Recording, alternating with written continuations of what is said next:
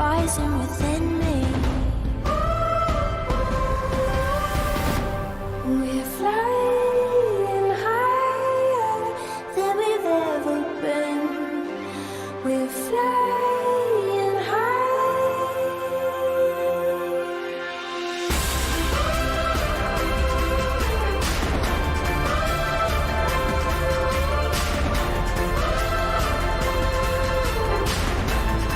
It's a good day for dreaming. There's a hope, there's a spark, there's a fire. There's a light in the dark, burning brighter. It's a good day for dreaming.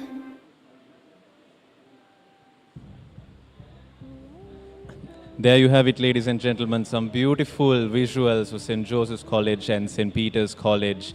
As we welcome you here to Darley Road, St. Joseph's College, for the 35th Joe Pete mini battle cricket encounter between St. Joseph's College and St. Peter's College. A very good morning to all our viewers. I'm Ashan Dialvis and I'm joined by my co-commentator, Cheyenne De Silva. Good morning, Cheyenne. Good morning, Ashan, and good morning to all our viewers out there. It's a sunny morning here, and on this first session of the first day of the mini battle encounter, we have St. Joseph's College winning the toss and electing to bowl first.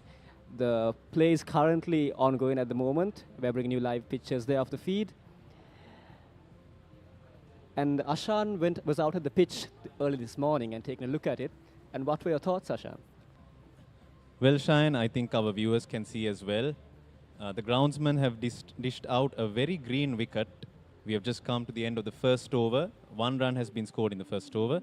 But our viewers can see that today's wicket is rather green in nature, which I'm sure the reason why Nimthaka Gunawardena decided to, when he won the toss, he decided to bowl first, considering the green nature of the wicket. Cheyenne, I was mentioning at the pitch report itself that 3 weeks ago, when St. Joseph's College First 11 played Trinity College, we witnessed on the first day the fast bowlers wreaking havoc, removing St. Joseph's for around 40 runs, Trinity College for around 80 runs.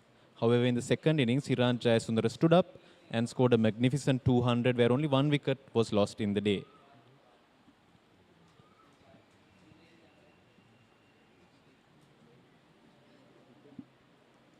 So keeping that in mind, we might see a flurry of wickets falling in the first hour of play. St. Joseph's will certainly hope so, Ashan, as the second over is about to commence.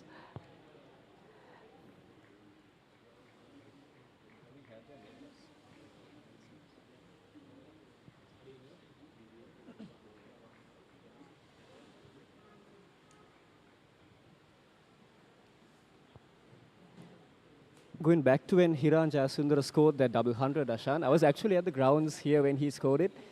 And there was an ample support from all those watching as he scored it and lifted his bat and his helmet off his head in praise and in excitement and happiness of his knock.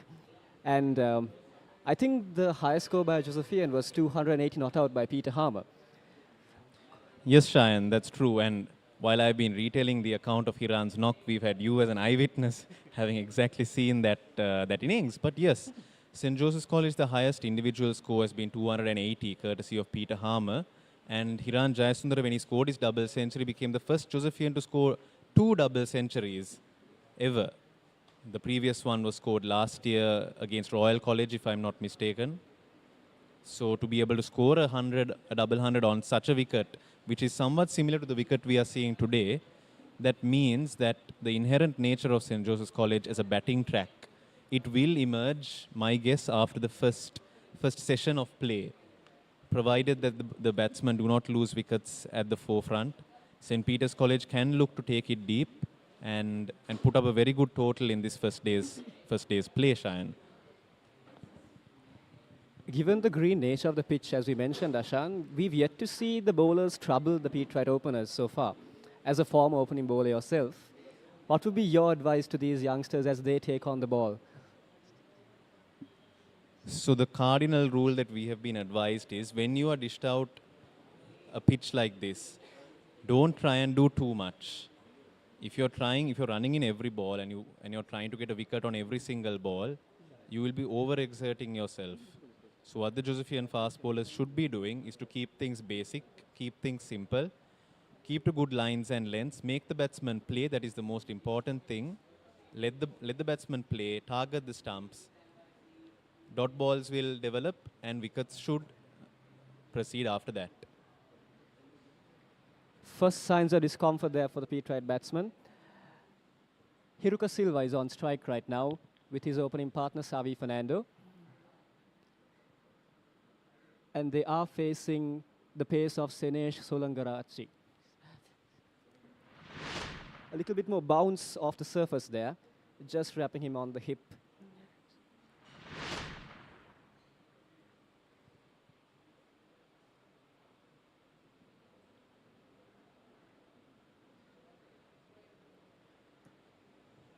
Steering down the leg side again, Senesh. So that is, I think, the previous ball shine, we saw a little bit of nip and bounce. So that is the secret of St. Joseph's College's turf wicket when it's prepared in favor of fast bowlers. More than the swing in itself, what you will see is a little bit of nip, a little bit of deviation from the surface, seam bowling. But for this to come into effect, Senesh and the bowlers must stick to good lines and lengths, and they must make the batsman play on the front foot itself. A very lazy action does Senesh have. A short run up and ample time to release the ball from his hands. Now we've seen the right hand pace is Senesh, and from the other end, the left armour, Asham. So how does this affect the batsman when you are batting on a pitch which is this green? How does that two-pronged nature of a left armour and a right armour bowling to you affect your mentality? I think that is probably the biggest challenge that an opening pair can face. If they are put in on a green wicket, on one side you have a left armour who is definitely going to get natural swing from his action. And on the other side you have a right armour who is bowling in a more of a nagging line and length. I think something that just popped into my mind, Shine, was something along the lines of Mohammad Abbas. At the end of 2 overs, the Petrite first innings score stands at 3 for the loss of none. Blue Ocean, a unique brand of luxury apartments in Sri Lanka. Discover the ultimate investment and the privilege of ownership in a unique paradise destination. Blue Ocean extends their real estate ventures with a range of landmark condominiums. An attractive opportunity for local and foreign investors who wish to enjoy a green living environment. Blue Ocean Group of Companies, leading the way to the future.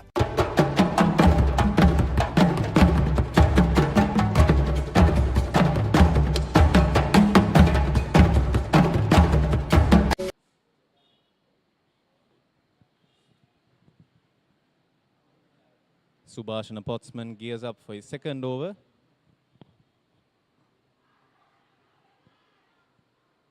An appeal from behind there, but no, says the umpire. A little bit of late deviation of the air there, Shan, as we saw. The natural swing of Potsman being a left armour is coming into play there. I think that was a big inside edge, if I'm not mistaken, Shine. Rather, we could hit all the way up to the pavilion where we are sitting rather. Loud and clear, and I'm sure the umpire would have understood that right from the beginning as well.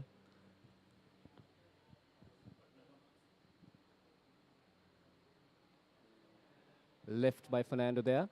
That's a bit of impressive bowling, as we just saw one coming back into the right hander. This one, of course, held on the angle and deviated away from the batsman. So, Shine, if you take a look at the batsman's stance as well,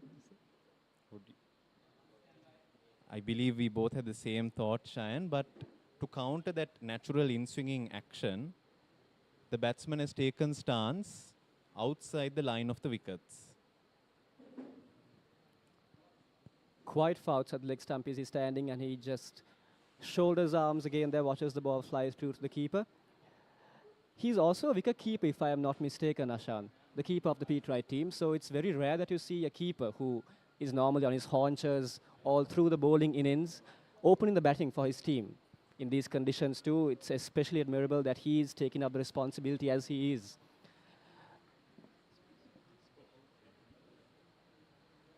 It's very rarely in Test cricket that you see the opening batsman also being the wicket keeper. Again, left by Xavi Fernando. He's also standing outside his crease, as we saw in that last shot. Ashan, how does this counter the bowling, the swing which you see of the bowlers? How does standing outside the wicket and in front of the crease help a batsman negate that deviation, that aid of the pitch and of the conditions that bowlers get at the beginning of a session? Well, Shayan, stepping out of your crease, that is to ensure that, let's say, if you were to be right back, let us say you were to be right back in line with your stumps. All the bowler has to do then is target your pads. When you step out of the crease, that gives you a little bit of a greater expanse of area to, let us say you were to miss the ball and hit the pads. That does not then necessarily mean that it's going to hit in line with the stumps. So that is to counter the swing, and for him to take his crease outside the line of the leg stump. That is to ensure that his left leg does not cover the line of the stumps and does not risk in him being made leg before wicket. A quick single there by Xavi Fernando. First runs off the bat for him.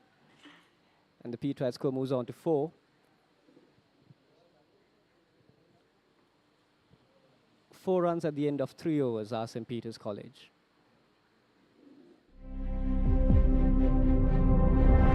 Blue Ocean, a unique brand of luxury apartments in Sri Lanka.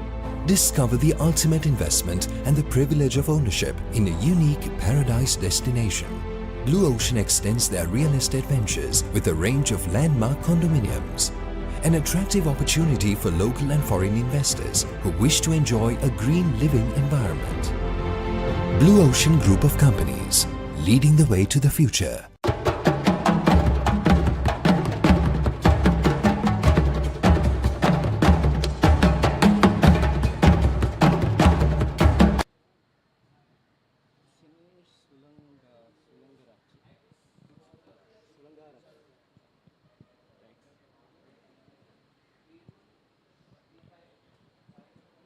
Sinesh resumes his bowling from the pool end of St. Joseph's College.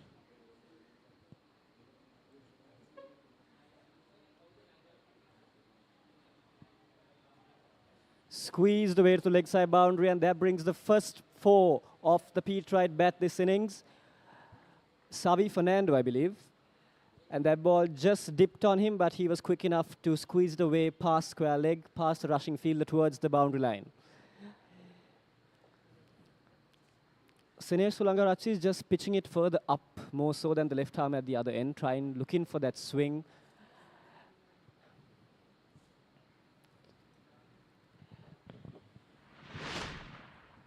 As we look at the replay of that boundary, bit of an inside edge, very fast outfield, Shayan. Very fast, Ashan.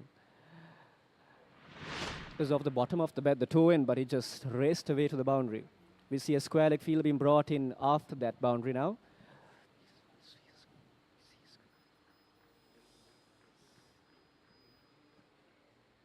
Thus far, I have not seen any discomfort in the Petrite's batting, Shayan, considering the nature of the wicket.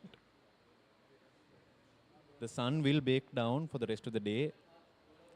I do believe that after the first 2 hours of play, we'll see a very good batting wicket coming into play. That will be in the Petrite's mind as they realize that they just had to hang on for this first couple of hours before conditions will hopefully become much more comfortable for them.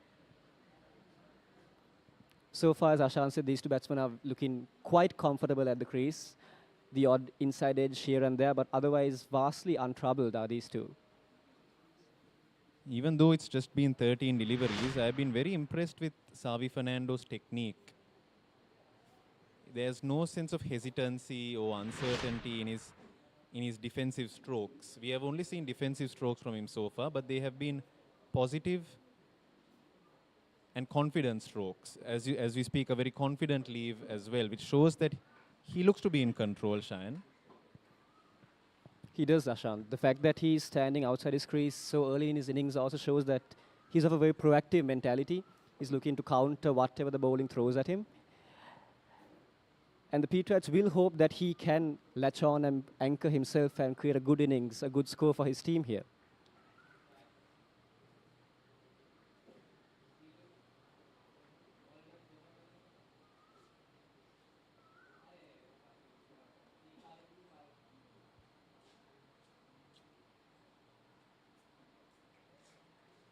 Again, well left by Xavi Fernando.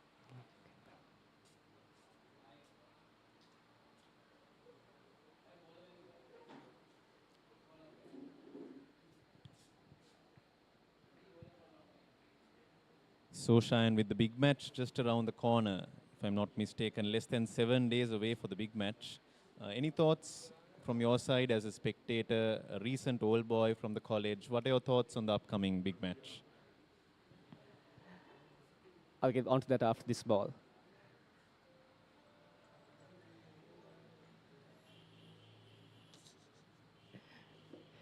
But in the light of last year's big match, Ashan, where if not for the rain which washed off a major portion of both days' proceedings, a Josephian victory was looking possible. Or if not on the cards at least. From the Josephian perspective, being rather biased, I would say that do you expect or looking forward to a similar kind of match where we can put pressure on the Petrites, but in a more unbiased, a more neutral point of view, I suppose each school will look to their team looking to win. But to me, as a lover of cricket, what I would love to see, because as we see in big matches, a result is very rare. It's very infrequent. I would just love to see a good, vibrant game of cricket played by both sides. A well-fought, a match full of ups and downs, of ebbs and flows, which embodies the spirit of cricket which these two teams play for, which the big match tradition stands for. Of course, a victory for either team would be a very large bit of icing on the cake.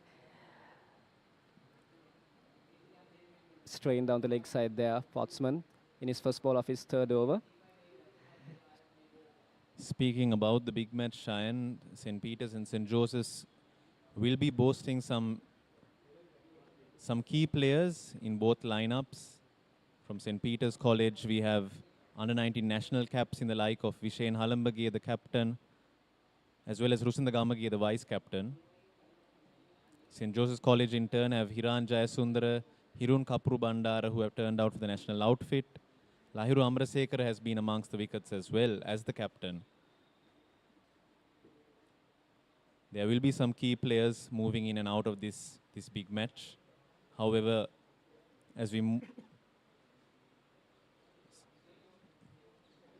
considering in light previous big matches between the two schools, where we also have seen plenty of superstars turn out, matches are often won, lost or drawn, not merely by the presence of the superstars and the ace players, but by the supporting figures, those who have worked incredibly hard over their seasons to make it to the first 11 for the big match. I sense that both schools, there is a great deal number of such players who will definitely be turning out on that day with a very good attitude and a very good desire to leave their mark on the big match. Very much so, Asham, because in the end, when you are on the field, it does not matter where you have played, who you have played for before, but on how you play at that moment that matters. So anything can happen, be it a national player who does it or a young, fresh off the bench. So looking forward to that match, but coming back to this, St. Peter's going at a quite sedate but safe rate now, yet to see any signs of troubling lengths or lines from the Josephian bowlers. And that aid from the surface which they were looking for, hoping for, perhaps is not as much on offer as it could have been.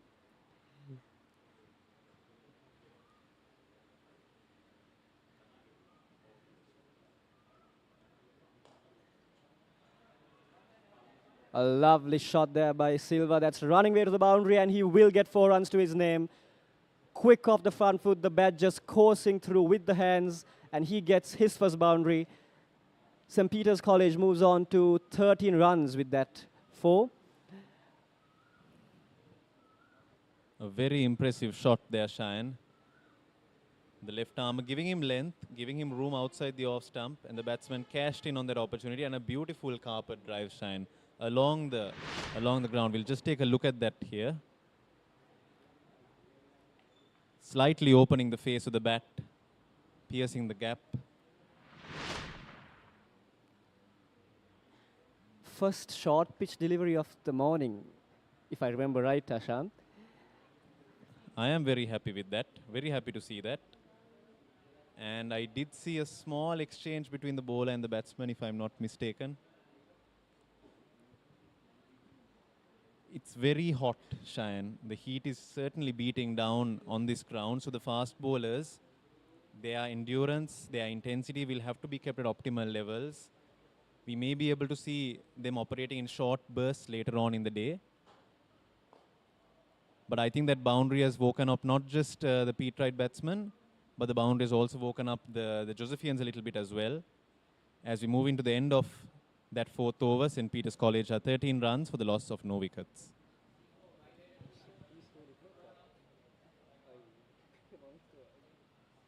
Blue Ocean, a unique brand of luxury apartments in Sri Lanka. Discover the ultimate investment and the privilege of ownership in a unique paradise destination. Blue Ocean extends their real estate ventures with a range of landmark condominiums, an attractive opportunity for local and foreign investors who wish to enjoy a green living environment. Invest now and reap the rewards. Live in a highly secure apartment that is both exquisite and affordable. Blue Ocean Group of Companies.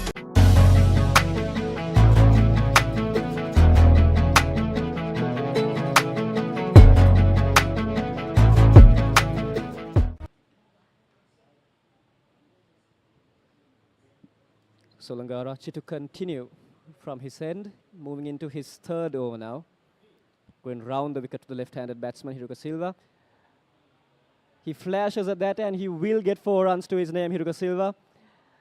Just opening the face of the bat there as it glides down towards the boundary, right towards the wall, bordering the road. So both batsmen looking to open out now, looking to make strides in momentum. Could possibly the lack of extreme pace from the two opening bowlers we have seen so far, Shan, could this be playing on their minds and making them feel more comfortable with themselves, the batsman, than perhaps a steaming, fiery bowler could? It's definitely making them more comfortable, Shine, because we have seen in defense as well as in attack now, the batsmen have dealt with it rather comfortably. Like I said, there's that itself is straying down the leg side again. So I think the St. Peter's batsmen would be pretty happy with what they have been dished out thus far.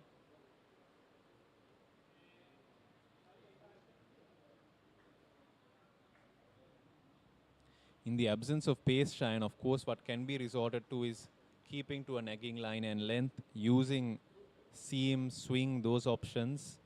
St. Joseph's College have been a little bit inconsistent in their lines and lengths. The odd loosener, the one down the leg side. Over the wicket there, Solangarachi. A quick single by the batsman, a shy at the stumps, and he's safe home. Good running, active running by the Petrites, and that has raced away to the boundary. Overthrows of 4 runs there added to that single by the batsman. So a heap of runs being scored in this over of just the first 3 balls. In the absence of much happening on the surface, Shine, of course, the batsman can very well easily create an opportunity for the opposition in the form of a run-out. That almost happened.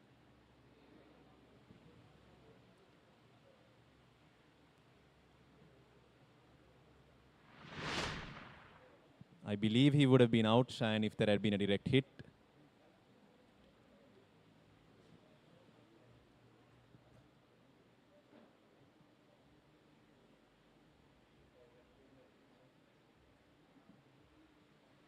The Petrite cam there towards the far left of your screen.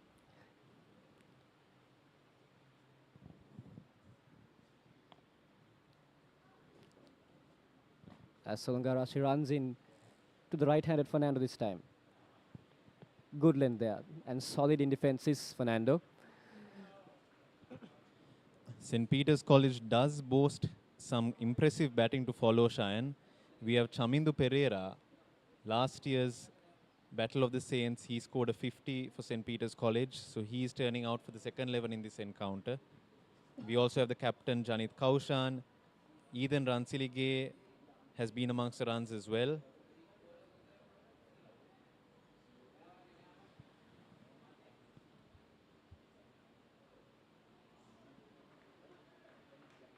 First signs of something off the deck and beating the batsman there from the St. Joseph's point of view.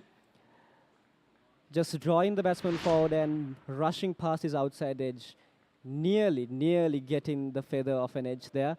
Bit of bounce there as well off the deck.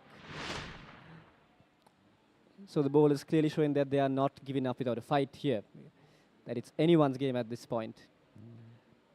In the absence of express pace, Cheyenne, that is the weapon that the fast bowlers have for them to utilize. Again, a good follow-up ball. I'm happy. Right after that miss, we saw the batsman Ashan standing further outside his stumps. So he's clearly thinking, his mind is on the move as much as his feet are. And how important is it to be able to think on your feet as much as to have the ability to play when you're playing cricket on the field? Test cricket, Cheyenne, it's a battle of wills in almost every single delivery that you face. Every single delivery has its own challenge. A variation in line and length, a variation from where the bowler delivers it. So a batsman's mind must always be on the lookout to counter these moves, to gain the advantage when the bowler drops short, to maneuver the field. It's a game of chess played on a very large ground, Cheyenne. So very impressive. Almost all of the best batsmen in the world, that is one of their key strengths, adaptability, how to deal with the changes that each ball, each wicket brings. Thus far, the St. Peter's batsmen have adapted to the needs of the surface and have, as we speak, another loose delivery from the bowler, which is glanced down to the fine leg boundary for a single. You call it a game of chess, Sashan, and from a fielding point of view, who else will be the master of moves if not for the captain? So how important is a captain's role when you are fielding, when you are looking to get wickets, make early inroads to the batting side? How far can a captain's role play in the team's side, the team's mentality?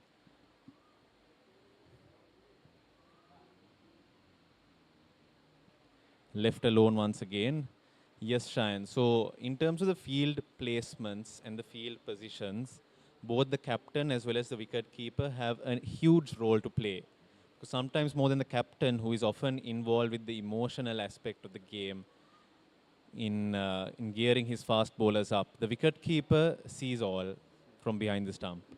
The captain, of course, as we see him speaking to the bowler as well right now, the captain has the ability to get his team up both emotionally as well as tactically, giving him the confidence and all of that. However, Cheyenne, there is only so much that a captain and a wicketkeeper can do. It is the bowler who must be aware of the field that is placed, the tactics that he has been called upon to utilize from the captain. So he must also be very clear as to what he wants to do and to what field he's bowling and how he's trying and how the team is trying to extract a wicket from this surface. And do you see the clarity of thought so far from what we have seen of the two Josephian opening bowlers? Again, on the stumps there and glanced away by Fernando. That will give him another boundary, I believe. Yes, it is. Oh no, a quick save there by the fielder and the batsman. Hurry back for 3. The umpires may want to have a look at that, but I feel the St. Joseph's College field has done a very good job to prevent that from being a 4.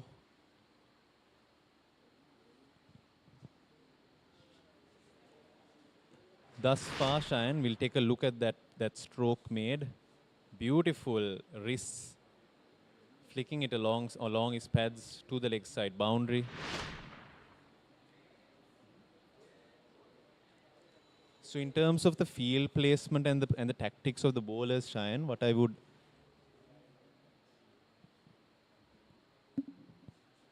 would thus far see is that they have resorted to the form of attack where they're utilizing their slip fielders. However, thus far, nothing much has materialized in the form of an opportunity for the fast bowlers to create a wicket, to create a dismissal. So maybe we are yet to see the implementation of that plan, Shayan.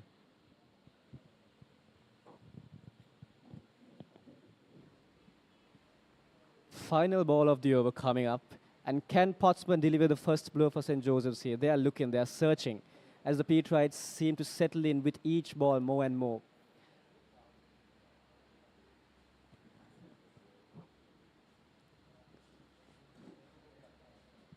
Round the wicket to left-handed Silva. On a limb there and just past the outside edge to the keeper. A good ball to end the over by Potsman. St. Peter's College at the end of 7 overs, 28 runs for the loss of no wicket. Blue Ocean, a unique brand of luxury apartments in Sri Lanka. Discover the ultimate investment and the privilege of ownership in a unique paradise destination. Blue Ocean extends their real estate ventures with a range of landmark condominiums, an attractive opportunity for local and foreign investors who wish to enjoy a green living environment. Invest now and reap the rewards. Live in a highly secure apartment that is both exquisite and affordable. Blue Ocean Group of Companies.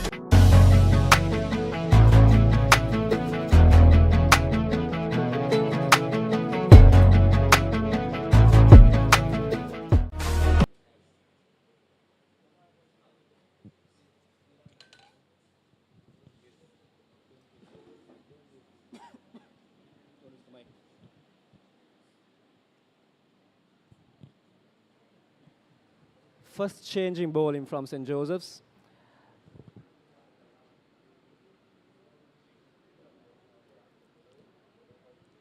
Lesitha Vijayatunga is the new bowler for St. Joseph's College.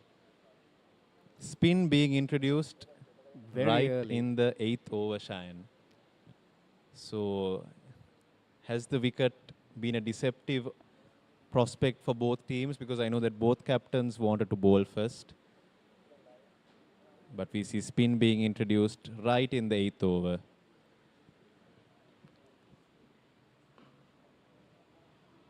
Short pitch there by the bowler on his first ball, and that's pulled away to the boundary.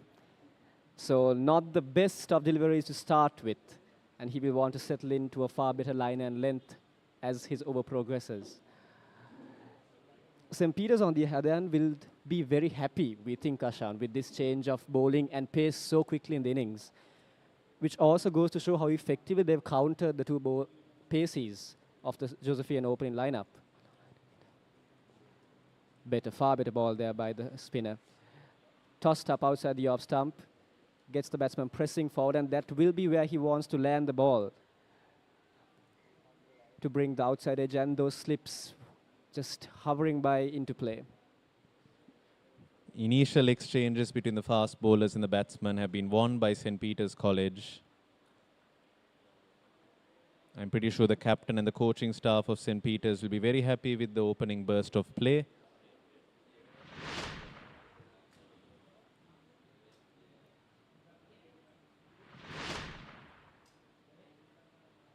Strain down the leg side there in his third ball, Vijayatunga. Coming round the wicket. Straighter in length, fuller in length there. Savi Fernando's batsmanship has been very impressive thus far, Shayan. I see a good head on his shoulders. Good use of the cricket back to attack and defend. And so far, he has displayed a very calm presence at the crease. And that presence, too, has been vital in affecting his opening partner, because we saw Silva, while he was perhaps the less comfortable of the batters at the beginning, he too took on Savi Fernando's lead and started batting outside the stumps to counter the bowling. And overall now, both these two batsmen have cultivated a very collected, cool and calm partnership thus far. So how important is the presence of a level head in at least one of your batsmen, especially in your top order? In a schools cricket match, Shayan,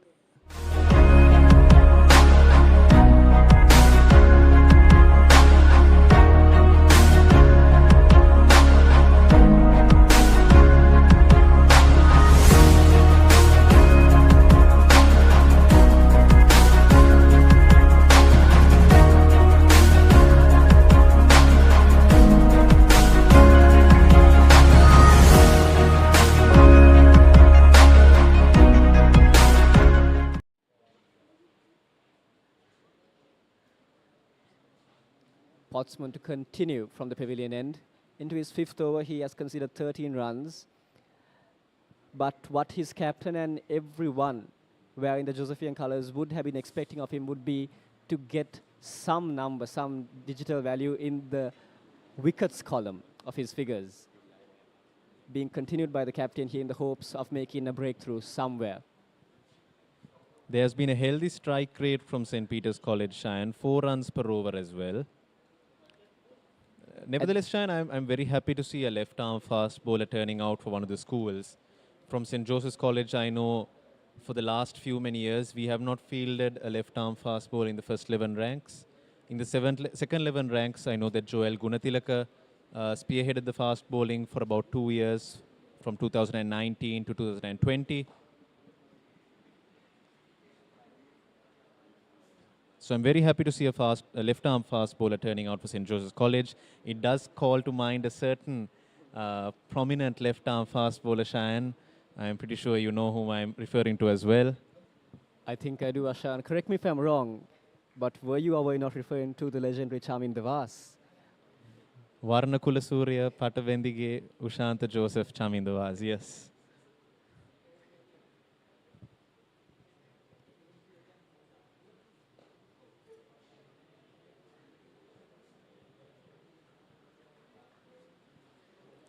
Although we have been waxing eloquent about Savi Fernando's batting, Cheyenne, Hiruka Silva has been steadily accumulating his runs at an even quicker pace. So we see one batsman scoring almost at a run rate of 100, the other batsman at a run rate of 50. So there's runs as well as occupying of the crease from these two batsmen.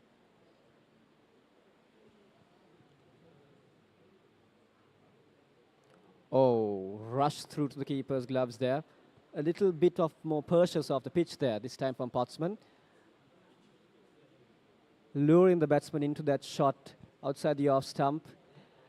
Unlucky though, because whatever edge there could have been was not taken. St. Peter's College were just 9 runs at the end of 4 overs, Ashan, but since then they've accumulated 23 runs in 4.4 overs. Partly due to some poor fielding from St. Joseph's College as well.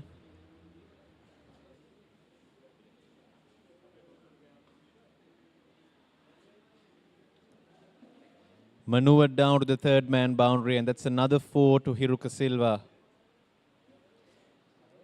Signs look a little bit ominous, Cheyenne, considering the excessive heat that's beating down.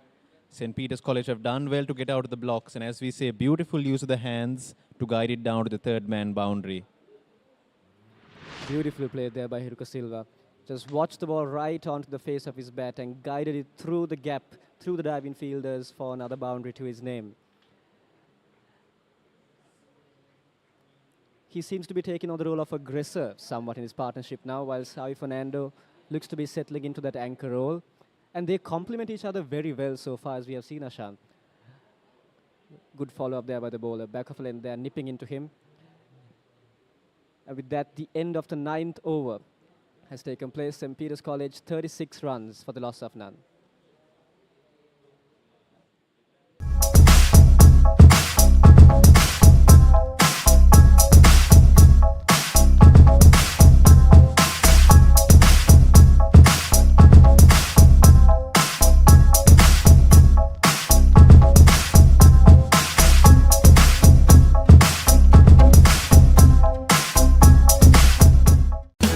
විඳින්න දැන් දකින්න ජීවිතේ light එකේ ගෙවන්න ජීවිතේම light එකේ ඉන්න හේලි solar.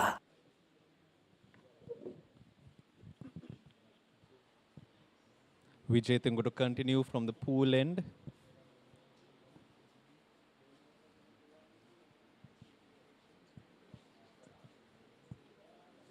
A field under the helmet being brought in, Ashan, as we watch.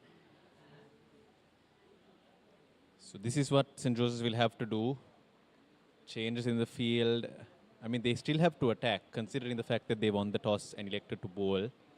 Their line of attack has to be attacking fields. As we see, this field is currently spread back a little bit.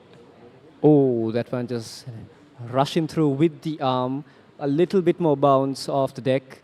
Surprised the batsman. They caught him on the gloves, and he did quite well to just wrap it back down rather than bob it up towards the hands of the waiting field. Again, tossed up on the stumps. Defended well by the batsman this time.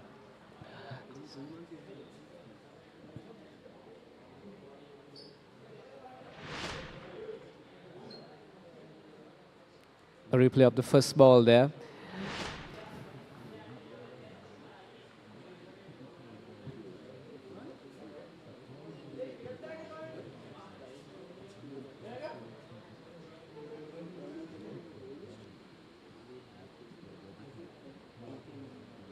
Again, moving through with the arm there. The batsman rocks back on the back foot and guides it back to the bowler.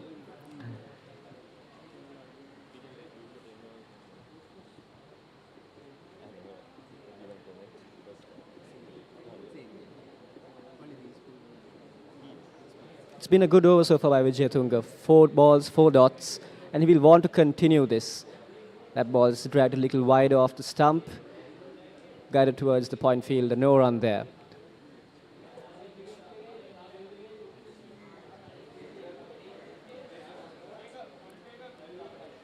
The scoreboard reads 36 for no loss as we move into the last delivery before the 10th over. Sliding through there again, and the first maiden from a Josephian bowler has come to an end. At the end of 10 overs, St. Peter's College 36, no wickets.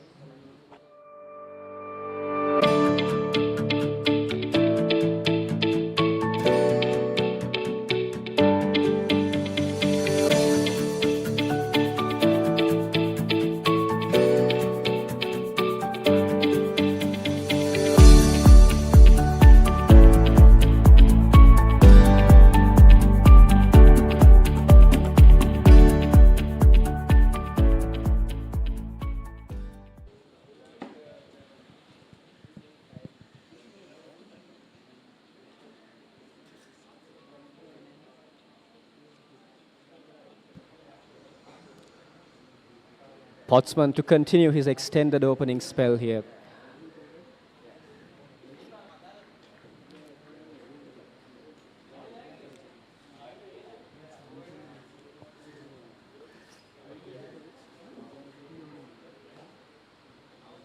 On the stumps there, tap back to the bowler there by Hiruka Silva.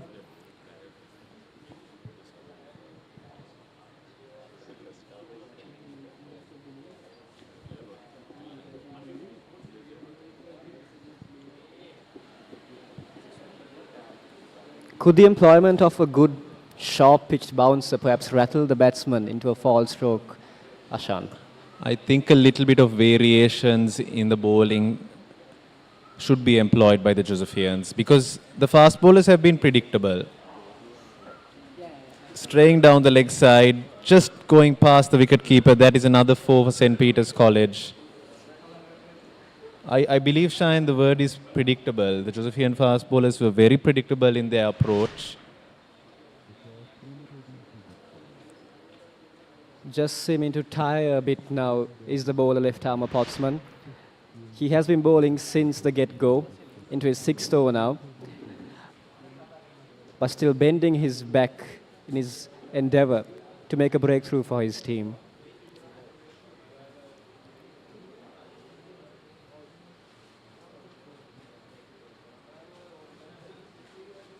Better there. Outside the stumps, moving away from the batsman, watch through to the keeper's gloves.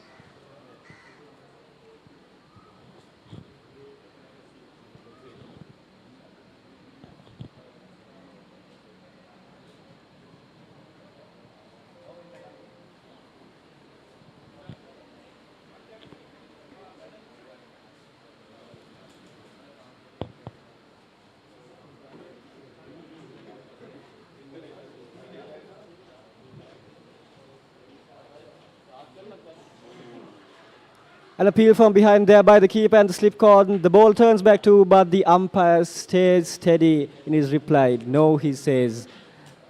I don't believe. Let's have a look at that replay. No edge there, but a very animated appeal from the Josephians. Nevertheless, encouraging to see a slightly short pitched ball catching the batsman on the crease.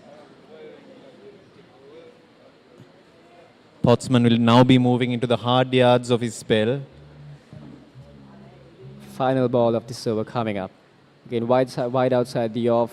A little movement in towards the batsman, left well alone.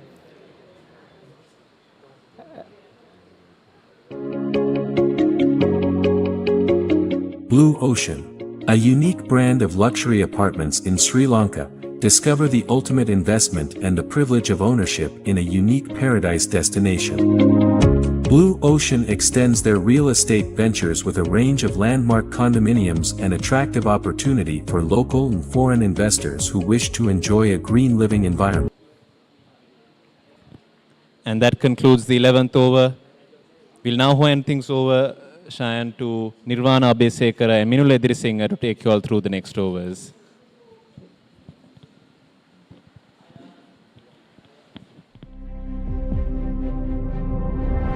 Blue Ocean, a unique brand of luxury apartments in Sri Lanka. Discover the ultimate investment and the privilege of ownership in a unique paradise destination. Blue Ocean extends their real estate ventures with a range of landmark condominiums.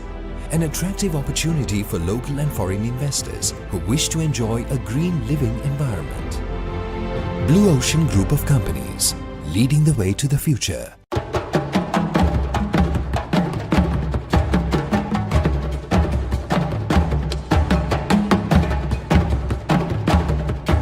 Blue Ocean, a unique brand of luxury apartments in Sri Lanka. Discover the ultimate investment and the privilege of ownership in a unique paradise destination. Blue Ocean extends their real estate ventures with a range of landmark condominiums, an attractive opportunity for local and foreign investors who wish to enjoy a green living environment. Invest now and reap the rewards. Live in a highly secure apartment that is both exquisite and affordable. Blue Ocean Group of Companies.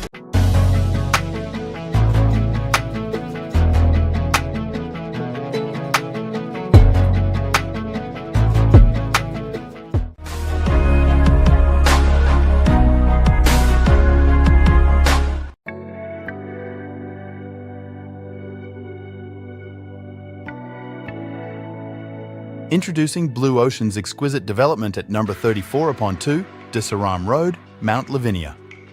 This stunning residence offers you the opportunity to embrace the Lavinian Riviera, a lifestyle unlike any other. Our prime location grants you easy access to all the best that Mount Lavinia has to offer. Immerse yourself in unparalleled luxury with our spacious and elegantly designed condo units. Each unit boasts breathtaking sea views, allowing you to unwind and recharge in a tranquil setting. But the indulgence doesn't stop there. Blue Ocean's Disaram Road development boasts a state-of-the-art gymnasium and a refreshing rooftop swimming pool perfect for those hot summer days. This is more than just an apartment, it's an experience. It's a place to create lasting memories and live life to the fullest. Visit our website or contact us for more information. Limited units available. Don't miss out on this once-in-a-lifetime opportunity.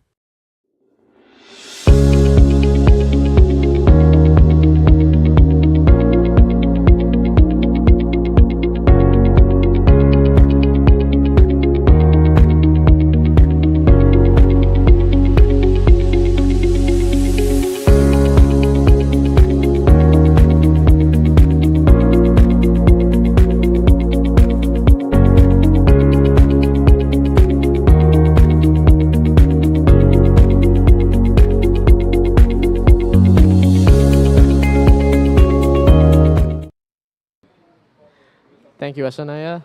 Good morning, Nirvana. Wonderful morning here at the Dali Road. Seems like the Petrites have a good base set.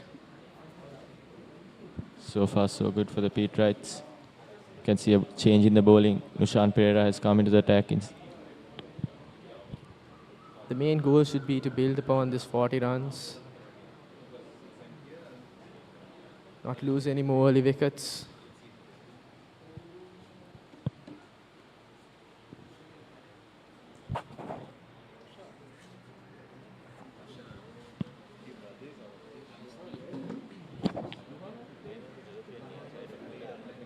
And Pereira coming from the poolside end.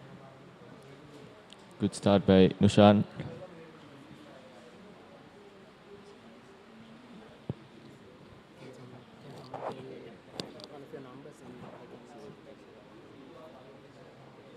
The pitch has been quite deceptive so far. A green top. Nothing much for the fast bowlers, but dealt well by the Petrites.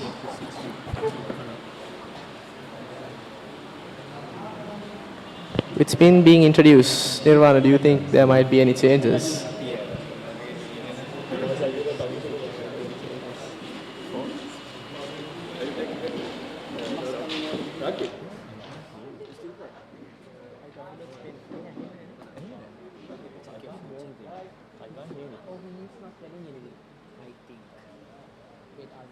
No ball called.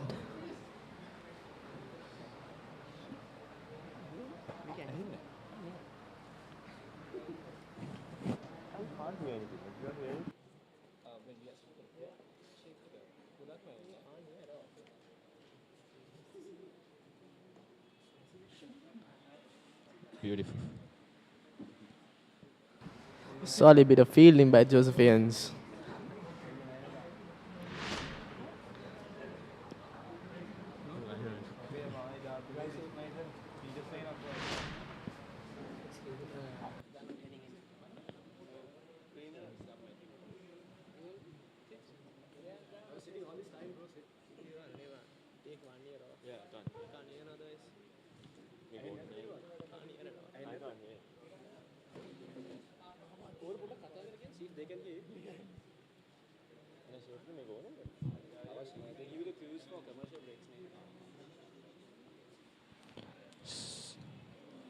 Nushan Pereira has been bowling well so far. Still 2 runs from that over. Solid over to begin with.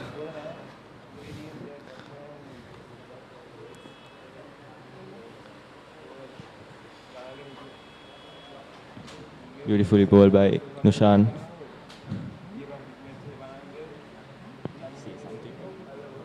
With the spinners coming into play, we might expect a few wickets. But seeing the greenness of the top, that's quite doubtful. Beautifully bowled by Nushan. You can see the pitch turning a bit now. At the end of 12 overs, St. Peter's are 42 for no loss. Vimbinna dan dakinna ජීවිතේ light එකේ ගෙවන්න ජීවිතේම light එකේ ඉන්න හේලි solar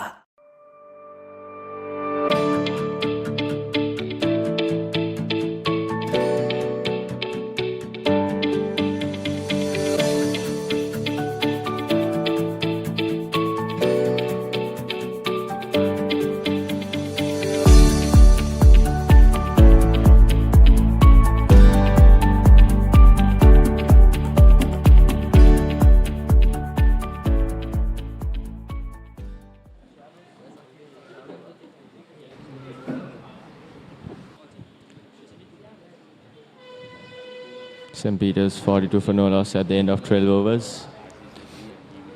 Savi Fernando looking good for the Petrites, along with Silva.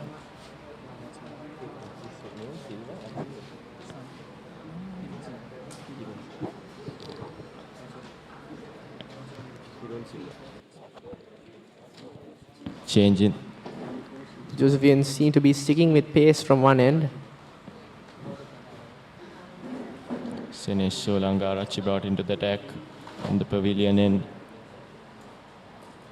A wicket now would completely change the atmosphere with the Josephians getting something into play.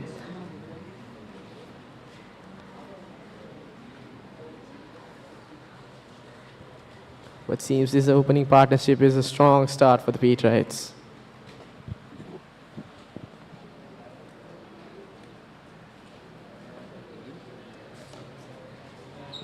Beautifully pulled over mid-wicket for a wonderful boundary. Good shot.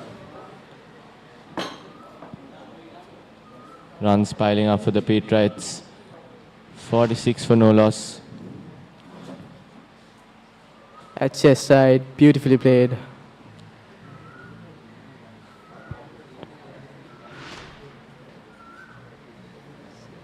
The boundaries are slowly starting to flow here.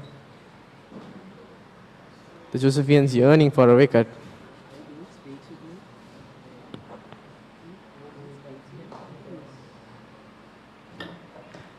Good Beautiful. comeback by the bowler.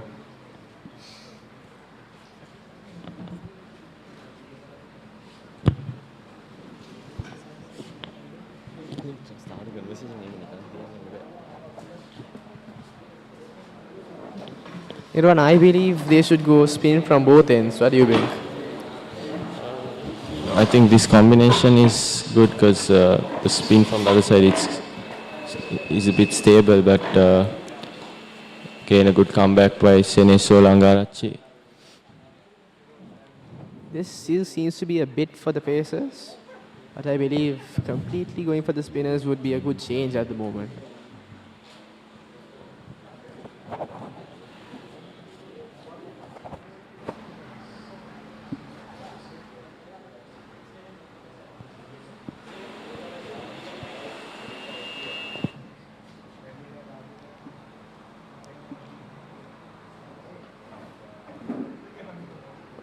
Fernando couldn't risk it. Almost played. Nicely executed slow ball for Senesh.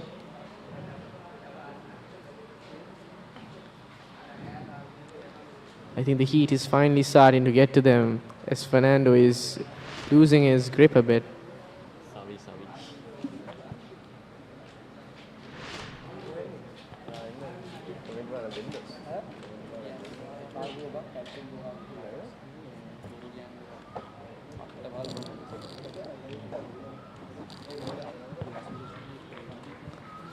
Well defended by Silva. St. Peter's 46 for no loss at the end of 13 overs.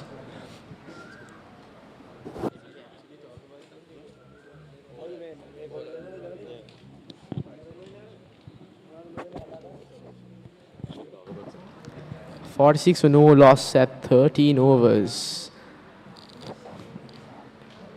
The rate might be a bit up in the next few overs. I think they're well set at the moment and they should just build upon it now.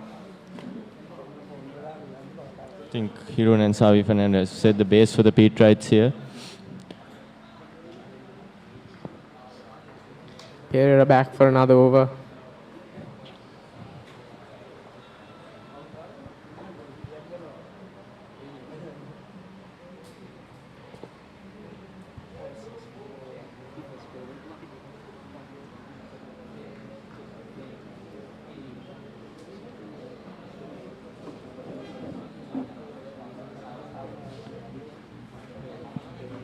Nushan Pereira bowling from the pool side.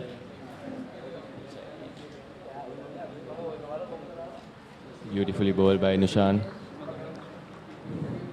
Josephians are fighting back hard. Fetching for a wicket here. Minimal turns still. I believe as those footmarks come in, there might be something for the bowlers, but especially the beautifully bowled by spinners. Nushan Pereira.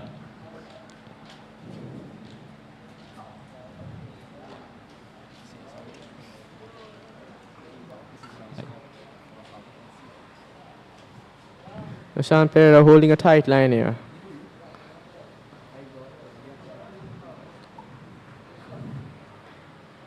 He does weird things to Hiron Seva is trying hard not to crack through his defense.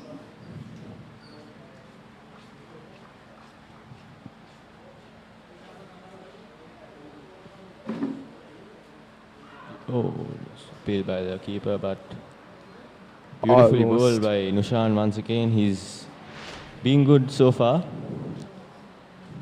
He's not getting turn, but he's still bowling in good lines.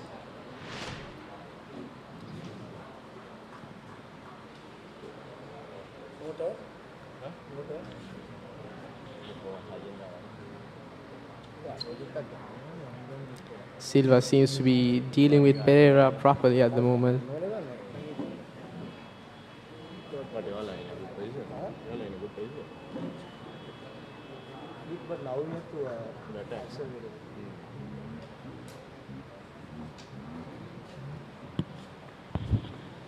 Maiden over by Nushan was a great over. St. Peter's 46 for no loss at the end of 14 overs.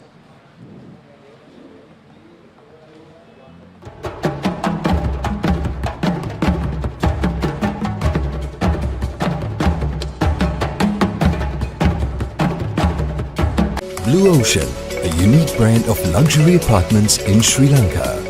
Discover the ultimate investment and the privilege of ownership in a unique paradise destination. Blue Ocean extends their real estate ventures with a range of landmark condominiums, an attractive opportunity for local and foreign investors who wish to enjoy a green living environment. Invest now and reap the rewards. Live in a highly secure apartment that is both exquisite and affordable. Blue Ocean Group of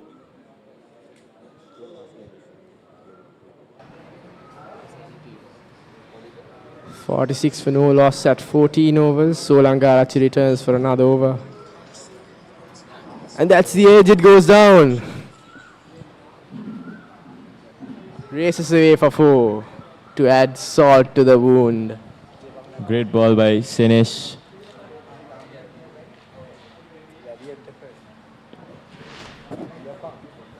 A valiant effort by the slip fielder there. He got his fingers to it, but still couldn't hold on.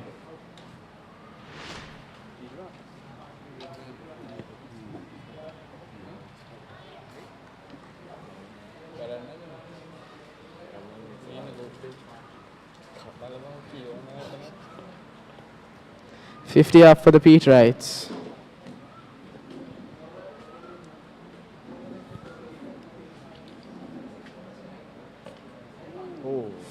Beautifully bowled by Senesh Solangarachi. Fernando misses.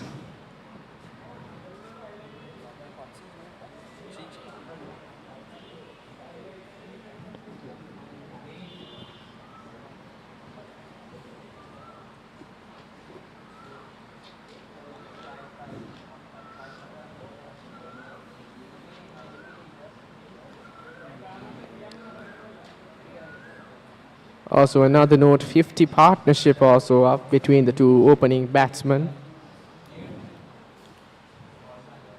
I think the two openers have set the target for the Petrites.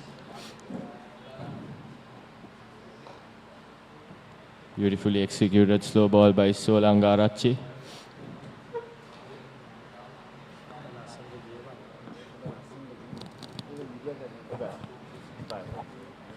The stage is set for the Petrites for acceleration here.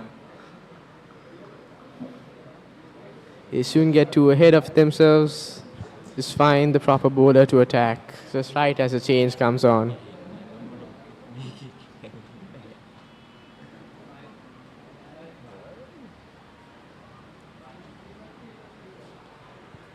Solangarachi onto the pads.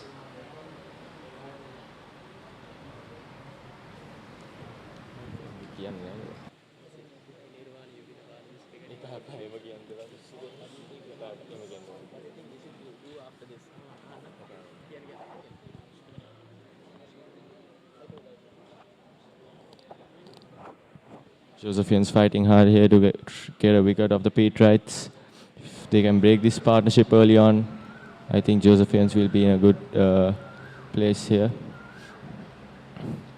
A 50 partnership early on by the openers just sets the tone for the whole inning basically. Great stuff by the Petrite batsman.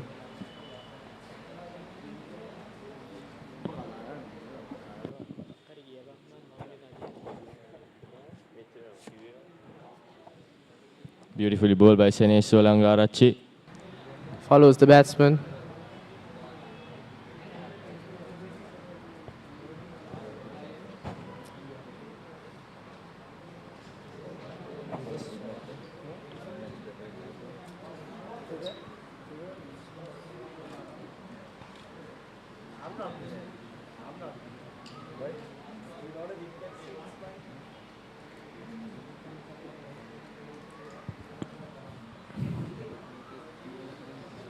The Josephians just make what bit the pitch offers, to take what bit the pitch offers with both hands basically.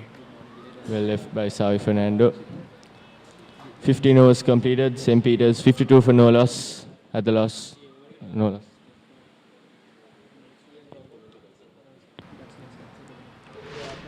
Now, Nirvana, you've been a part of this Josephian cricketing outfit for a while now. What do you think about the Petrite's effort at the moment? So, Savi Fernando and Hirun Silva have been perfect with the opening partnership. It's 52. I think if they can push on for about 10 to 15 more overs, I think Josephians will be in a bit more trouble.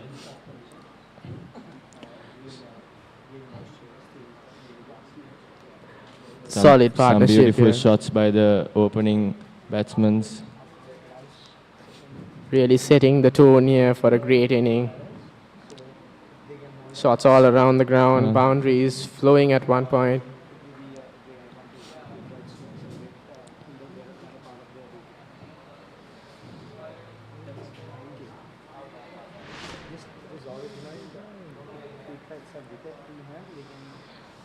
Pereira back for another over. Sean Pereira to continue from the pool end. Nishan's been good so far. Another beautiful delivery. Sticking to his line and length here, Pereira. He's been consistent with his line and length here. Silva finding it hard to put him away. Oh, beautifully bowled by Nushan.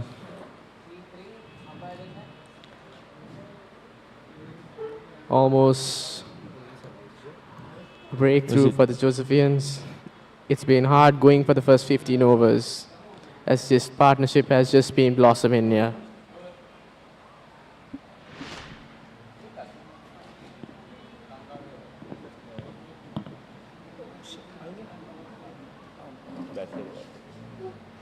That was clearly on the bat. Appeal from the Josephians, but the umpire is not in favor of it. But beautifully bowled by Nushan. Another almost breakthrough moment. But the Petrites hang on. There was an inside and edge there.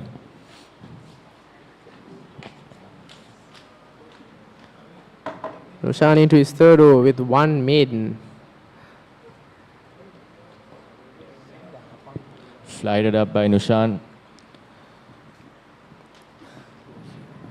A tight line here by Pereira. Silva finding it hard to put him away.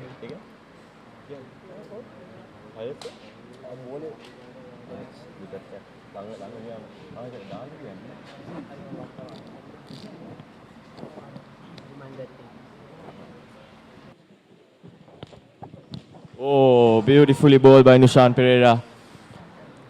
Close call there again. Second maiden for Pereira.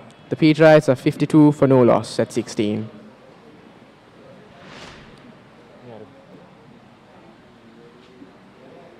That was very close. Nushan Pereira has been consistent with all his lines and lengths.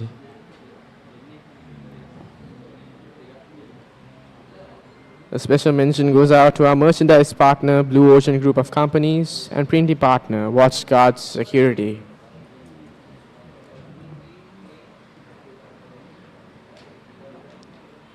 .52 for no loss at the end of 15 overs. Petrites in a good position.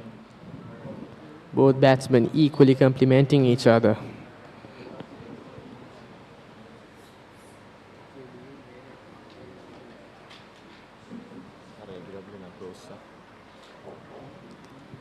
Josephian sticking to pace from one end, Solangarachi, I believe.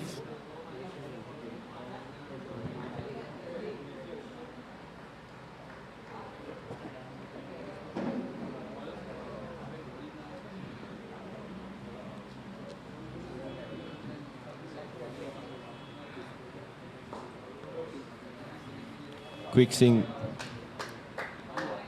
It's a beautifully shot played by Savi Fernando. And that's a boundary. Timing, perfect.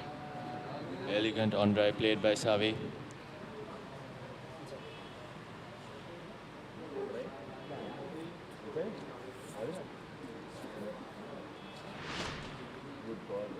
The Josephians need to find something here. The Petrite is running away with it.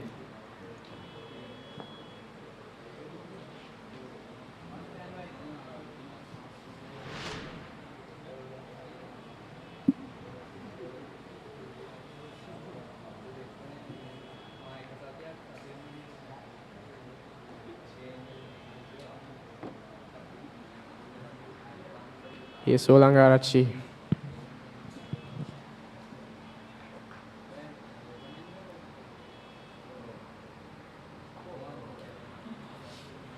Good executed slow ball by Solangarachi once again.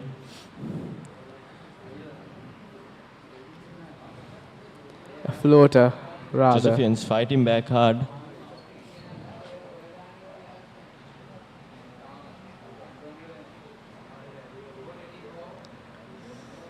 Solangarachi should keep his nerve as Pereira is applying the pressure. If he continues to release the pressure, that would be a big downgrade for the Josephians.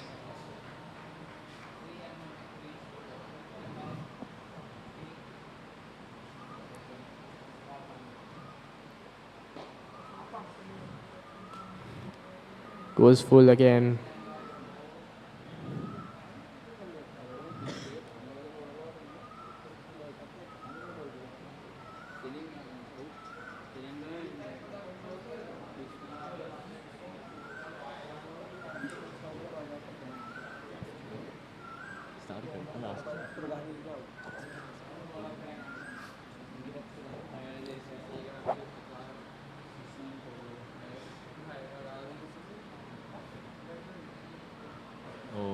Late swing there by Solangarachi. Almost tempting the batsman there. So far, good over by the Josephians.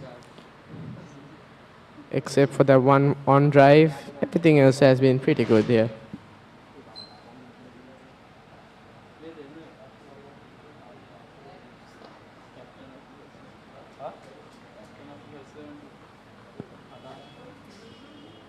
Yeah, the captain of the Petrite team. Yeah, I see.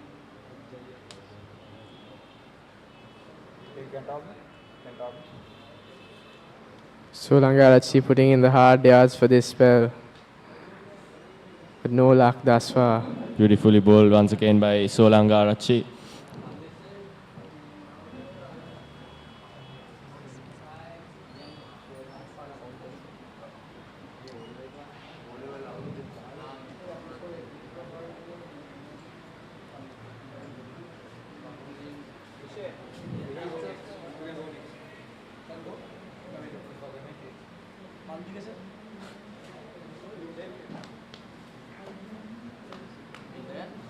No signs of acceleration thus far from the Petrites. They still seem to be in the mindset of building upon a partnership.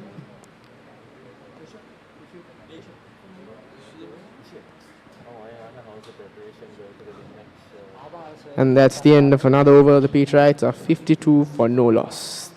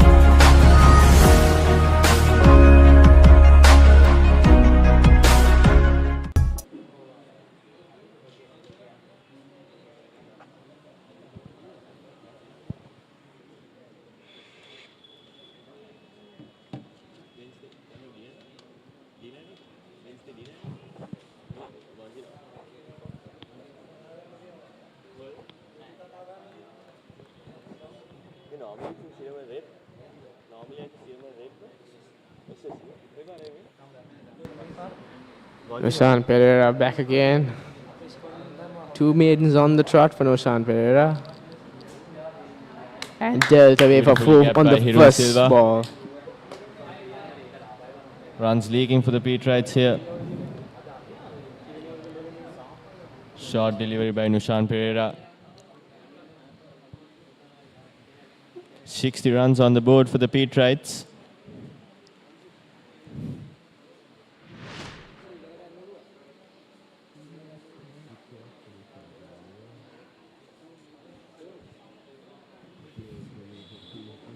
Should have been stopped.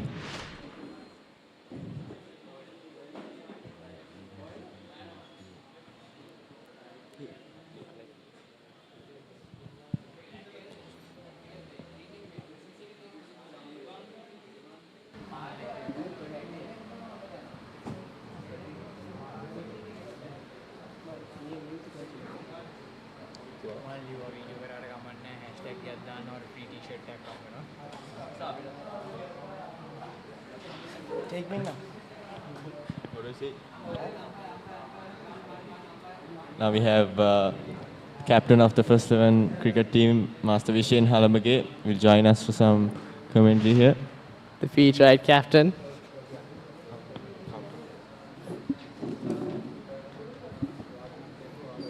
Morning, Vishen. A very good morning to you, Nirvan. So how's the preparation being for the big match? Yeah, we prepared very well for the big match. It's just a few more days coming on to SSC on the 22nd and 23rd. A very good start by the Peterites, Hiruka Silva and Sai Fernando.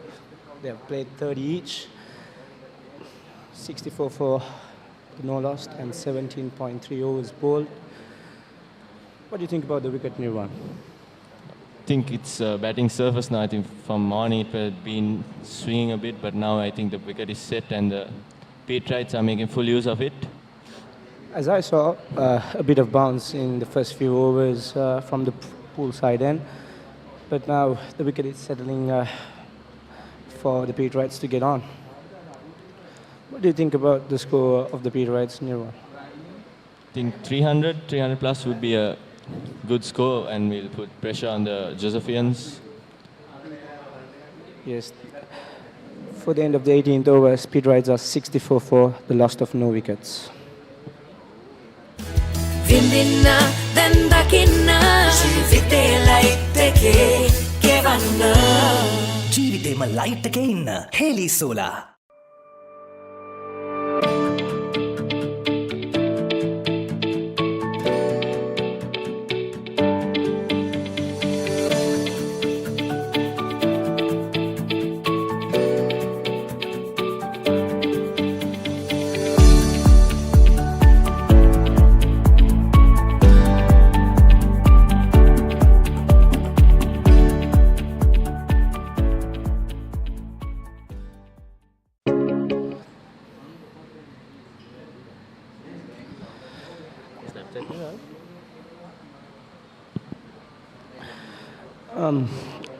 Talking about Sai Fernando, he's been playing in the first 11s as well for St. Peter's, a wicket-keeper batsman who has been in the runs.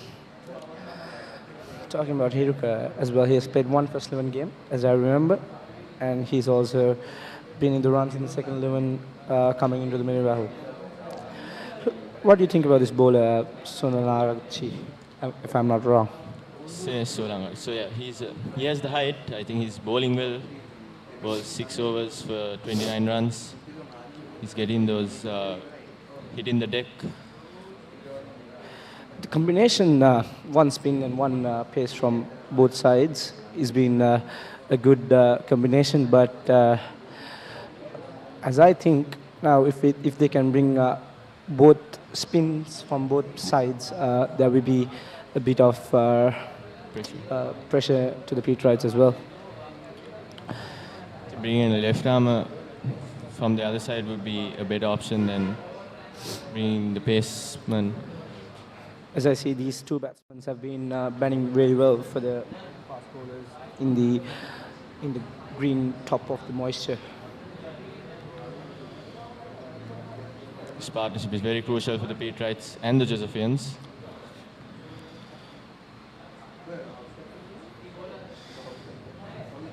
There's a misfield by Kenneth Lynn again.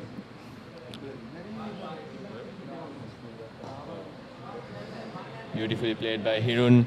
That's another boundary for the Petrites. Beautiful flick from Hiruka Silva. The technique and the timing was perfect to run away for the boundary. A good shot, beat the fielder over the boundary. St. Peter's 69 for the loss of no wickets.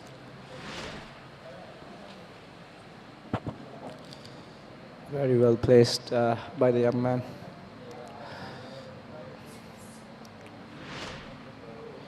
I guess it's a unique technique from Hiruka Silva in his stance, and compared to Savi, he's a bit lower than Savi's batting stance.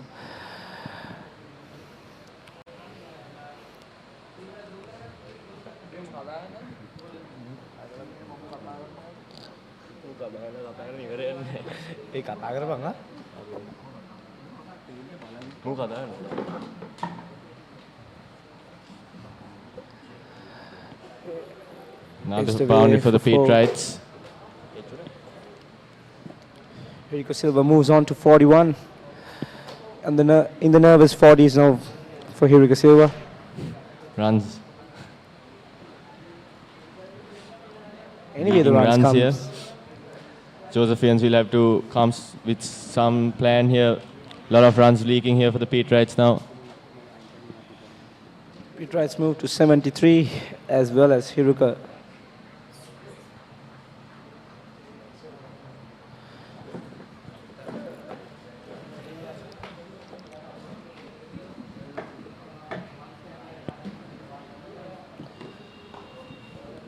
Very well played. Quick by Hiruka single Silva by for quick single. Petrites.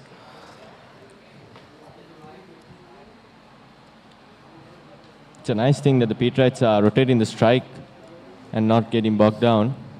That adds on more pressure to the Josephians. I would say this is a crucial partnership. I mean, it's one of the best starts I've seen so far in mini battles, as I see.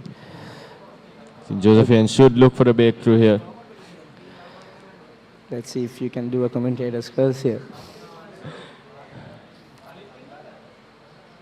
Beautifully bowled by Solangarachi. A lot of credit goes to the batsman as well. 19 overs done, 74 for no loss. Blue Ocean, a unique brand of luxury apartments in Sri Lanka. Discover the ultimate investment and the privilege of ownership in a unique paradise destination. Blue Ocean extends their real estate ventures with a range of landmark condominiums and attractive opportunity for local and foreign investors who wish to enjoy a green living environment. Our latest acquisition of Kelsey Developments PLC, we have now entered the gated housing market.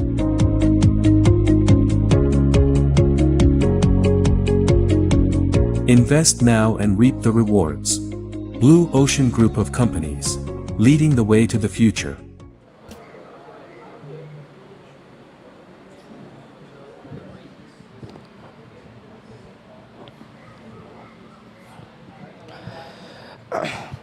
Nushan Pereira to continue from the pool end. He's been good so far, 4 overs, 10 runs conceded. He's bowling into a plan outside of stump, packing the field in the off. He's been consistent with all his line and lengths. No chance for Hiruka Silva and Savi Fernando to get some runs in Nushan. I think that's what the Josephians should be doing. Bowling more dot balls will make the both batsmen more pressurized. They've done very well, Savi Fernando and Hiruka Silva. Again, good quick running. single Very by well run. the Petrite batsman. They Very make good it. running. Very good running. Amanathan is field. No. They close up for 1. Hiruka Silva moves to 43 runs.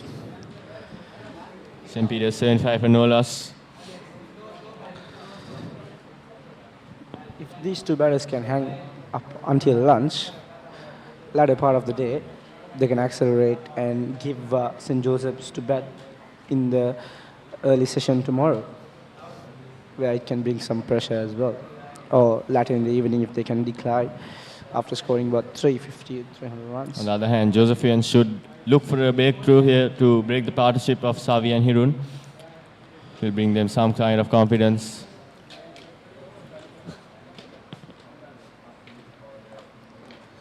Very well cut away for no run. I think runs in the off is a bit hard for Savi Fernando because he's packing in the off, he's bowling in the off. He should, if he wants to score some runs, he should come and hit along the ground, as I think. No ball called by the umpire. Umpires have been doing it very well throughout the morning. Two good decisions where there were inside edges.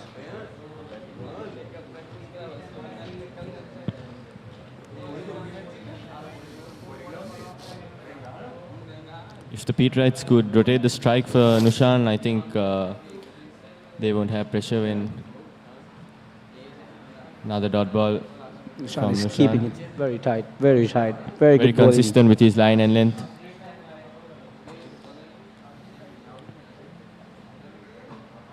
Savi Fernando on 30 runs, 65 balls. A good shot. That's what I was talking about, Nirwan. Those types of shots bring pressure into Nushan. A good shot by Savi Fernando to Not a move on bad to ball, 34. but well played by Savi Fernando. That's a risky shot. Took it from the off. It's a risky shot. But no chance of LBWs as well there because outside of the stump. Ball was a bit flighted, other than the other balls being a bit flat. What do you think about Nushan's bowling side? I think he gets that angle more than trying to spin the ball. He tries to send it away from the batsman where So he he's- can get the outside edge. 84 no loss in the end of the 20th over.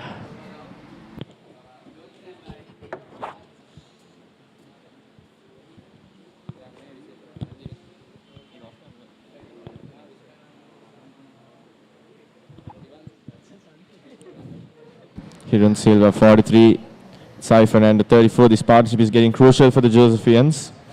Next 80 for no loss after 20 overs. Yeah.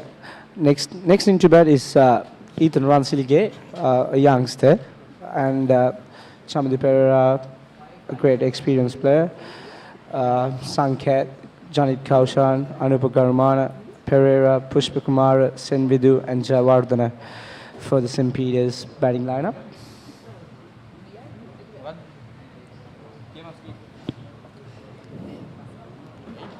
Wonderful pictures shown by the Petrite media. Goes to the Petrite media as well for bringing on this match live action from the Dali Road. On both days, Yes, a shout out for the Petrite media. And great thanks for bringing this event to live action. change in the bowling attack. Leshita being brought back. I think that's a good move from the Josephians, bringing in the left armour to tide up things here. That's what you were talking about before. Let's see if they can get a breakdown here. Who's this youngster? Is he a youngster to the St. Joseph's? Yes, he's 15 years of age. He's been in the side for the season. Bit short, straight to the extra cover fielder. Bowling really well, to be honest with you, Nushan, especially bowling at line and length. Beautifully bowled. This is what we both were talking. Two spins from two sides. But let's see, these two batsmen are batting really well. If they play a risky shot, the wicket.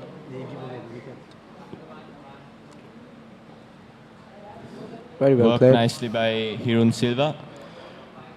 If you're mistaken, it's Hiruka Silva.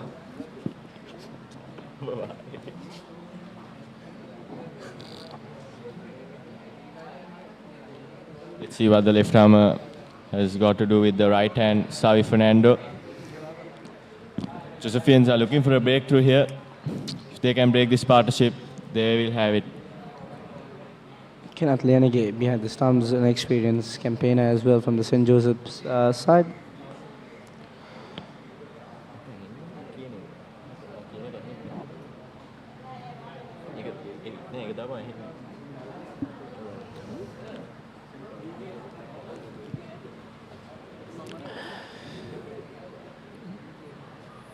Very well played by Xavi Fernando once again. Beautiful Defense line really as well by the youngster.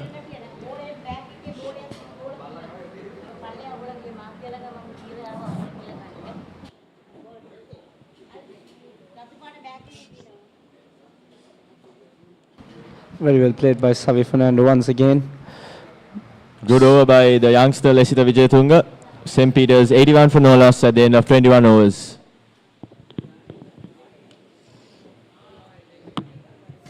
Centrally located. 30 minutes from Port City. 20 minutes from the airport and 5 minutes from the highway entrance. Central Park Ja Ella has an unparalleled location advantage. Sprawling over 15 acres of lush land with only 500 meters to the Colombo-Negombo main road, this is an ideal place to create your home to fit contemporary lifestyles. Central Park Housing Project is a well-designed and well-executed gated community that offers a range of housing options and modern amenities.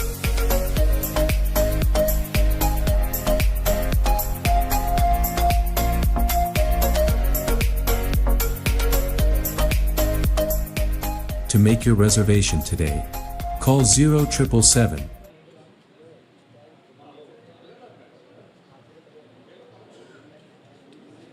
Firstly, thanks to the Petrite Media campaign and Mandika Pereira, the master in charge of the Petrite Media. Also the merchandise partner Blue Ocean Group of Companies and the printing partner WatchGuard Security. Hiruko Silva is on his nervous 40s. What do you think as a cricketer in run on the nervous 40s? If it was me, I would have, if I was 44, I have that thing to hit it with a 6. Yeah, same here, man. Same here. But Hiruka has some kind of patience here.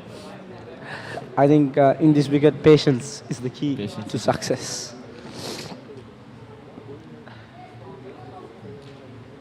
Xavi, I think at the moment, Xavi has scored 34 runs for 70 balls.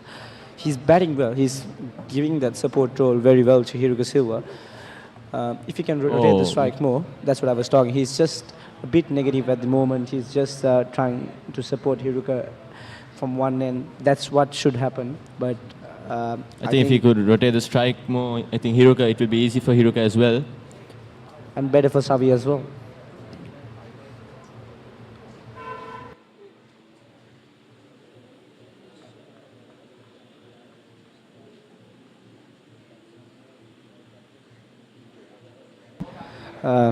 And a shout out goes to the Joe Pete committee as well for bringing, for helping the Petrite Media to bring it live.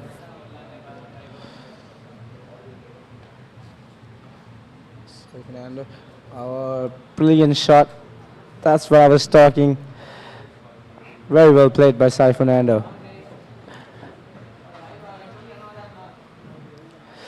Xavi Fernando moves to 38. St. Peter's moved to 91.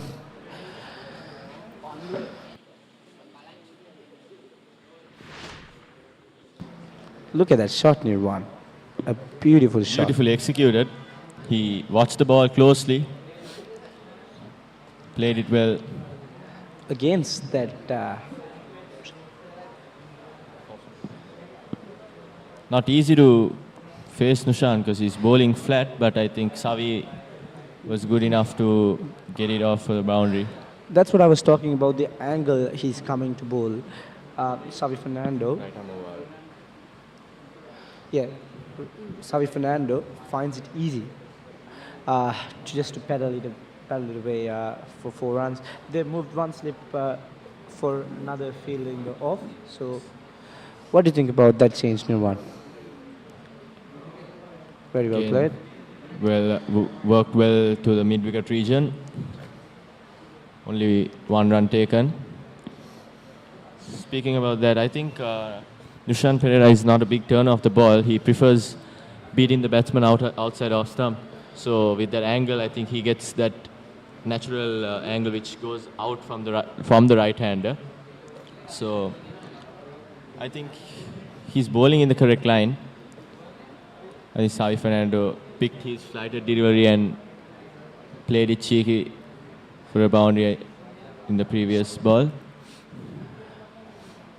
Hugo Silva on 45, batting exceptionally well at the moment. Another quick single by the Petrite. Very good running. Very well played, young man. 88 for the loss of no wickets at the end of the 22nd over. Hugo Silva unbeaten on 46. Xavi Fernando unbeaten on 39.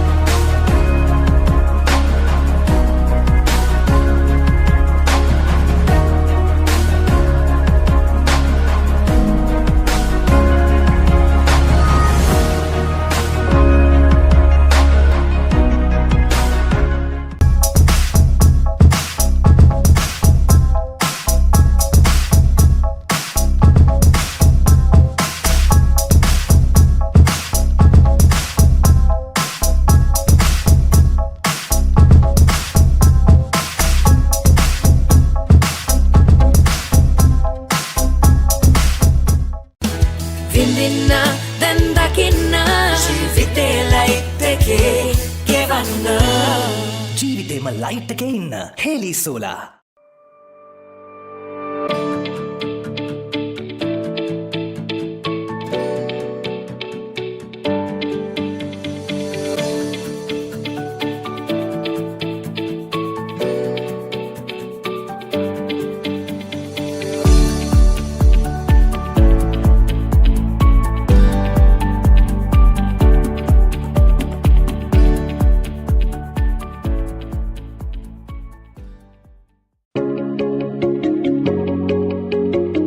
Blue Ocean, a unique brand of luxury apartments in Sri Lanka. Discover the ultimate investment and the privilege of ownership in a unique paradise destination. Blue Ocean extends their real estate ventures with a range of landmark condominiums and attractive opportunity for local and foreign investors who wish to enjoy a green living environment. Our latest acquisition of Kelsey Developments PLC, we have now entered the gated housing market.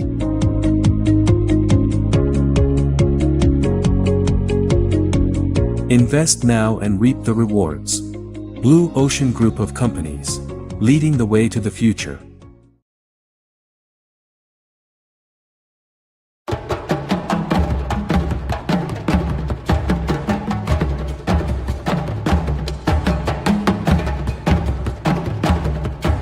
Blue Ocean, a unique brand of luxury apartments in Sri Lanka.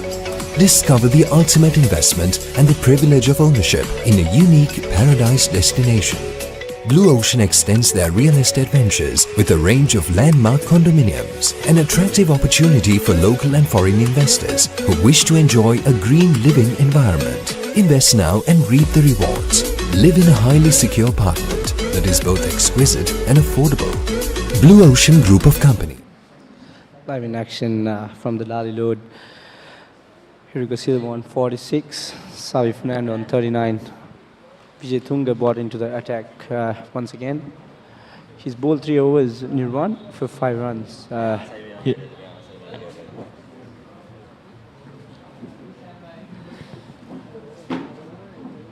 Yeah, the young left-arm spinner being good so far. Bowling in the tight lines. I think Josephians will be looking for a breakthrough here. They've been looking for a breakthrough, I think as well. So, nevertheless, 146. He's batting exceptionally well at the moment.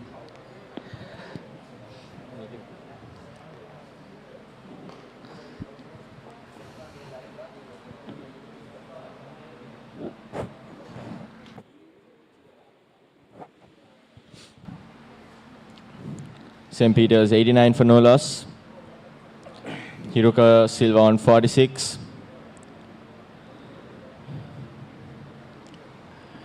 Rico Silva has been batting really well from the start of the innings today, from the morning to now. It's a chanceless innings, to be honest with you, Nirvan. Beautifully bowled by young Lesita. He's bowling in those tight lines, giving the pressure to the Petrites here. I think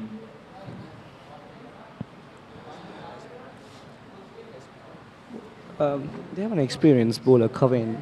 Why I'm just surprised why he hasn't been brought into the attack. oh, beautifully bowled by Lesita. I think the Petrite batsmen are finding it hard to face him.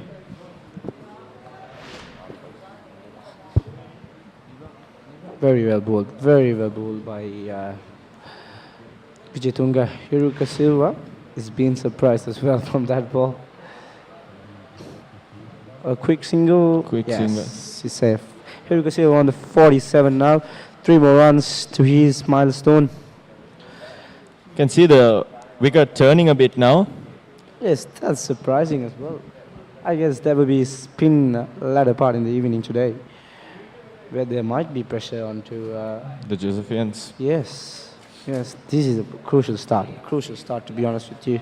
A very crucial start.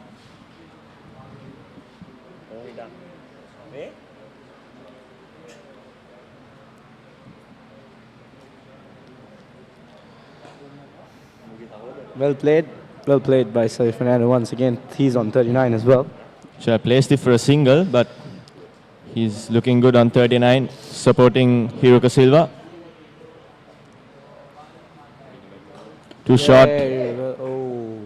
Oh, that's a chance, and it's been dropped by the Josephians. The breakdown is put down. What do you think about that, Nirvan? I don't think that's a hard chance. These chances should be taken because Josephians are finding for a wicket here. This is what happens when a partnership is building. I was just telling about these two batters being chanceless. 90 for the loss of no wickets, 23 overs done.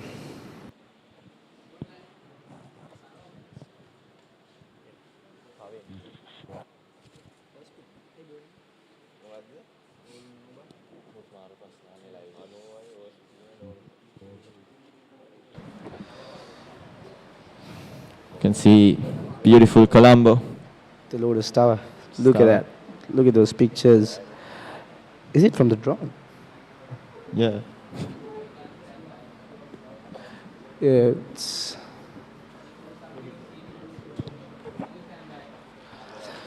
very well.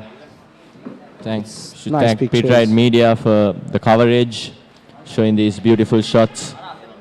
A full shout out to them as well, once again. Nushan brought back to the attack. What do you think about the off spin and the left arm combination going on here? Yes, a chance came from the other side. So I think that's what I was talking about. It's Very close. close. No, I think it's going over the bounced a bit too much. It's not the height, I guess. Let's see the highlights of that again. It's a bit close, but I think he took a initial movement towards the off stump. A bit close for me.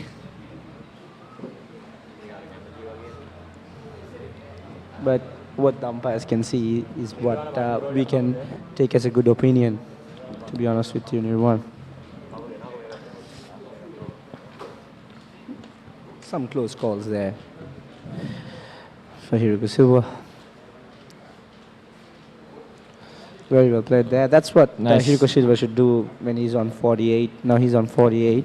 I think Sai Fernando should look to rotate the strike along with Hiroka Silva. I think that will be better for the Petrites. They're anyway at a good stage here. If the strike can be rotated. So coming into the big match, what do you think about the two national players from St. Joseph's, Kapuru Bandara and Hiran Jayasundara. Yeah, they've been exceptionally well, so good. Two experienced players, Hiran Jayasundara and Hiran Kapuru Bandara.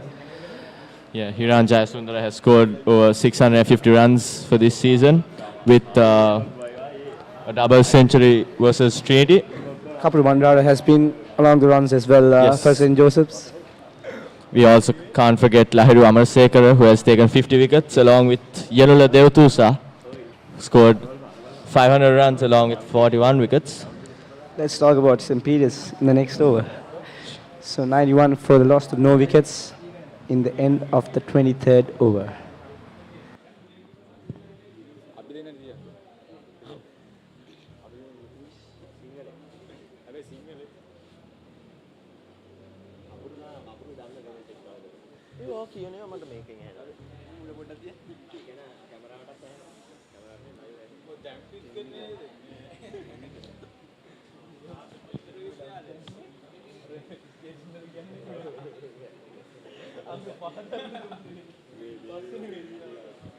Young Lesita has been brought into the attack. He's been good, bowled 4 overs for 6 runs. I think the Petrites are finding it difficult to face him. Yes, talking about the Petrite side coming to the big match, we have Asad Tejan with the highest runs, 700 runs, Dylan Damsar with 650 runs, Shannon Rodrigo, one of the top all-rounders, has got 60 wickets and has been scoring about 600 runs. Myself and Rusanda Gamage, 2 national players in the side as well.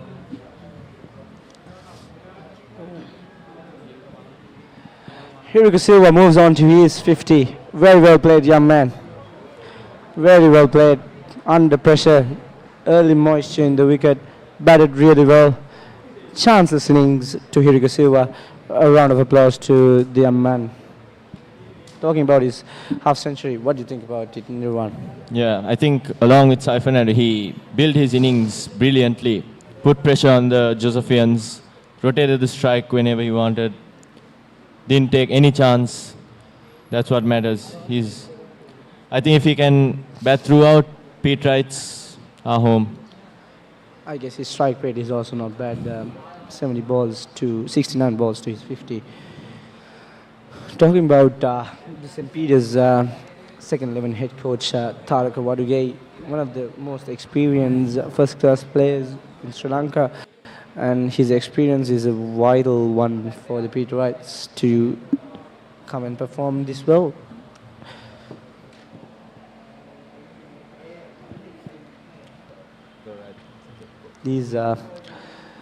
His plan is being executed as I see from these 2 batsmen. But you never know, 2 quick wickets can take the day for the Josephians. Cricket is something you can't unpredictable. imagine, yeah. That chance could have brought in 1 or 2 wickets. This partnership has been crucial once again for the Petrites. He's batting really well. 93 for no loss. 3 dot balls in a row now. I think Lesita is bowling in his tight lines and not allowing the Petrites to go for runs. So I think Josephians are doing that well, along with Nushan Pereira on the other side. But the problem for me is, Nirwan, Petrites have wickets in their hand. That's a plus point where they can accelerate anytime they want in the innings. Even in the latter part of the evening, if they want to accelerate, they can accelerate. So 94 for no loss in 25 overs.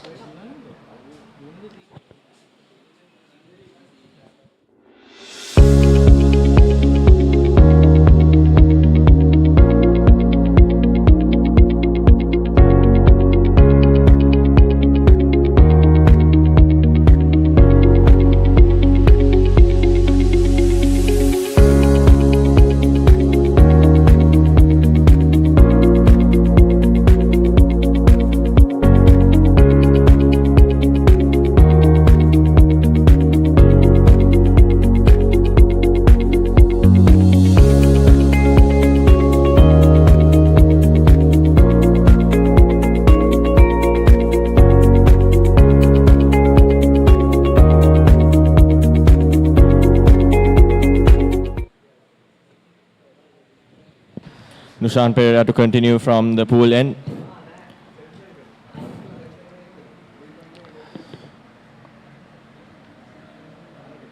Look at the wicket. What do you think about the wicket, Nirvan? In the morning, I think bowling first was a good option by the Josephians, but speaking about it now, I think has settled, and we can see it turning a bit. But Yes. When I saw the wicket, I would have also bowled first, Moisture, because talking about the Trinity St. Joseph's game early, like about 2 or 3 weeks before, it was a low-scoring game. But we ended up scoring 400 odd runs. Yeah. Hiran Jayasundara made a double century. Second double century for him. One was made with Royal College last year. Beautifully bowled by Nushan Pereira. He played that front foot ball in the back foot. Yeah. Now he can see the ball like a football, as I think. He's been batting for a long time. 77 balls. He's in form now. A calm character. A very calm character, to be honest with you, Nirvan.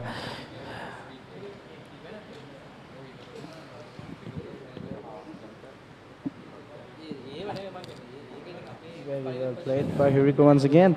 Why not you bring a silly fielder and give that pressure to Hirika by, looping the ball and turning 1 or 2 balls might put the pressure on Hiruka, thinking this wicket can turn as well. Yeah, but for the left arm, I saw they brought a silly fielder. I think Nushan is not the bowler who flights the delivery much, but I think bringing it for Lesita, I think it's a better option than bringing it for Nushan. Yes, of course. He's been bowling a bit quicker than the other bowler from the other side. Again, another dot ball by Nushan. Top balls. Can create wickets. Yes, top balls can create wicket. 94 runs for the end of the 26th over for no loss.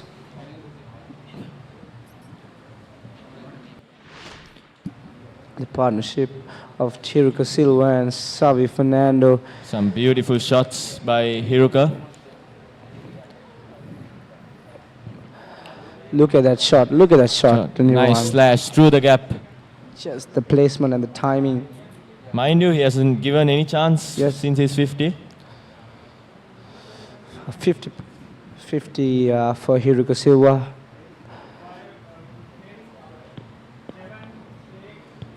Is that a chance? No. No.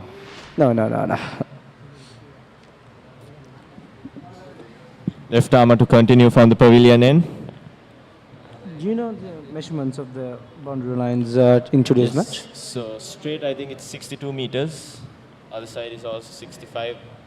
Only long side is on towards the road and the chapel. Oh, very well played. Very well played. Should have placed it. Under the legs. That's what I see in Savi. He's not trying to rotate the strike because that was a overpitched ball. He should have hit it into the gap at least for 2 runs. As I think Savi is sticking to the plan where they bat long, because. But don't you think since there's both Petrite and Romanus have settled down and should rotate the strike a bit more? I think so as well, but I'm not sure of the plan. But as I think they can accelerate a bit now, because Hiruka Silva has been batting for long. There we go. There we go. I think he heard us. Of course, he heard you, I guess, man. Beautifully played by Savi Fernando, straight over the bowler's head. Very well played, to be honest with you. Look at that time and look at the footwork. He's into his nervous 40s now. Both Petrite Romanus cruising in. St. Peter's 98 for no loss. What do you think about the... the highlight is even better.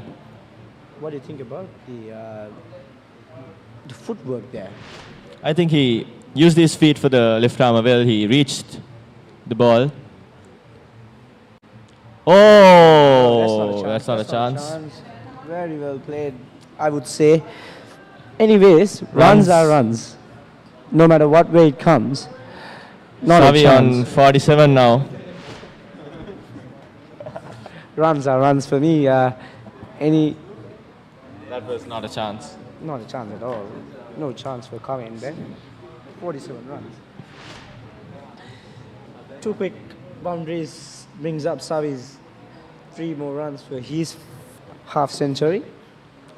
Josephians have to look for a wicket here. St. Peters bring on their 100 as well in the 26th over.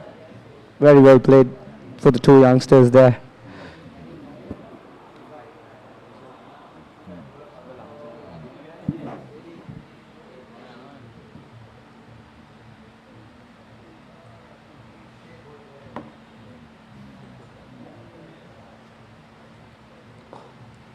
Very well played. Textbook cover drive by Savi Fernando. No run taken by him. And that's the end of the 27th over. St. Peter's 102 for no loss.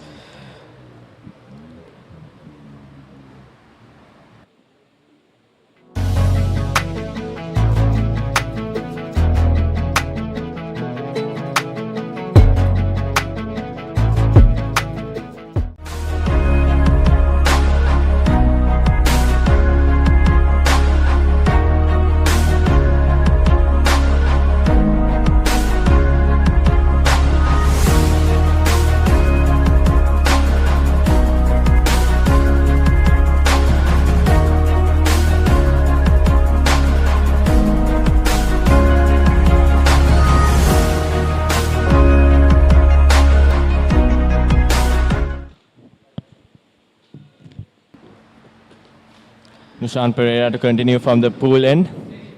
What do you think about the change here now? A small bowling change from one of the ends to bring on Covin to the attack. What I see here is both the off spin and the left arm are bowling in good lines. I think the Petrite batsmen are finding it a bit difficult to face them. If I was the Josephian keeper here, I would have changed and see to turn on stuff to bring 1 or 2 wickets in quick successions before the lunch break. You know, these partnerships are very hectic end of the day. 100 at the start is never easy. Yeah, under pressure. But you know, cricket is a game that it can change because 3-4 wickets can turn up things. 102 runs on the board. What innings from those two. Run out chance, that's run a out run out chance. chance, and it's another chance missed by the Josephians. This is Cannot happen. now, as I think, they have just, you know, I mean, they should attack more now. They should have those Cuddy fielding, or Hiruka Silva slipped there, to be honest with you. Come on. He's batting really well, Hiruka Silva. Savi Fernando also on 47. Nishant Pereira is bowling well. A wicket is what he needs at the moment. That's what The Josephians are looking for. Very well played, young man. Very well played. Savi Fernando.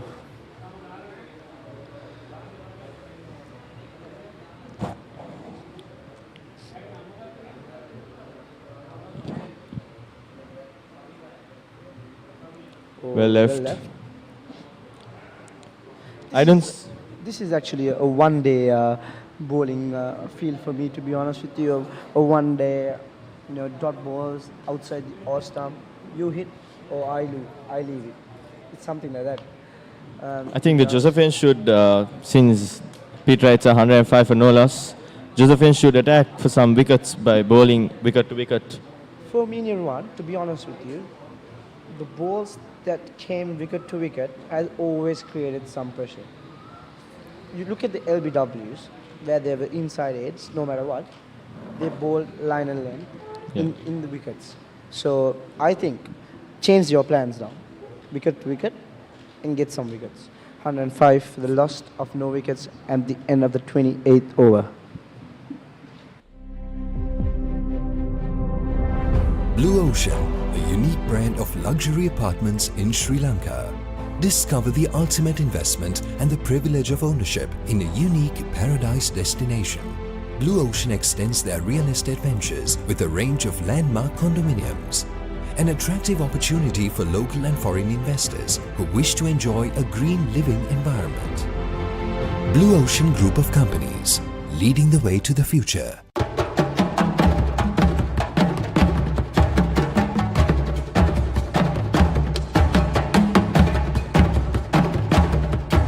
Blue Ocean, a unique brand of luxury apartments in Sri Lanka.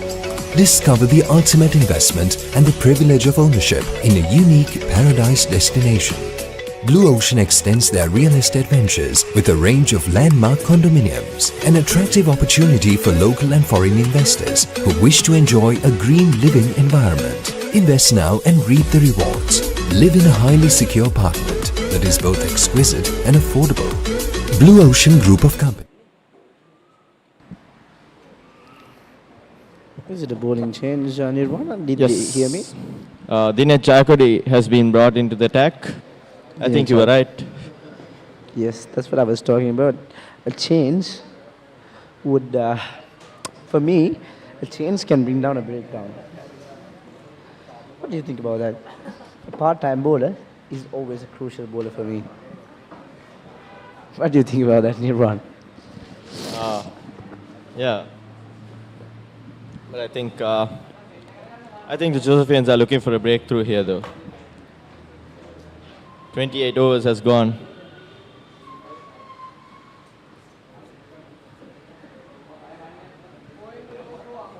Even the Josephians have been bowling in great lines.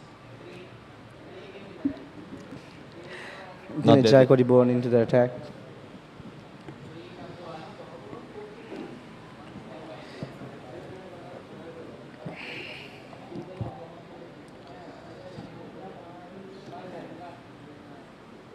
Oh, Choose a not a full good toss to start. start off with. Is that? Oh, that's. Oh no, that's prediction there, man.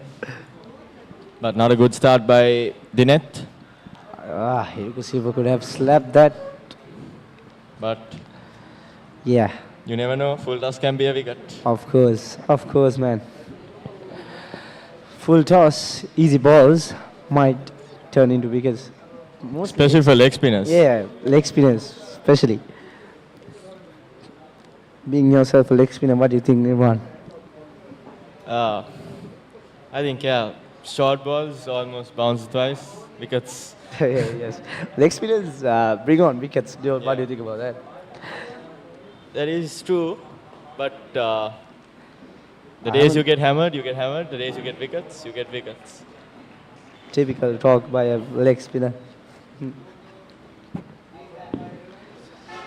Xavi Fernando, I think 47 now. one boundary to bring up his 50. Yes, that's. That's Oh, good what I try by the was Josephian fielder, and that's Xavi Fernando's half century. Very well played, young man.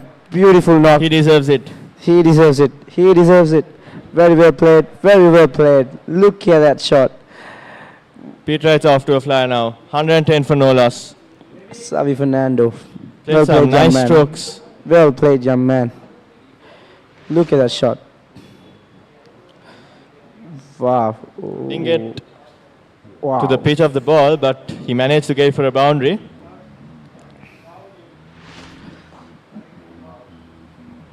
No matter what.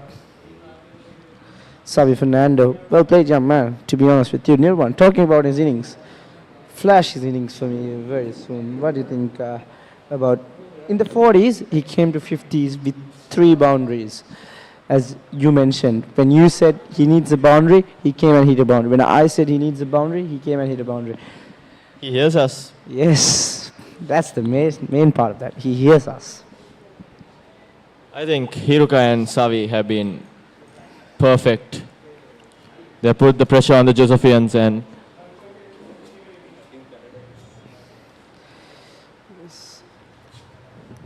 They've been batting really well throughout these 28 overs.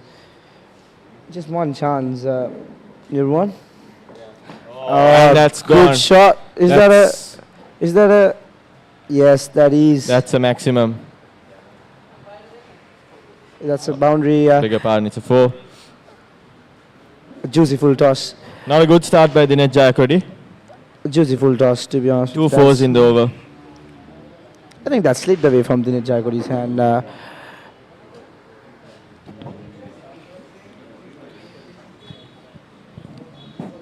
Nothing happening for the Josephians here. Look at that talk. Look at that talk.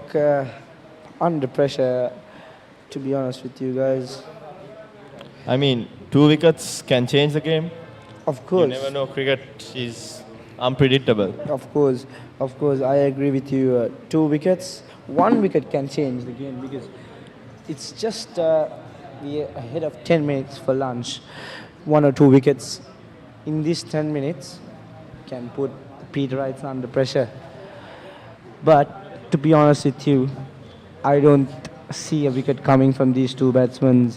The way they are facing these innings, they're not going for risky shots. That's the main part of this innings. They're not going for risky shots. But they are rotating their strike well. Hiruka and Savi. Again, short delivery. Couldn't play. Oh, that's sloppy fielding by the point fielder. I think they're tired now. Just 10 minutes for the lunch. Going.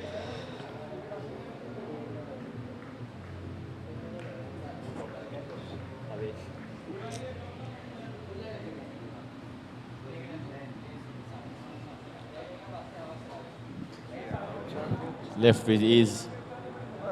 I'm surprised why they're not attacking for the wickets, Nirwan. Why they're not bowling in the wickets. I'm really surprised because I don't think a wicket might come in this wicket bowling outside your stump. Yeah, even I think they should have the line like wicket to wicket, because bowling outside off stump, because there's no target set even, so there's no pressure for both batsmen to go for it. So I think bowling wicket to wicket will give Josephians a small chance. Because I don't see bowling outside your stump will give them a pressure. And They're there's batted no- for 29 overs, and they can see the ball really well at the moment. Now, bowl in line and length in the stumps, and see for about 5 overs. I'm pretty sure if they bowl line and length, at least 1 or 2 wickets will come to the Josephians. That's what they want at this point. Okay. Experienced player behind the stumps cannot win a game.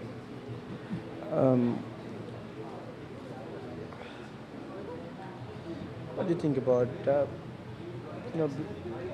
bringing on a fast bowler at the last 10 minutes and just seeing, because they should change stuff here now to get some wickets. Yes. See, there's no help for the spinners on this wicket as I see.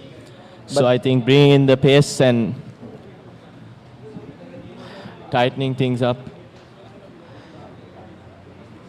114 runs for the St. Peters. Hiriko Silva and Sai Fernando both on 55 runs.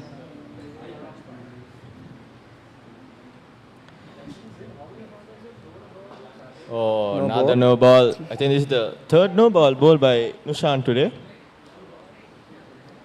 What do you think about spinners bowling no balls, Vishen? A hard question because I've also bowled some no balls recently. Yeah, it's no, outside of outside Pitched leg. outside leg. Yeah. Good call by the umpire. What do you think about the temperature outside there? It's pretty hot. Feel sorry for the Josephians though. Sai Fernando's half century. Very well played, young man. Oh, Oh, beautifully driven down. Little Extra Sangha covers. flick. Oh. Look at his technique, elegant. I like the way he uses his wrist. Yes, he's a player with his wrist. Even when I saw him first, That's he's- the chance. when I saw him first, he's a player who breaks down his wrist for both sides. A very well compared young man who has a bright future ahead of him. He was not scared to take risk and to score runs. Went over the top, went over the bowler's head. Such a great player to watch. Oh, that was a chance. Not a chance to me. To be honest with you, Nirwan, they heard me again, bringing one fast bowler. A good change, to be honest with you, Nirwan. Left arm is brought back. The left arm pacing. What's his name? Pottsman? Subhash Potsman. Subhash Pottsman. He's a young man, yeah, is he? 17 years of age. He has a brilliant action. Yeah, early morning when I saw him, I saw a lot of swing coming in to the right-hander. I thought he would grab 1 or 2 wickets early morning. I was expecting at least 3 early wickets, but the 2 Petrite openers have been the best. The Petrite openers turned the books into other sides. Even when I saw the wicket, it was like an Australian green wicket where you can get some early wickets. Petrites have been batting really well. Nirwan, 115 runs. They can accelerate at any moment of the game because they have wickets in their hand. I think bringing in the pace bowler is a good call by the captain because spin is not getting any help from the wicket as well. This duo has been exceptionally doing very well.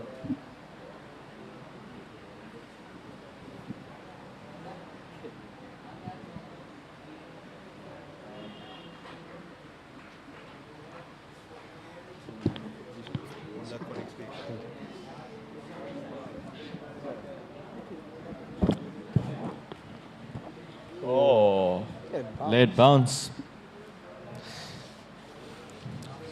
I like his action. Very. To be honest with you, Nirwan. To be honest with you, Nirwan, I want this Pottsman to ball 1 or 2, 3 short balls and see what Xavi Fernando is to do next. Nirwan, what do you think about bowling some short balls? Well played, Xavi Fernando. Oh, that's a misfield. Bit of sloppy fielding Very there. well played, but a misfield which runs away for the boundary. Beautifully played by Sai Fernando. So, wonderful on drive. Yeah, Should have been stopped though. Yeah, Josephian's fielding has been a bit sloppy. That could have been stopped. I think that's the collision there.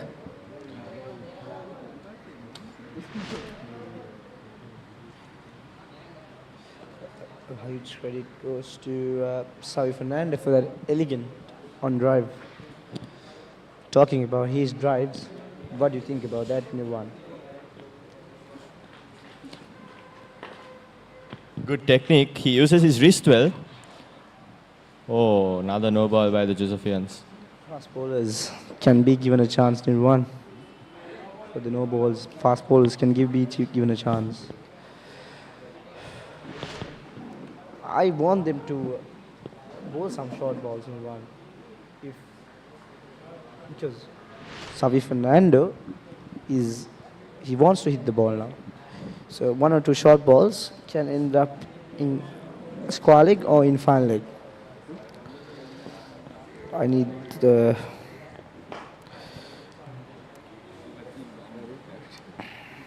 Good stop. well fielded there.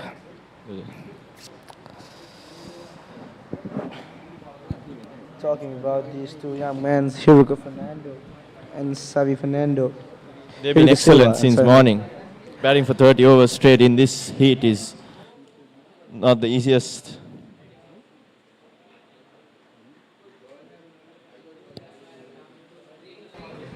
Coming into this match, we had the St. Benedict's second 11 match. The Petrites did exceptionally well there. 400 odd runs with Joshua Sebastian into 150 and Chamida Pereira into 88. So a good match to end up coming for the mini battle, as I think. Anything from the St. Joseph's side?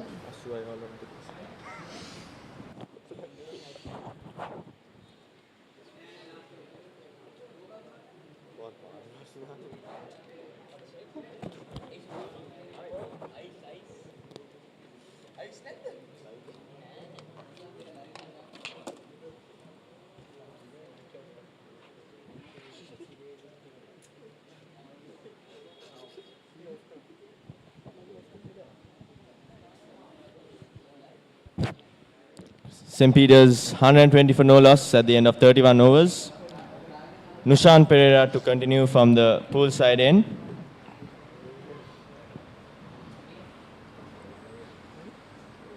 Well played by Hugo Silva. I think it's an edge, to be honest with you.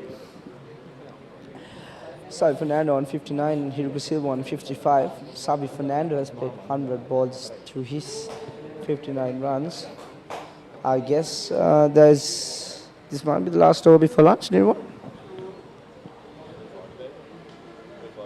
Is it 12:45? Yes, it's 12:45. So 15 minutes before lunch, Nirwan. Talking about this youngster, tell me some stuff which I don't know about this Nushan Pereira. Yeah, he's been a regular player in the team. He has a nice loop as... Oh, is that... Oh, well played. Through the gap. Through the gap. Look at that shot. Look at that shot. A great shot, Nirwan. This is what happens when we don't bowl wicket to wicket. I think, Nirwan, they should bowl wicket to wicket because they have no chance of getting a wicket bowling outside the off stump because the wicket doesn't have any turn or else any bounce at the moment. Yeah.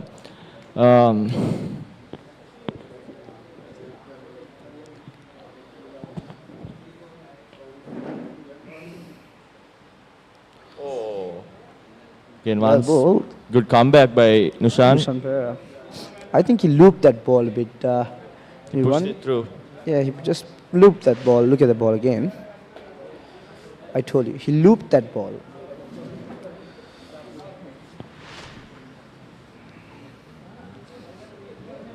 There's a bit of turn there, Nirwan. Bring on that silly fielder, bring on that silly fielder, give some pressure. Last few overs before lunch, get 2 or 3 wickets. Hugo Silva has been a bit defied there on that stump.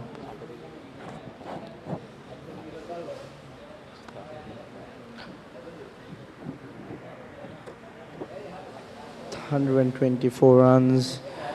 A good partnership, a crucial partnership, to be honest with you. No wickets, 31 overs. What do you think the plan should be for the Josephians at this point? Yes, that's what I was talking to you, Nirwan. Bowling line to line, bowling in the wickets. Because Petrites have been batting really well outside the off stump. 32 overs completed. St. Peter's 124 for no loss.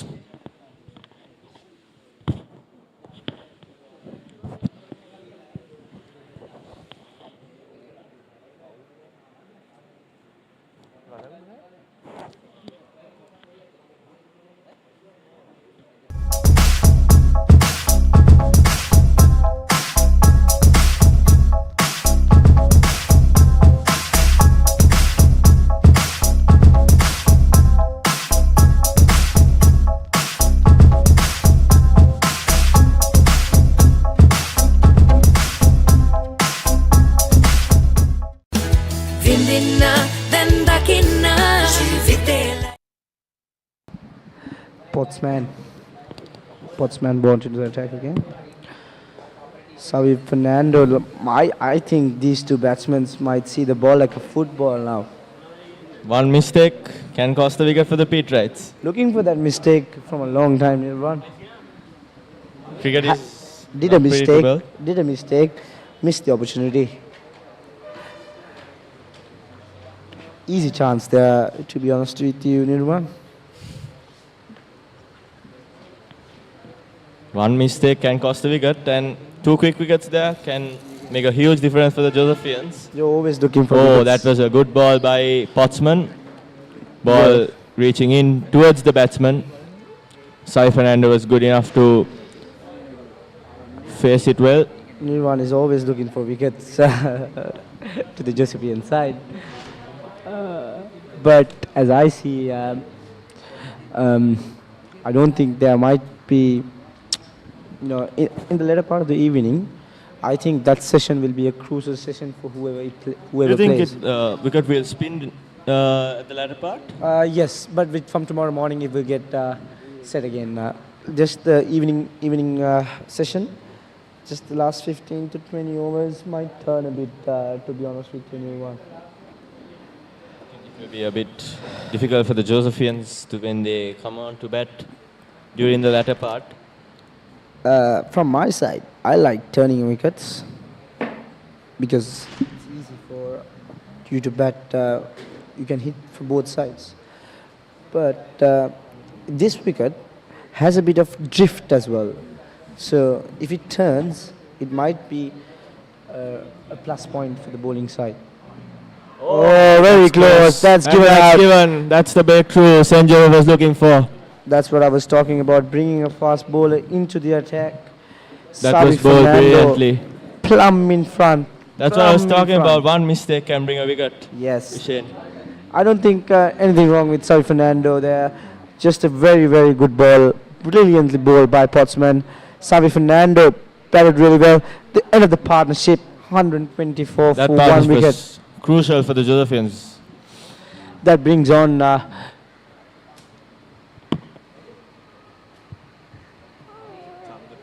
no, that brings on Ethan Ransidige into the middle of the loss of Savi Fernando's wicket.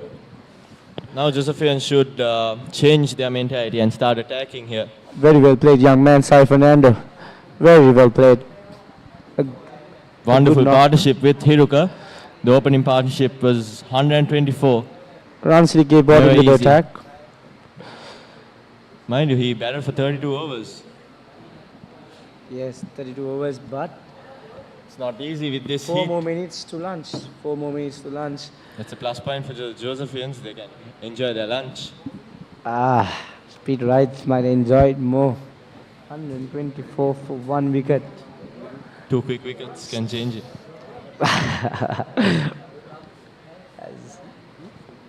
You know, sometimes when a huge partnership goes, 2 wickets Can cost.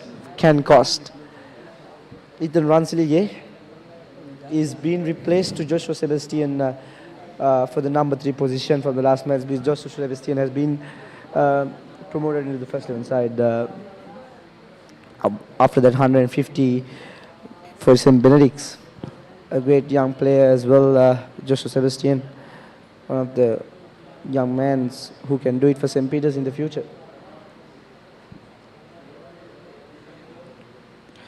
Pottsman bringing that breakdown.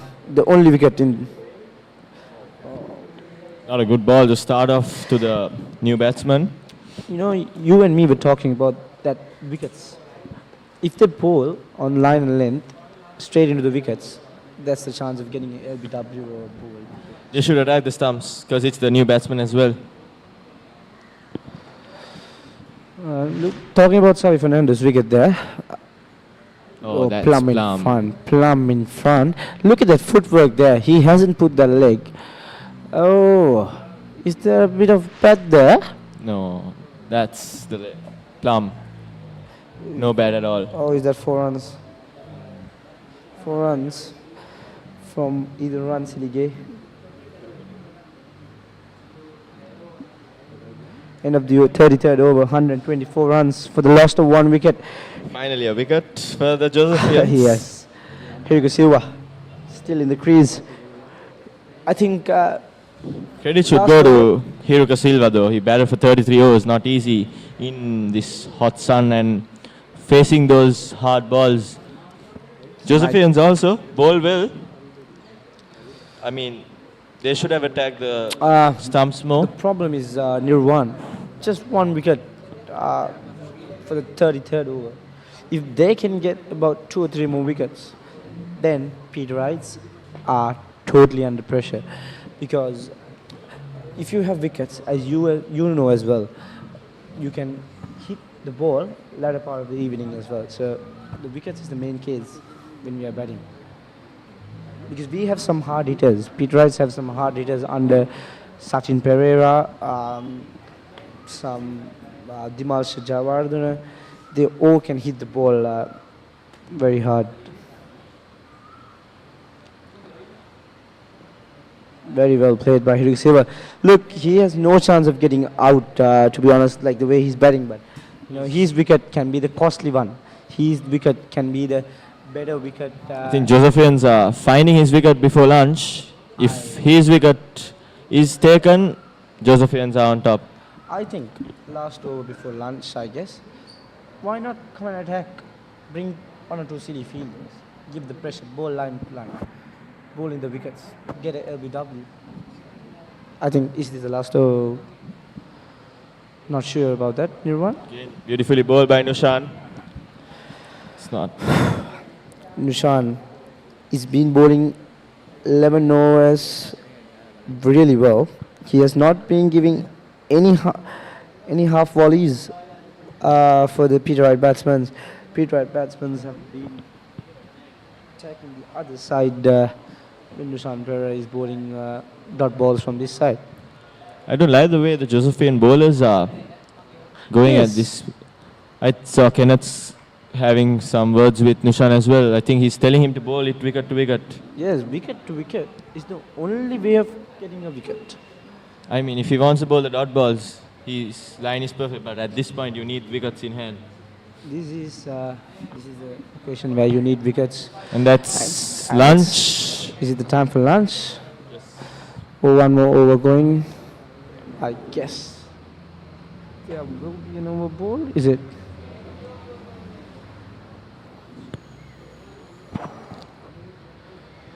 And it's the time for lunch.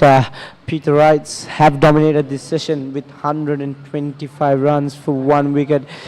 The star of this sessions, the 2 stars of this session is Hiruka Silva and Savi Fernando. A round of applause to those 2 players for building up this innings.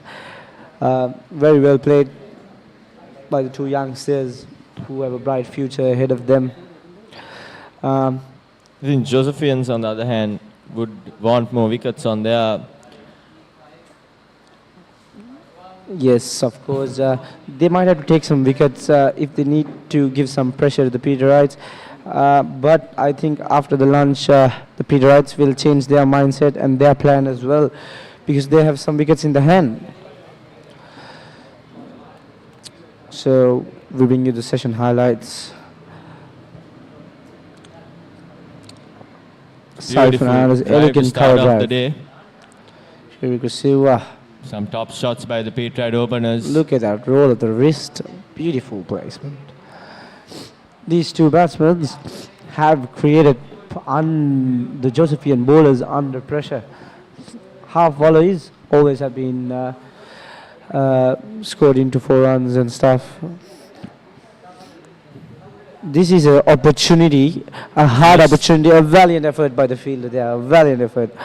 This is top scoring runs by Savi Fernando. Flick by Hiruka Silva forward the boundary. The partnership of Sai Fernando and Hiruka set the tone for the Petrites at the Yes. start. That shot. Some cheeky is a shots by cheeky Savi. shot. Savi wasn't scared to take the risk and take on the bowlers. We saw he went over the bowler's head. He went over the bowler's head a couple of times near one. Outside the off stump, Dinesh Jayakody was brought in for 1 over. He made use of the juicy full toss. Yes.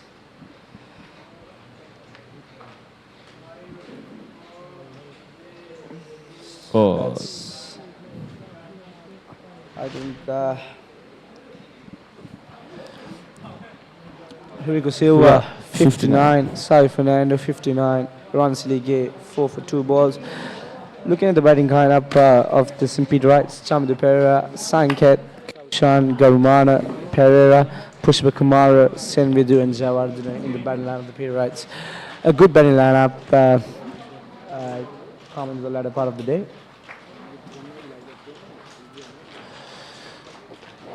I hope you enjoyed the lunch, Nirwan. you do.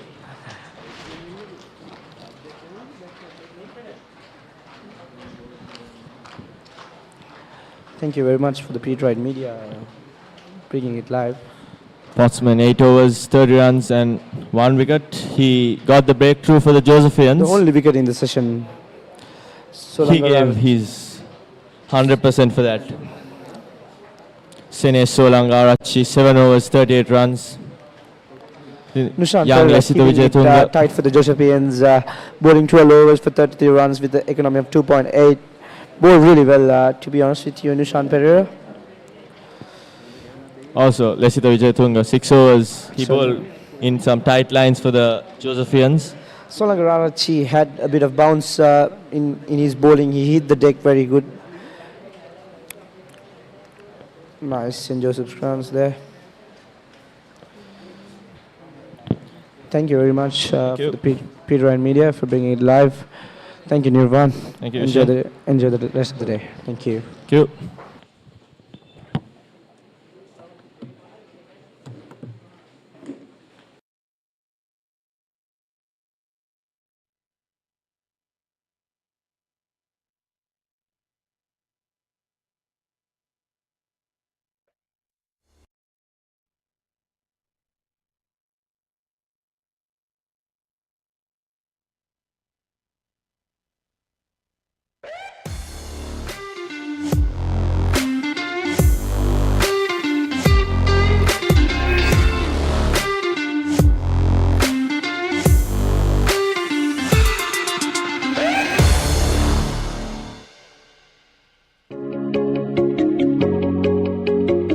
Blue Ocean, a unique brand of luxury apartments in Sri Lanka. Discover the ultimate investment and the privilege of ownership in a unique paradise destination.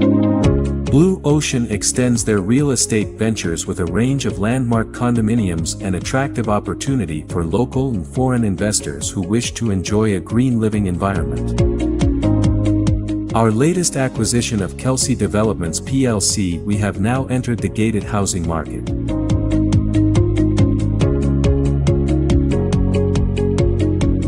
Invest now and reap the rewards. Blue Ocean Group of Companies, leading the way to the future.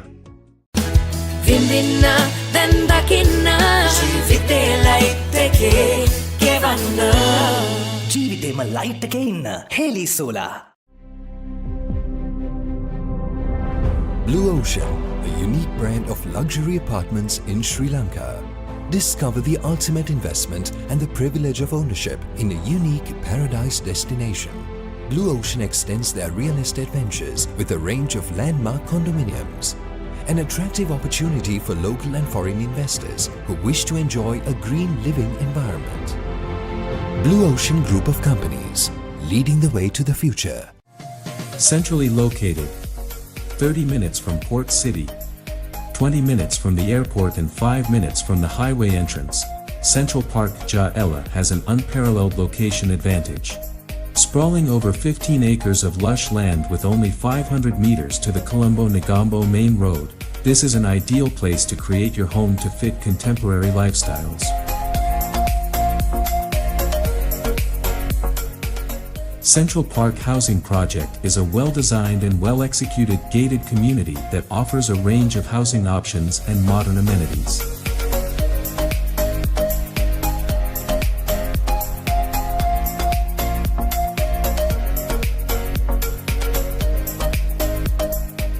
To make your reservation today, call 0777 546 546. A project by Kelsey Homes.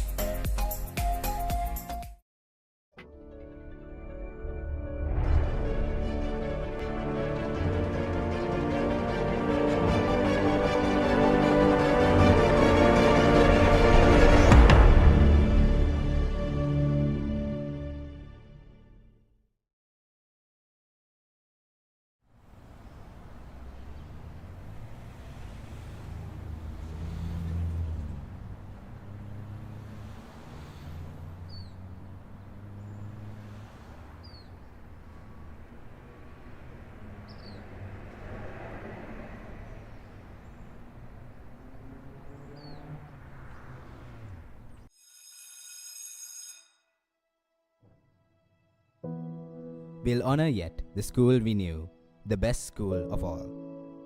I'll honor yet the rule we knew, till the last bell call. Working days or holidays, and glorious boyhood days. They were great days and jolly days at the best school of all. These words were penned by Mr. Maxwell R. Kegel, a distinguished old boy, and it captures the essence of what it is to be a Petrite. To be a Petrite is to be a part of something bigger than oneself, to be a part of something that can only be described as family, the Petrite family. It's this family that makes every Petrite's heart skip a beat at the end of Aradimil Mawatha. It's this family that makes every Petrite's head flood with memories as they approach the pearly white gates. It's this family you yearn for wherever you are, whatever you do. And if ever you were given a chance, it is to this Petrite family you would run back to in a heartbeat. St. Peter's College, Colombo 4 is so many different things to different people, but the age-old saying captures it best. They call it school, but we call it home.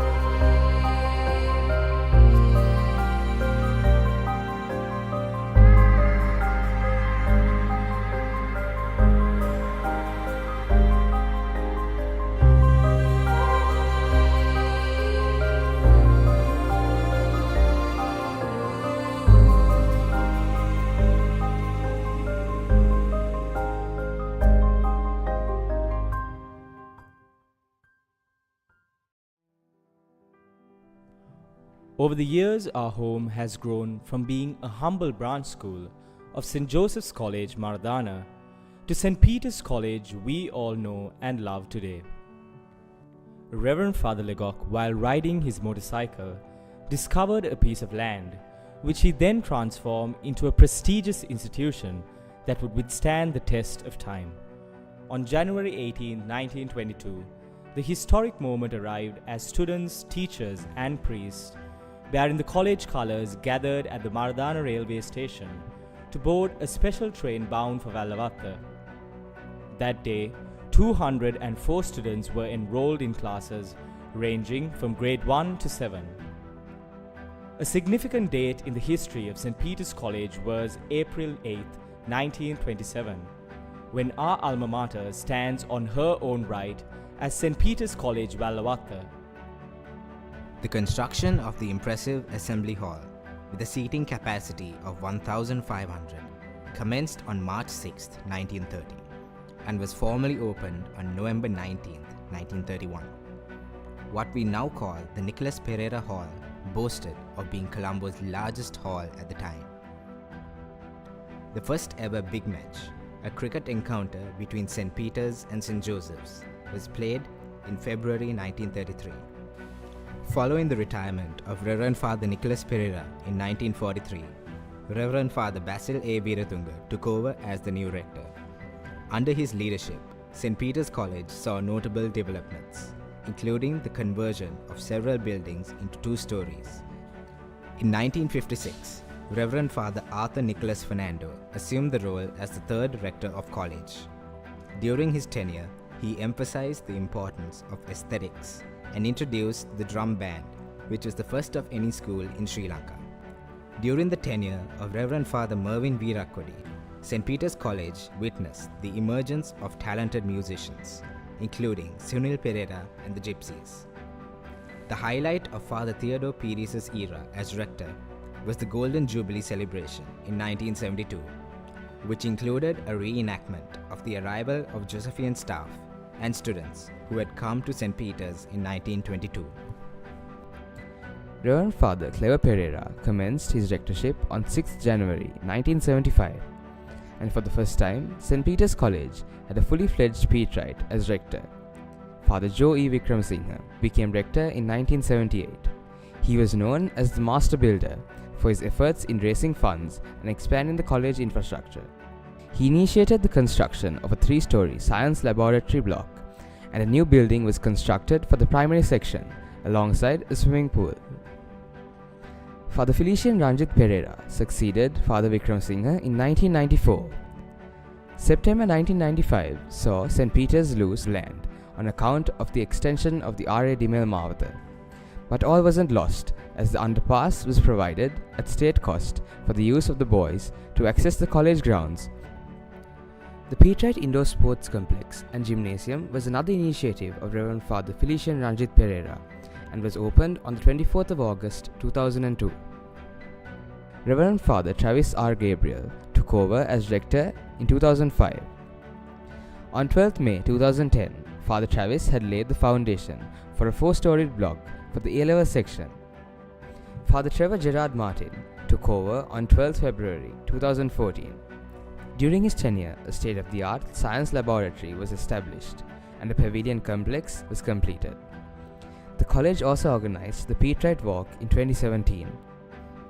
It is under such great leaders that St. Peter's College produced men of great stature, not only for our island nation, but for the world at large, from auxiliary bishops like His Eminence Maxwell Silva, to martyrs like Reverend Father Michael Rodrigo, like Marshal of the Air Force Roshan Gunatilaka, from movie directors like Lester James Pierce, to artists like Sunil Pereira. The list of stellar Petrites is endless. In a moment of anticipation and excitement, a press conference was convened, serving as a platform to unveil the magnificent centenary logo to the public and officially announce the commencement of the historic centenary year of St. Peter's College. A century, 100 years, an extraordinary milestone for any institution to endure and thrive amidst the countless challenges and adversities. On January 22, 2022, the college etched its name in the annals of history, commemorating the opening of its centenary year in a grand and momentous fashion. His Eminence Cardinal Malcolm Ranjit was the chief guest for this momentous celebration. As a token of reverence and to commemorate the occasion, St. Peter's College unveiled a special commemorative cover adorned with intricate artwork and symbolism. A tree was planted in the college quadrangle in order to commemorate this historic event. Additionally, a meticulously curated coffee table book was published chronicling the remarkable journey of the college over a century. The centenary year brought forth a myriad of events and festivities. Petrite's Share, the Joy of the Centenary, is an initiative organized by the Prefects Body and the Interact Club of St. Peter's College, guided by the Rector, Reverend Father Rohit Rodrigo. It was the first community service initiative undertaken by an educational institution in collaboration with the renowned Sirasa Gammadda movement. The project focused on providing clean and sanitary drinking water for the residents of Mahakaramba Bavar, a village in the Putlam district. The consumption of unpurified and contaminated water had led to severe health issues. St. Peter's College took on the task of raising funds to build a reverse osmosis plant which would purify the saline water in the area and produce 4,000 litres of clean drinking water daily for 550 families in Mahakaramba Bavar. In just 14 days, the fundraising exceeded the initial target, resulting in over 4.8 million rupees raised. All of you Petrites should be extremely proud of yourself. What you and your friends back in Colombo and their parents have done will have an impact on the lives of the children here in this village. So I salute you and I honor you, your teachers and your parents. The annual prize giving is one of the many illustrious days of the Petrite calendar. The event was graced by the presence of Right Reverend Dr. P. Anton Ranjit, the Auxiliary Bishop of Colombo. Petrite Colours Night for the years 2018 to 2022 was held on the 13th of January, with over 400 sportsmen receiving colours and merit awards and a whopping 38 sportsmen crowned as most outstanding players for representing Sri Lanka in the international arena. On the 29th of June, St. Peter's College celebrated its annual College Day, coinciding with the feast day of Saints Peter and Paul. During the event, a monument was unveiled in the commemoration of the centenary year. It portrays St. Peter handing a boy to Jesus, symbolizing the college's role in preparing students to contribute to the world in various professions.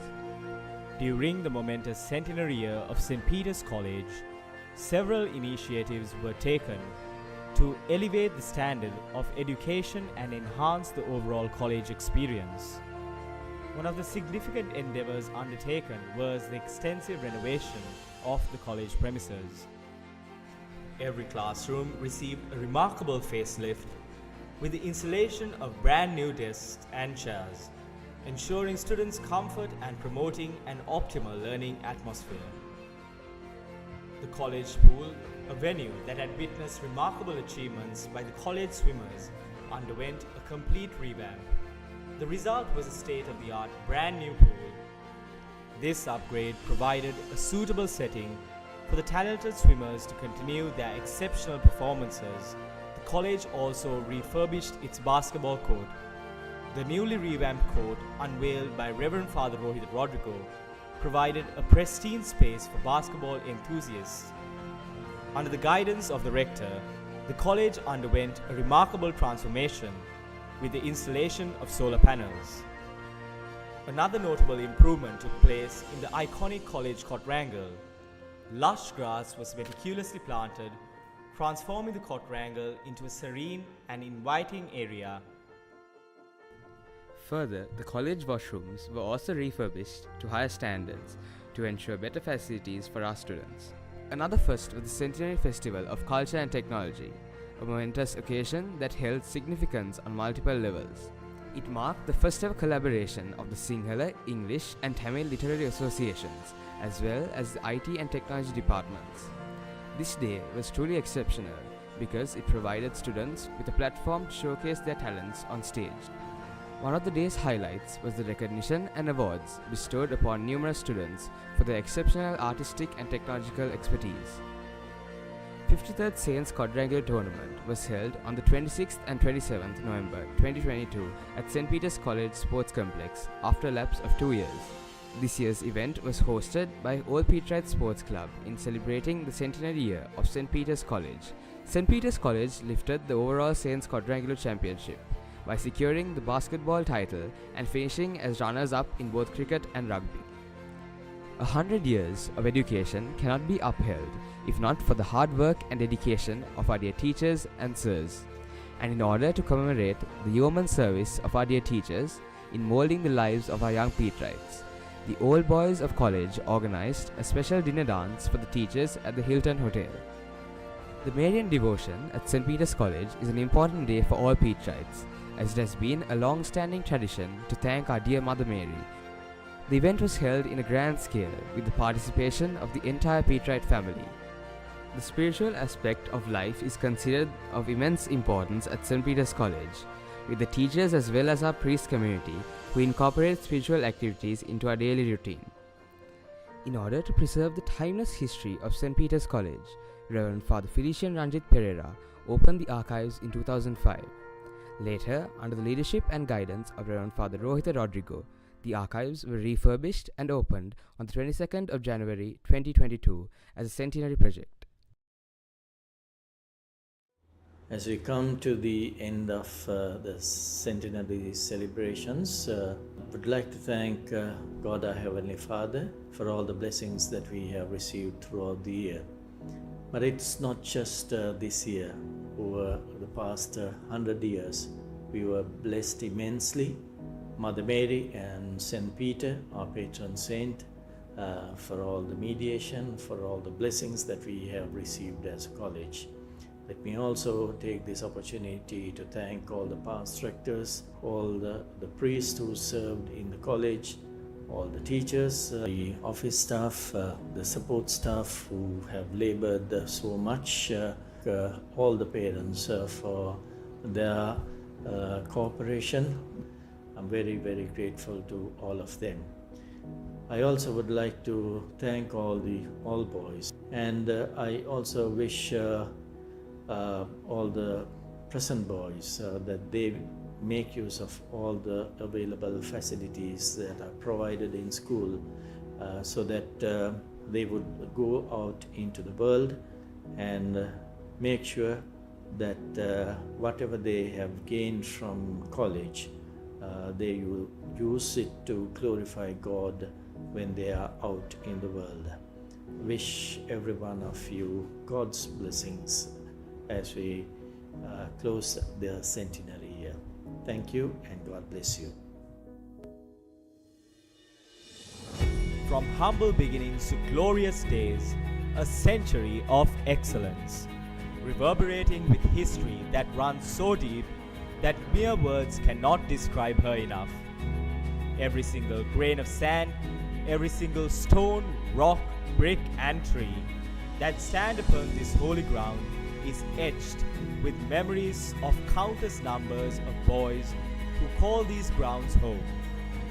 Each one of us will one day step outside these walls, and on that day, we will have one last look at our favorite haunts, one last tour around college, one last hug with your friends, and one final goodbye to everyone, from the tables we drummed on, to the classes we sang in, to Manikam and to the scoldings of Lal.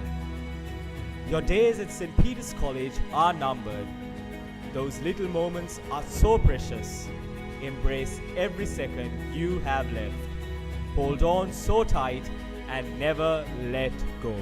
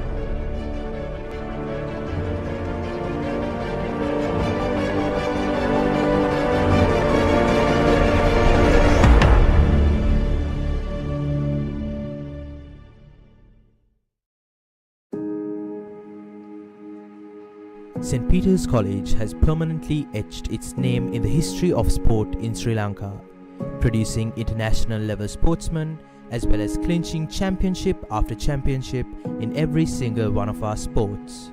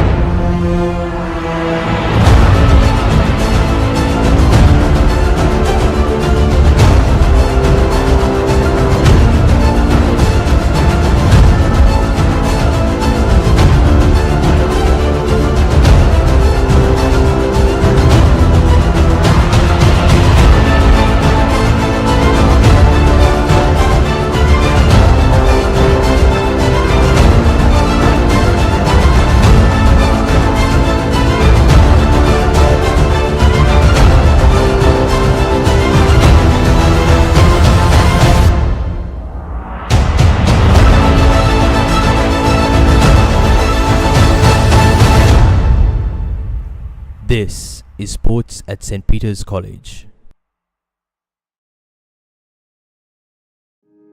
Athletics. Athletics at St. Peter's College has been on a constant rise after the expansion of college grounds in September 1930. Over the last 4 years, the Petrite athletes have dominated both track and field in every tournament. Badminton. With its inauguration in 1953, badminton has grown in popularity with players ranging from grade 2 to advanced level, boasting of national level badminton players such as Viren Nethasinghe. Basketball. Basketball has played a major role in the rich sporting history of St. Peter's College. The Petrite basketball players have been incredibly successful in the past few years, winning many titles including runners-up in the Under-19 All-Ireland Inter-Schools basketball tournament and champions in the Under-20 All-Ireland Inter-Schools basketball tournament. Air Cadet Wing. The Petrite Air Cadet Wing is one of the most prominent extracurricular activities in St. Peter's College, Colombo. Under Sergeant Manisha Fernando, the Air Cadet Wing of St. Peter's College participated in the National Assessment Camp 2019, in which they were ranked 6th. Carom. Carom at St. Peter's College commenced in 1999 under the patronage of Reverend Father Felician Pereira. With many young boys attending practice with the Carom team of St. Peter's College, it is only a matter of time until we witness national and international achievements from our Petrite Carom players. Chess. Chess at St. Peter's College was established in 1980 and has a successful history. Chess began with 30 players and has now expanded to include over 350 players ranging from grade 3 to advanced level. College has produced many successful chess players throughout the years, including several national players. Cricket. One of the most significant sports from its very onset in 1927, cricket at St. Peter's College undoubtedly holds a special place among the sports of college with its continuous rise, bringing glory and honor to college and Sri Lanka on many occasions, with Petrite players taking part in the Cricket World Cup as well. Football.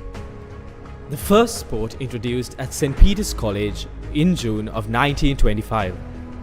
Over the years, the Petrite football team has performed exceptionally well, bringing glory to St. Peter's College as runners-up in the Under-20 All-Ireland Schools Football Championships 2019, runner-up in the National School Games Colombo District Football Championship 2022, champions in the National School Games Western Province Football Championship 2022. Gymnastics. Gymnastics is a sport which many youngsters have taken tremendous interest in and is bound to be one of the main sports in St. Peter's College in the years to come. Hockey. The Petrites have a rich history in hockey since its inception. St. Peter's College has produced many talented players who have gone on to win many awards on national scale. During the past 4 years, St. Peter's College emerged champions in the Under-20 Western Province National Schools Games and champions in the Under-20 All-Ireland National School Games 2019. Judo. Judo has made our alma mater proud with several placement awards under a variety of age categories at the Sri Lanka Schools Judo Championships 2019. Several Petrite judo players have also represented Sri Lanka in international tournaments such as the Sanix International Championships 2019 held in Japan and the Solomon Cup International Championship 2019 in Poland. Karate. Over the years, our Petrites have excelled on a national level and international level, bringing glory to our alma mater, including the Sri Lanka Karate team captain Master Randev Atkorala. Rowing. St. Peter's was the second school to gain membership at the prestigious Colombo Rowing Club in 1959. Rowing has gained popularity among the Petrites in the recent past and has produced many successful rowers. Rowing at St. Peter's College has now expanded to kayaking and canoeing as well. Rugby. Young rugby players of St. Peter's College donned the glorious college colours of blue, white and gold for the first time in 1932, having continued its successful streak in brilliant form over the past 4 years. The Petrite Ruggerites have emerged champions of the 15-a-side President's Trophy 2019, runners-up of the Under-19 7-a-side tournament and champions Under-18 All-Ireland Championships 2019. Team champions in the Western Province Under-19 7-a-side champions for 2021. Scouts. The Scouts lend their support and services and duty in almost every event in college, making them the only all-round extracurricular activity legion in college, among other co-curricular activity-based clubs and associations. Squash. Squash was introduced as a sport at St. Peter's College in 2003 when Reverend Father Felician Ranjit Pereira was the rector. Even though squash started later when compared to other racket sports, it has thus far produced many champion sides in inter-school tournaments and has also produced several national level players. Swimming. The swimmers of St. Peter's College have been recognized on a national and international level ever since its inception in 1930, reaching even greater standards over the past 4 years, producing national level swimmers such as Pandu Karasan, Chris Pavitra, who represented Sri Lanka and holds records at a national level, as well as Master Akalanka Piris, who has brought glory to college by representing Sri Lanka at an international level. Table tennis.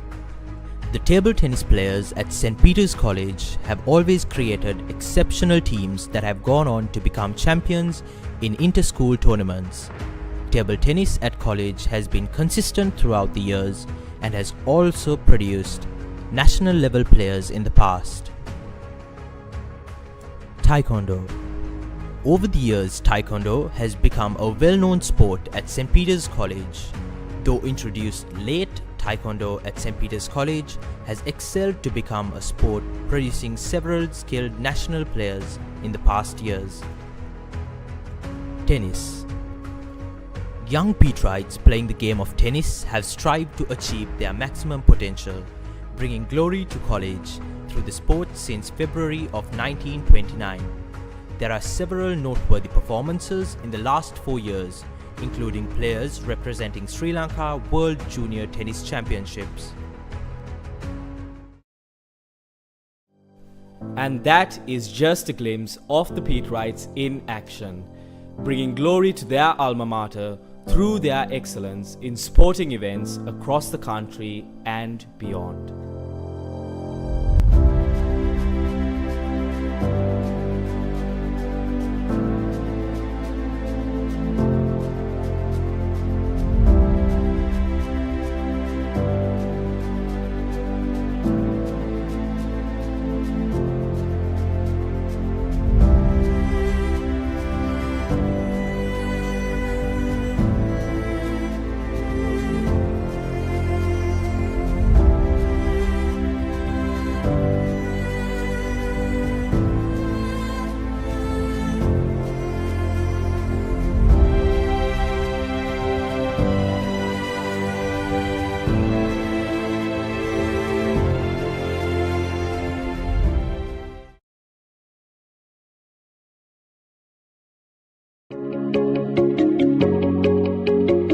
Blue Ocean, a unique brand of luxury apartments in Sri Lanka. Discover the ultimate investment and the privilege of ownership in a unique paradise destination. Blue Ocean extends their real estate ventures with a range of landmark condominiums and attractive opportunity for local and foreign investors who wish to enjoy a green living environment. Our latest acquisition of Kelsey Developments PLC, we have now entered the gated housing market.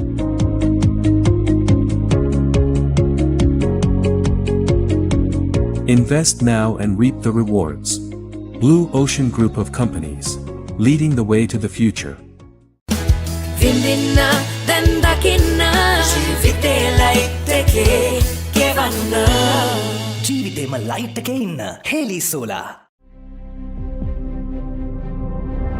Blue Ocean, a unique brand of luxury apartments in Sri Lanka.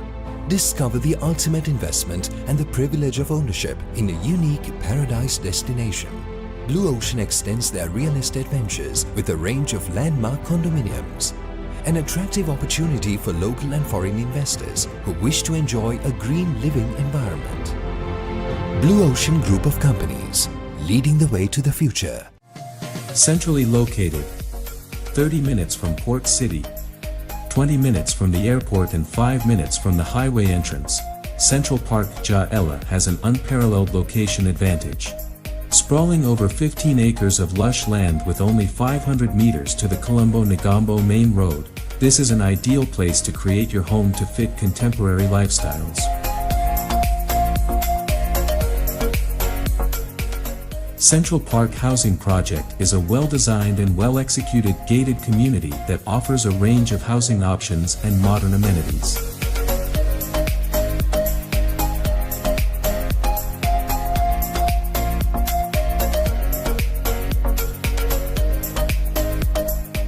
To make your reservation today, call 0777 546 546. A project by Kelsey Holmes.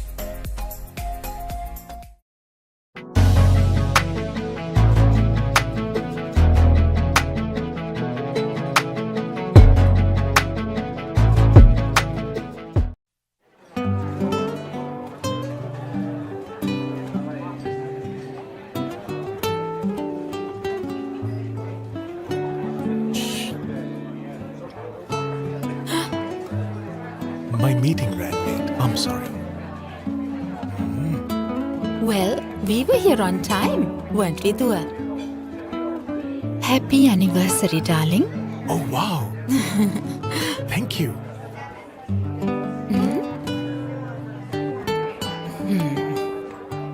Thanks, Tarthi.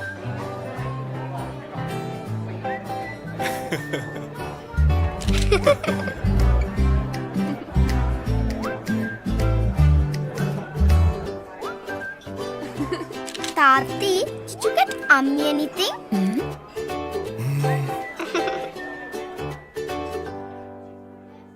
I can't believe this. Central Park Jaela? Yes, it's our new home for our whole family. This is such an amazing surprise. You planned this for our anniversary? I saw your face when we visited Central Park Jaela. That said it all. I was determined to buy it. This is for all of us. It's for our future, darling. Dua, let's go to our new home now.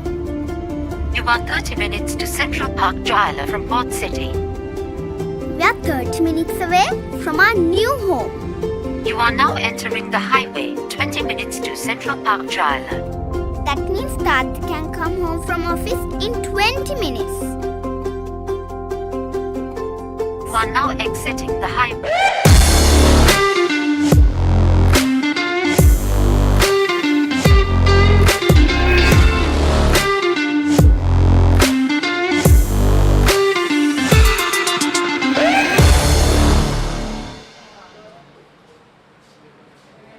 A very good afternoon to you all, and welcome back to the second session of the 35th mini battle encounter. St. Peter's College in a very good position after the first session. St. Joseph's College will try to look for a few wickets in this session, Sandesh.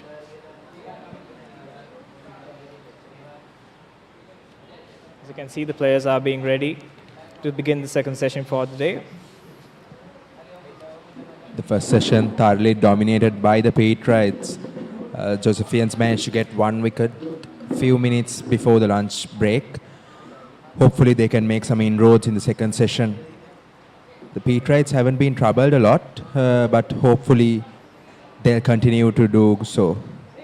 Like I said, the Josephians will look to take the new inroads, try and get a few wickets, break partnerships, because that's what they desperately need at this position. Definitely, they'll need to do everything in their control to make this their session. Potsman on.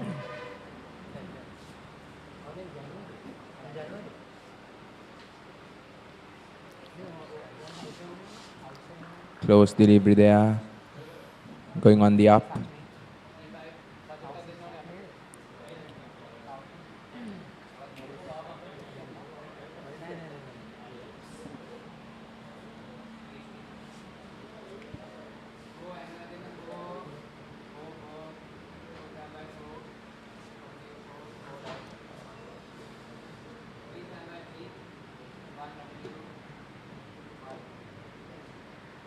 The batsman decided to leave that one as well.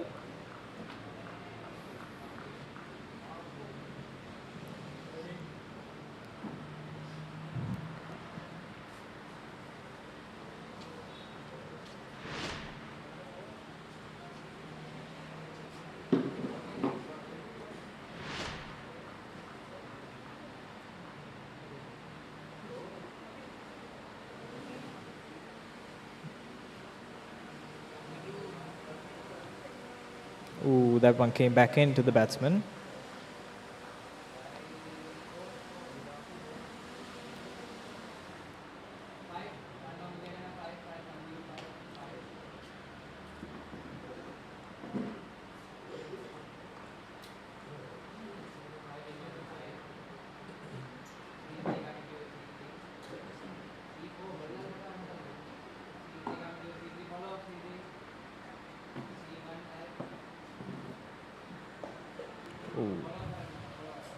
Bounce not up to the standard, coming off the bottom edge of the bat of Ransilige.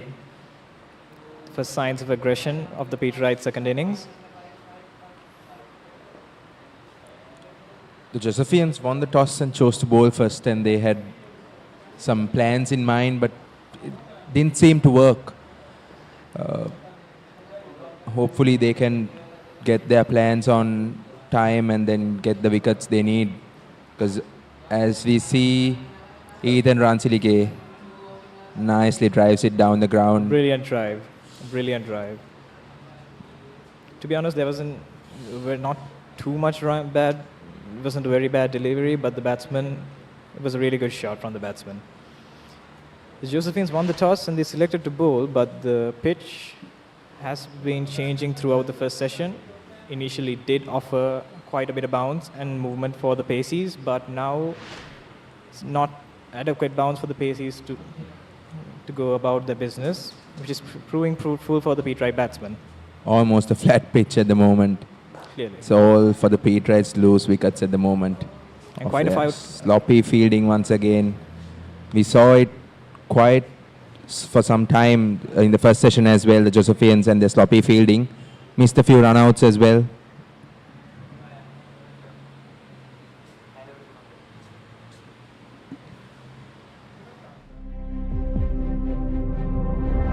Blue Ocean, a unique brand of luxury apartments in Sri Lanka. Discover the ultimate investment and the privilege of ownership in a unique paradise destination. Blue Ocean extends their real estate ventures with a range of landmark condominiums. An attractive opportunity for local and foreign investors who wish to enjoy a green living environment. Blue Ocean Group of Companies, leading the way to the future.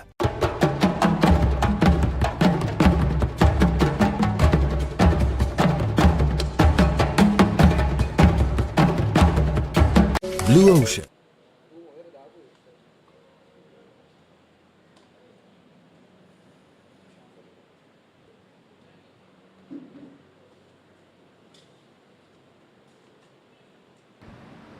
Nishant Pereira back into the attack.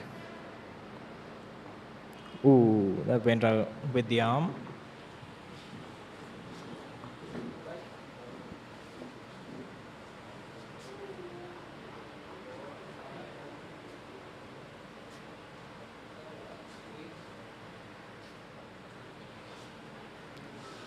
Beautiful delivery there. Getting him to come into the defense and then at the proper time it spun out. Once again, as we see a replay of that beautiful flight and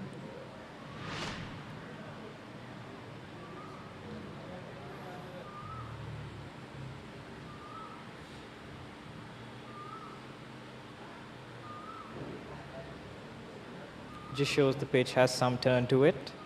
Let's see if the bowler can capitalize. Another good delivery. once again solid defense by Ethan Ransilige.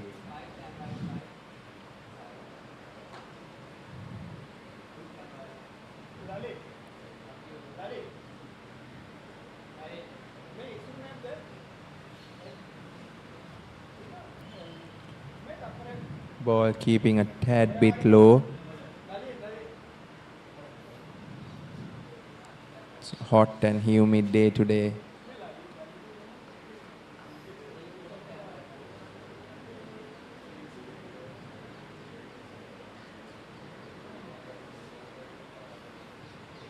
Once again tapped back to the fielder. And it's St. Peter's College 133 for the loss of 1 wicket after 36 overs.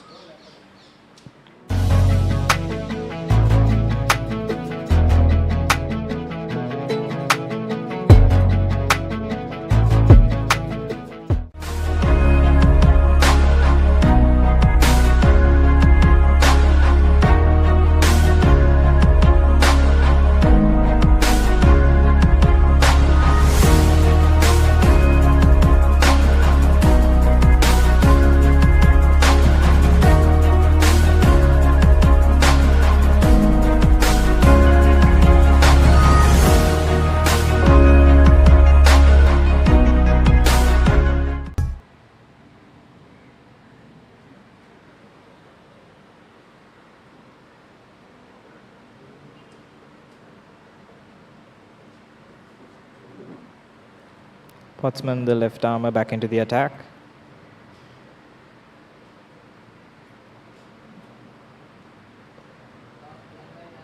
Outside off, straight to the hands of the fielder.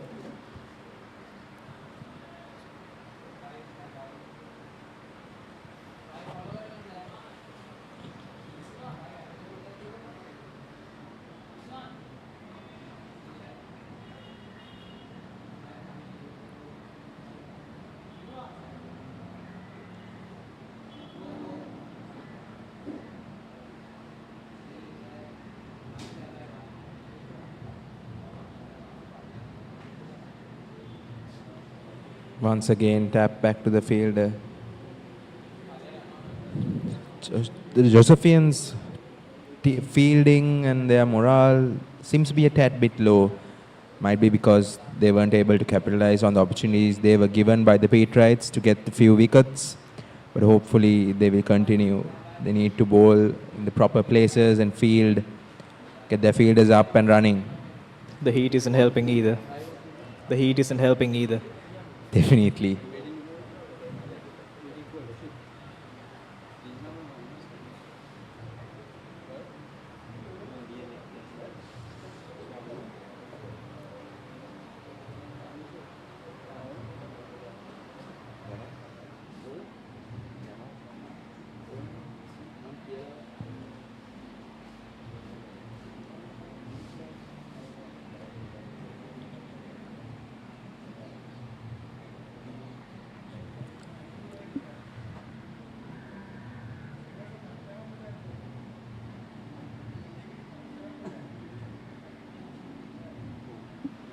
Slower delivery by Potsman.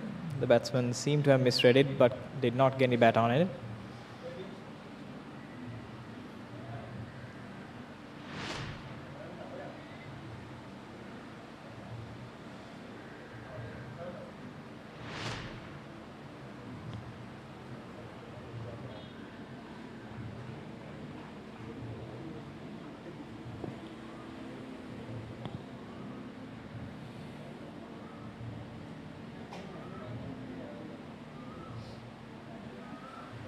Batsman deciding to leave that one as well.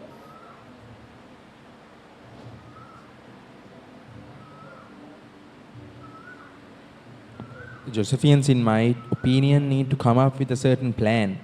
Is to get in a few fielders close in and drop a few short balls, as to see what Ransilike can do. If you keep on bowling in the normal pattern, won't get any wickets to you. You need to go fighting for the wickets. Indeed, the Josephians should, as I was saying, the Josephians should try a few bold approaches, because the Petrites are in a very good position at the end of the 37th over. This is the time the Josephians should try a few changes, bring in maybe a different bowler, and try to capitalize on the situation, because Ransilge is a new batsman. He is yet to fully identify the conditions of the pitch, whereas Silva is in a really good position. He's faced 106 deliveries, scored 60, looking in fine form. They need to make some inroads very quickly. Indeed, they should.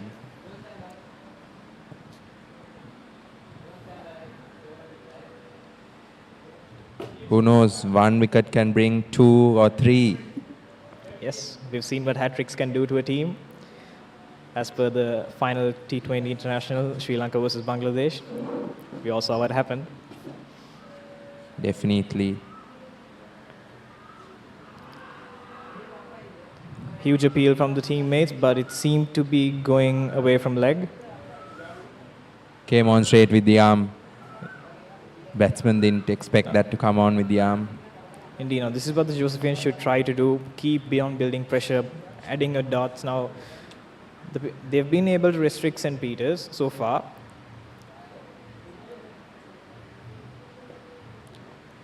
Signs of aggression from the Petrite. And it runs away for a boundary, a brilliant shot by Silva, which again goes to show that he has understood the pitch. He knows what to expect, and he capitalizes at the right moment, which are all signs of a good batsman.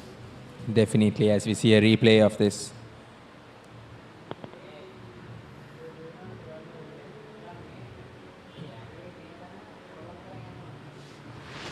A good attempt by the fielder, but the outfield just too quick.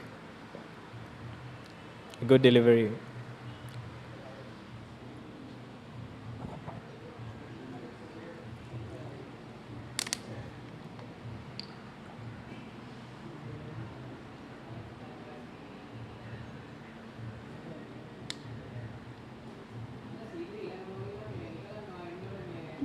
Onto the pads.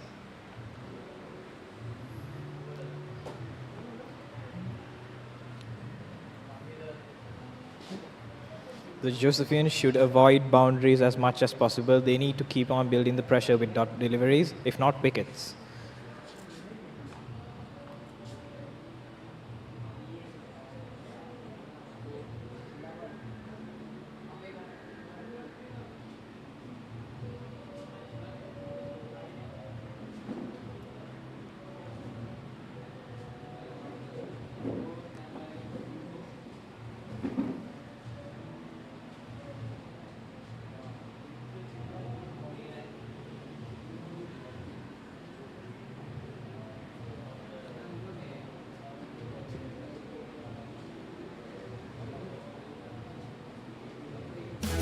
විඳින්න දැන් දකින්න ජීවිතේ light එකේ ගෙවන්න ජීවිතේම light එකේ ඉන්න හේලි solar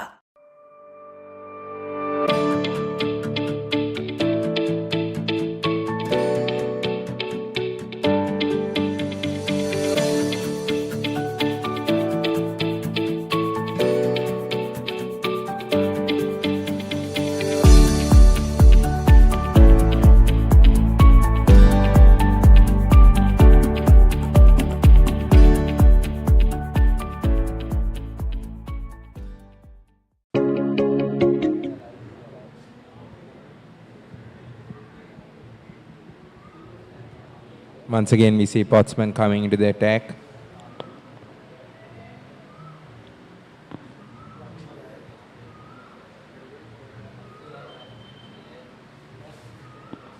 Brilliant delivery there. The ball went away from the batsman.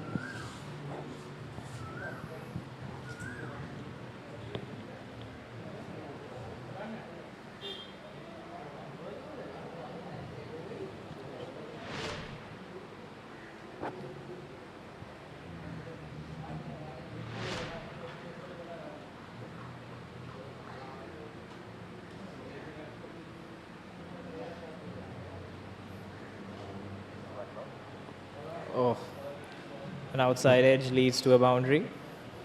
Flies off the edge. Not a convincing shot by Silva, but somewhat in the end it runs. 4 of them. This has got to hurt St. Joseph's. Potsman going at over 4 runs and over. Runs keep ticking in.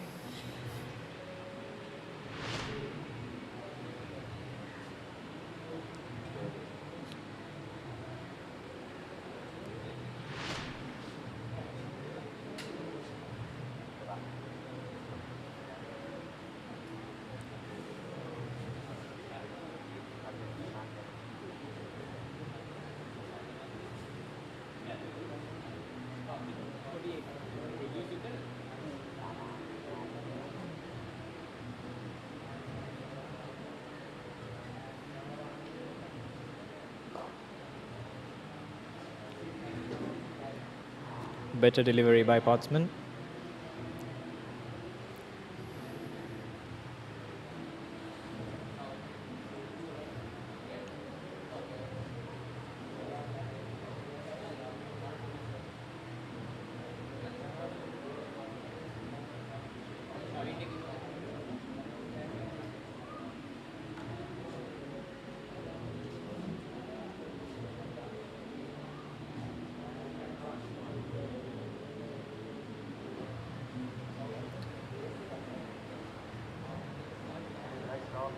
Josephian fielders look down and out. No one really cheering the bowler, getting his morale up. getting him to bowl that next ball with extra effort to get a wicket, to get the batsman to make a mistake. It's not. It always comes from the fielders. Indeed. Their energy comes into the bowler.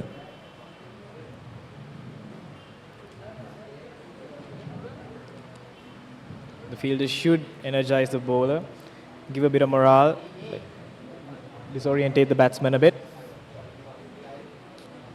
But so far, the Petrite batsmen have showed solid form. They've been very resilient towards Josephian bowlers.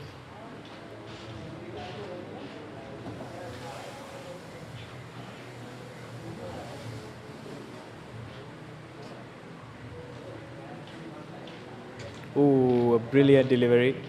Just missing the outside edge of the bat. Sportsman trying as hard as he can to do whatever within his grasp to get a wicket for the Josephians. As we see a replay of that ball. Brilliant bowling by Pottsman. Really good line.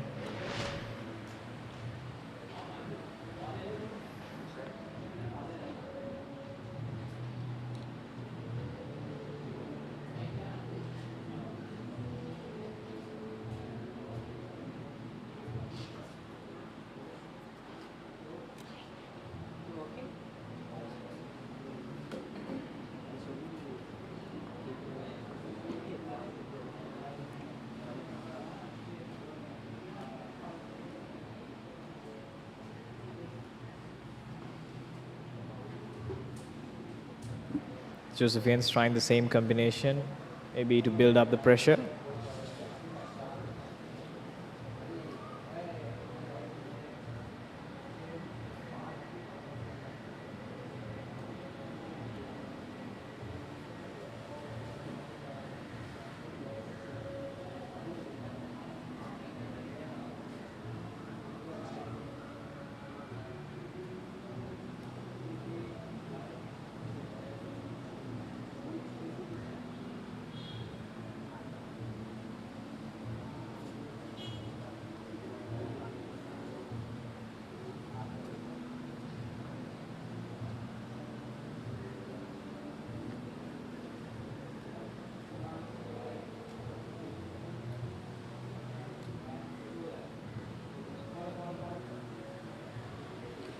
Once again, the ball keeping a tad bit low, getting the batsman to think twice before he plays a shot. But right now, that playing bowl shot, is that necessary for the Petrites? Certainly that's what the Josephians are hoping for. They're trying something bold and maybe getting a wicket in the process. So far, the Petrites showing real solid form with the bat. Cruising along at the moment are the Petrites. Once again, brilliant shot. Just touched into the gap and goes away, runs away to the boundary. At the end of 40 overs, the Petrites are 147 for the loss of 1 wicket.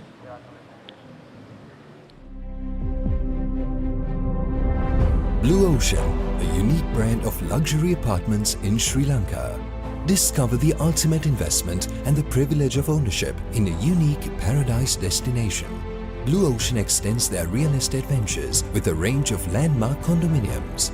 An attractive opportunity for local and foreign investors who wish to enjoy a green living environment.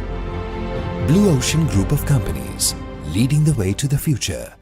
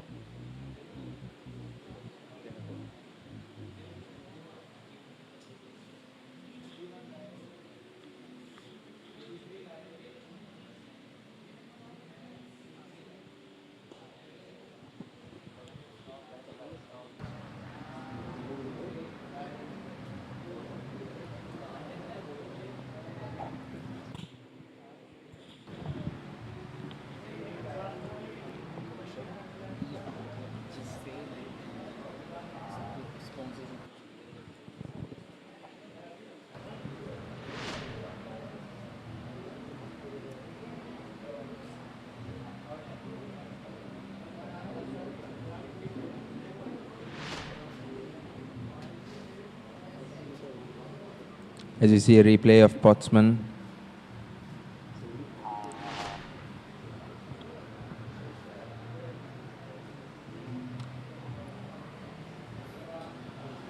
Hugo Silva, another brilliant shot against Potsman, which results in another boundary. Petrite really not showing any sign of weakness at the moment. He's thrashing on the Josephian bowlers. Definitely, as we see a replay of Silva smashing it down the ground, ball running away to the boundary. No signs of aggression from the Josephians, and the Petrites cruising along. They have reached the 150 in the 41st over, with Silva on 73 of 119 balls, and Ransilige slowly but surely going along with 13 of 25 deliveries. Yeah, Petrite Media. The coverage of the 35th mini battle encounter brought to you by our merchandise partner, Blue Ocean Group of Companies, and our printing partner, Watchguard Security.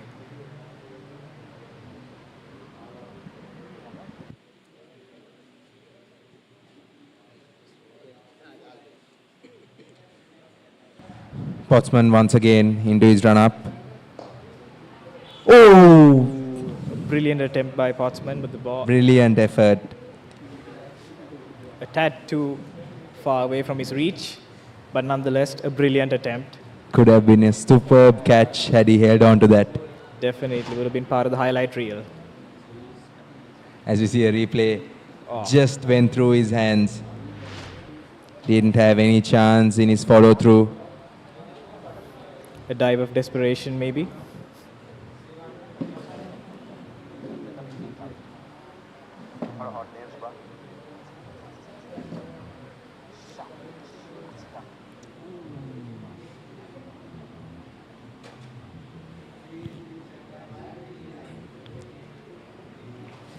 As we can see, Potsman going on a lone battle against the Petrites. The fielders showing no signs of support for his bowler, and the Petrites cruising. As we see the final ball of the 41st over. Once again, brilliant fielding there. Stopped a certain boundary. And the Petrites take a single. At the end of the 41st over, Petrite 152 runs for the loss of 1 wicket.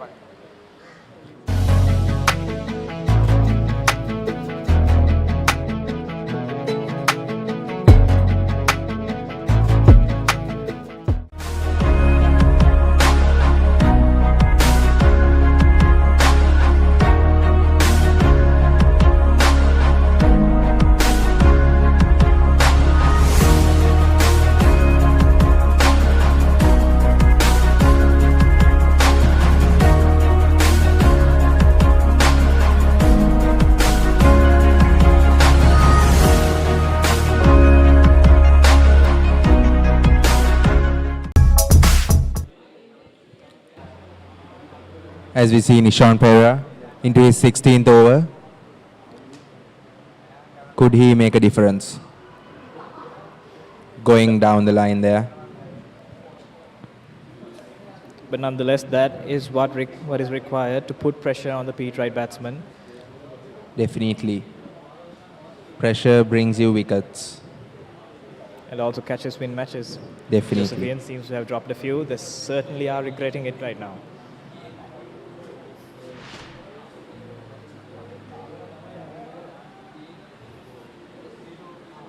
Once again, down the leg side and runs away to the boundary.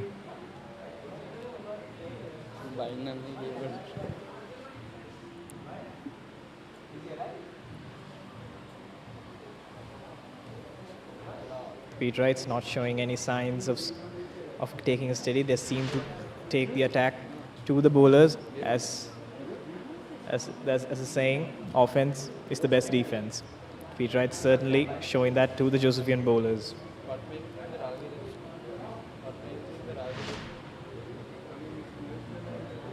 The Petrites are cruising along, but they aren't showing any aggression. playing the ball to its merit. Capitalizing on the few weak deliveries of the Josephian bowlers and making sure it sticks. Once again, Silva going down on his stance. Short ball tapped back to the fielder. The Josephian showing no signs of urgency as well.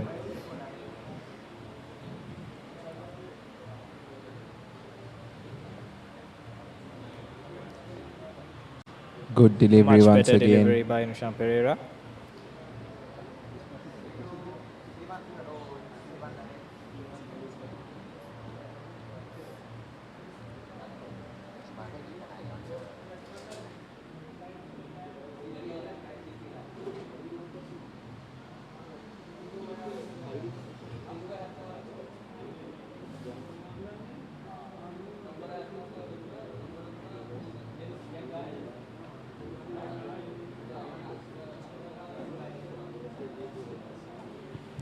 Good delivery there. The batsman coming down on his defense.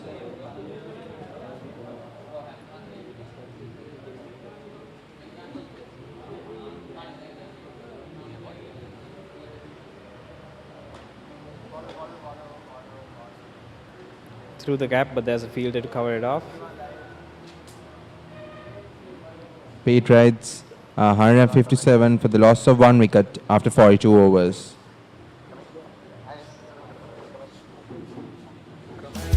විඳින්න දැන් දකින්න ජීවිතේ light එකේ ගෙවන්න ජීවිතේම light එකේ ඉන්න හේලි solar.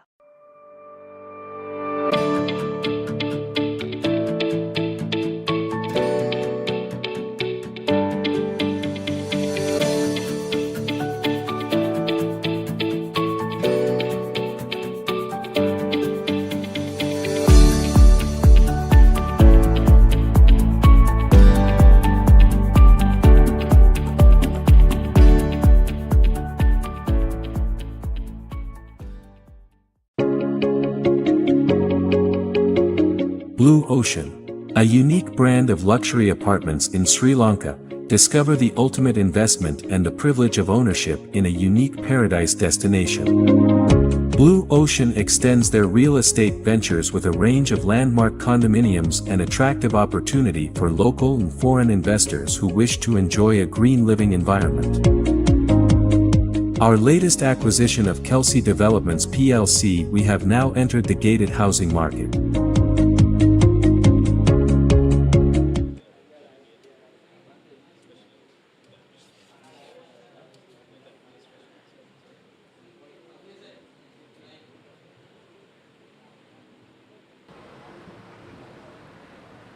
Batsman back into the attack.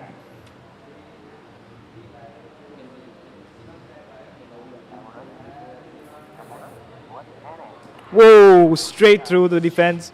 Another wicket for Pottsman. Hiruka Silva, the in-form batsman for St. Peter's, goes for 79 runs, a well-made 79 runs. But from the Josephians' point of view, this was the breakthrough that they desperately needed. Definitely. Brilliant delivery by Pottsman. As we see a replay of this. Straight through the defenses. Straight through onto the off stump.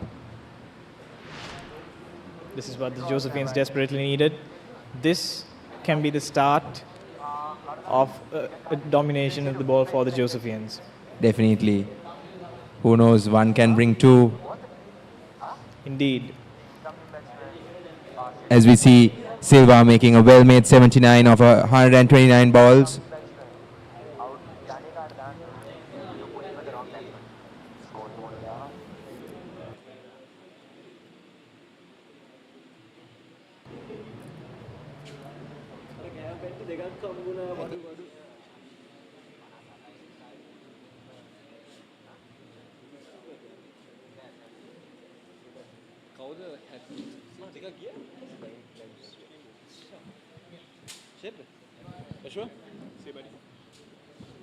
Thanks, man.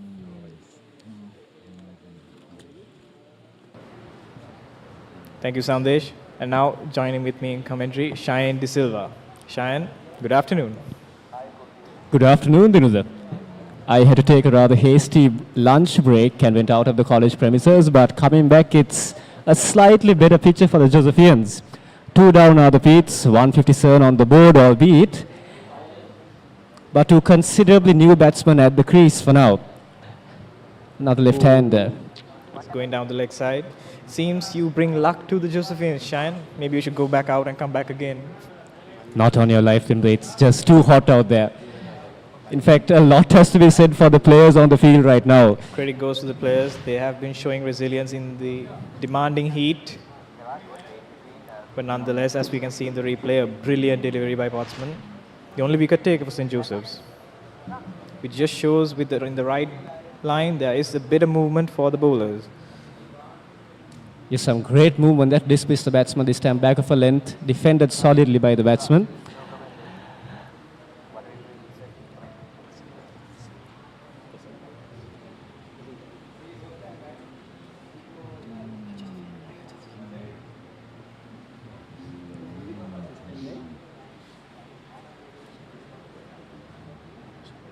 Chamidu Pereira on strike, the new man in.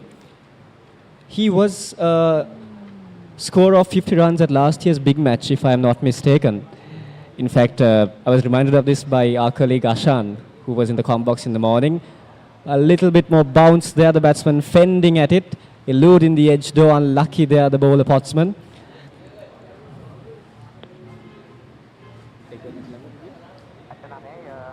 Even though Pottsman has been hit for a few out of the park, he's still the resilient bowler, being able to take 2 wickets with 2 brilliant deliveries, 1 LBW and another clean bowled. He has sent the openers back into the pavilion. We'll see what else he has to offer.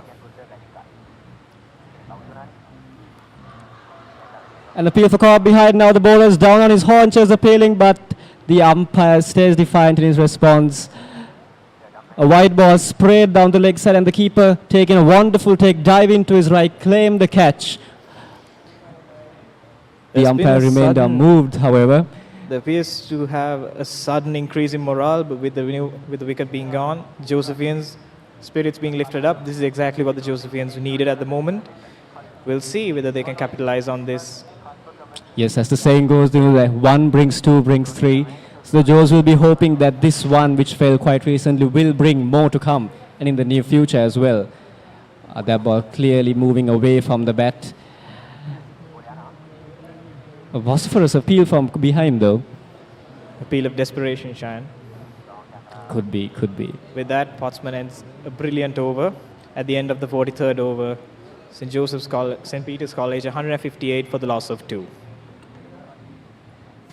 Centrally located, 30 minutes from Port City, 20 minutes from the airport and 5 minutes from the highway entrance, Central Park Jaela has an unparalleled location advantage. Sprawling over 15 acres of lush land with only 500 meters to the Colombo-Negombo main road, this is an ideal place to create your home to fit contemporary lifestyles.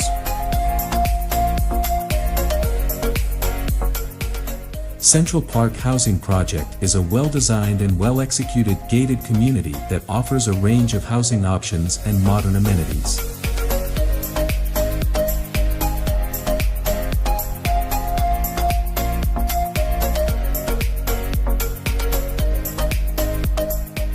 To make your reservation today, call 0777. Rushan Pereira back into the attack. Plumb in front, and it's given. Rushan Pereira gets his first wicket. St. Peter's College lose their third, and Chamidu Pereira is out LBW. He never seemed to be in rhythm, and Rushan Pereira capitalized on it. Plumb delivery, a great delivery.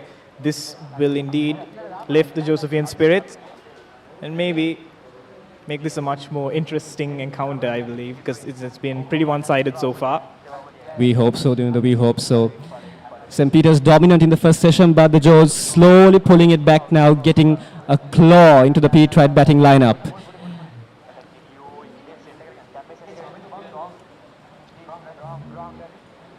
As as Chamidu Pereira walks off the crease, unable to make a mark in this first innings. Only a run scored in 5 deliveries.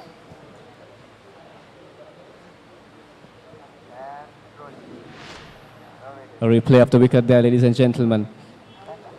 A lovely ball tossed up on the stumps, going on with the arm, and that is dead in front. A brilliant off-spinner's dismissal.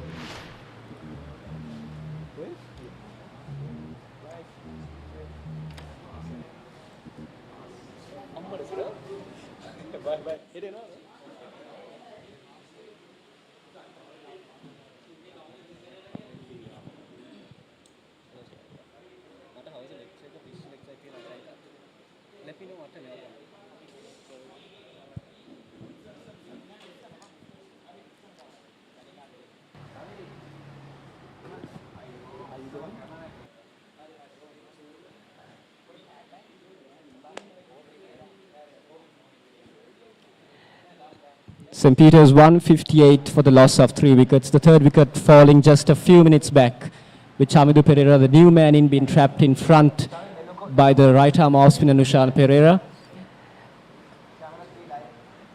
2 slips in now for the new man, another right-hander. The Josephians are trying to put the pressure on the Petrite batsman, get a few wickets, and turn the game back to the Josephians' favour. First ball to the new man, Garuka Sanket. Defended on the back foot solidly. Dude, I was absent for quite a while in the morning session.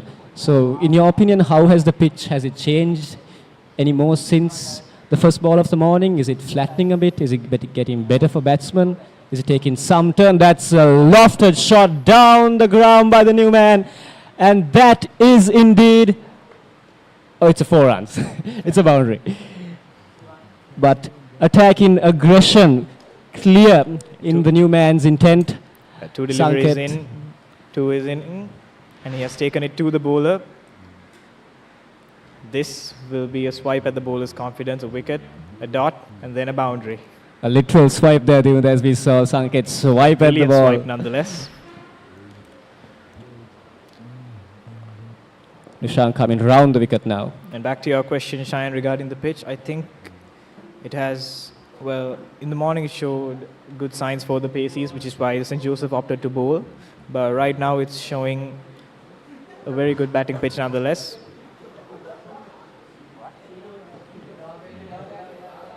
Better delivery by Shyam Pereira.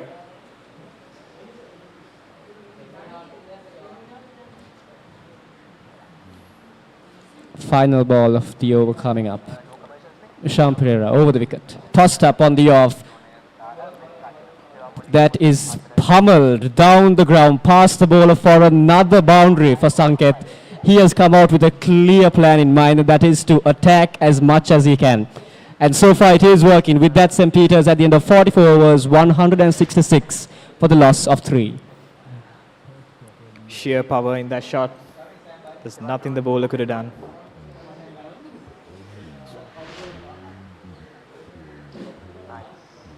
Now this is where the Josephian should bring in the paces, bowl a few bounces, put pressure on the batsman to make a mistake.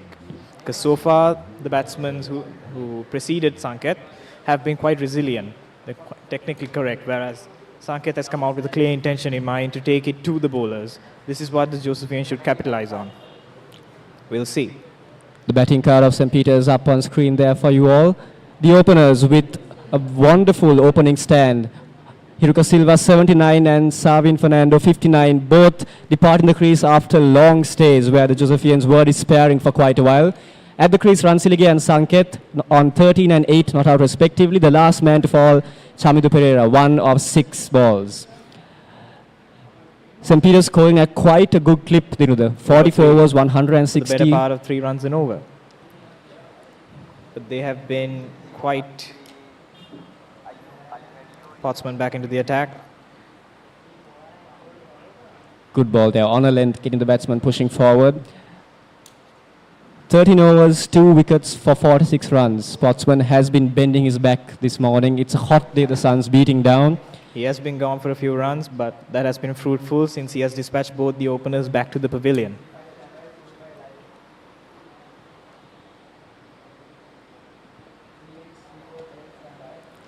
Ethan Ransilige on strike facing Potsman for the second ball of the over. Running in. Outside the off stump, the batsman shoulders arms as the keeper takes the ball in his hands and passes it on. This must be frustrating for Potsman.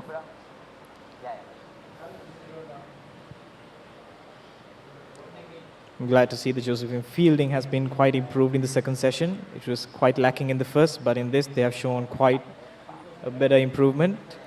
Yes, we did see a few overthrows, a dropped catch, and many more slight fielding mishaps in the first session, but much more on point this time are the Joes. Oh, a bouncer there. Now, did that make you happy?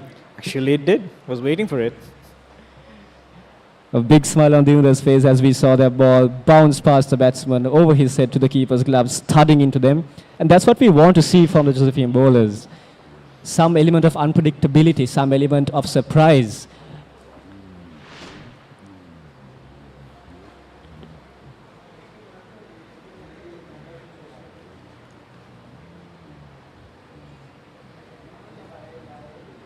What will Potsman's follow-up delivery be? Full one. Outside the off stump, the batsman attempting a stroke, but the ball moving past his edge there. So two good deliveries by Potsman. One a sharp bouncer taking the batsman by surprise. Another one just wafting outside the off stump.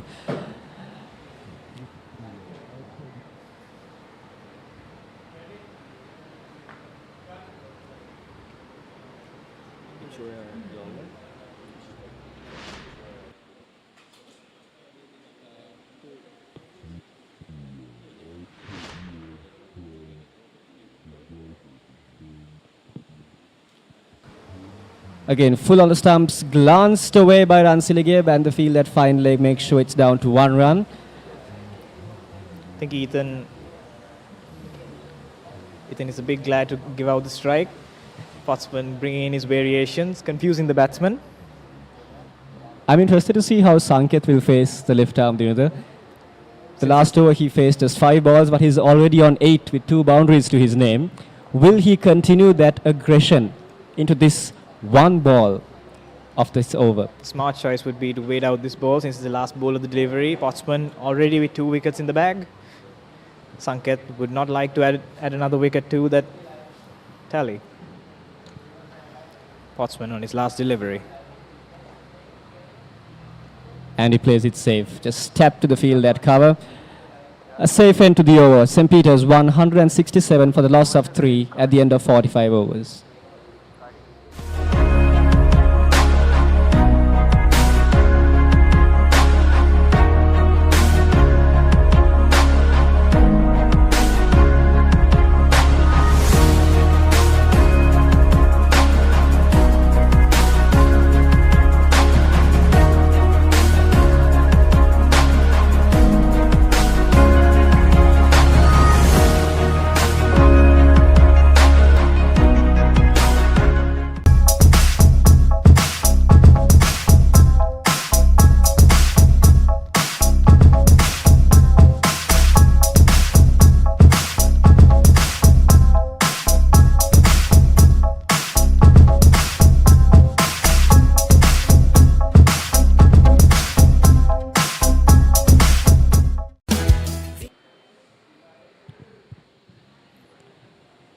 Nisham Pereira to continue from the pool end. 17 overs, 55 runs and 1 wicket, that of Chamidu Pereira in the one before the last over to his name. Nisham Pereira. I beg your pardon, it is a replacement. A surprise replacement. You know, normally you would continue the wicket-taking bowler from his end, would you not? I would, but in this scenario, a change of bowling is actually a smart decision from the captain's end. Given that Nushan was hit for 2 boundaries in his final few balls of his last over. And Sanket seems to be an attacking batsman, which he has clearly showed in the previous over of Nushan Pereira. But we'll see what the right arm has to offer.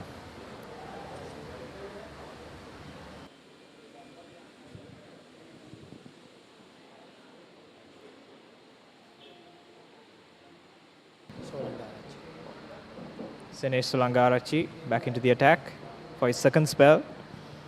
So far 2 dots. The Ethan Ransilige playing it safe. more gentle pace from Solangarachi rather than out and out fast bowling. His job would be perhaps to keep it on a line and length, build the dots, build the pressure, while the partners, at the moment Pottsman from the other end, can attack, as they have been doing in the last couple of overs. So his presence will be crucial as a dampener on the Petrite scoring.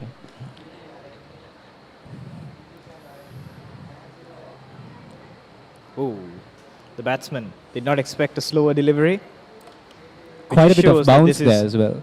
Indeed, but this is exactly what the Josephians need so far, a positive bowling change which may disorientate the batsman a bit. We will see. So far 3 deliveries, 3 dots. But the dots aren't exactly what the Josephians require at this moment.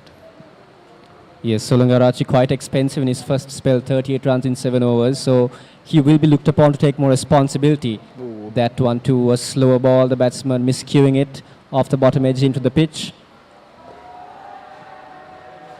He started off quite well, Dinuda, in his second spell. 4 balls, just a 1 run. Or 4 dots, is it? Yes, 4 dots. The keeper at the stumps, which shows that Solangarachi's pace is not quite extreme pace. 2 slips still in place for him. 5th ball of the over. Again a slow ball, and that's wrapped the batsman. He just manages to get his bat down in time and evades it hitting his pads. A brilliant bowl by Solangarachi. Great variation, Dinuda. Batsman Almost did not flicked expect it with his fingers. Yes, the batsman clearly in all sorts there. A bit of Mahesh Seekshana in that delivery, I guess. Quite.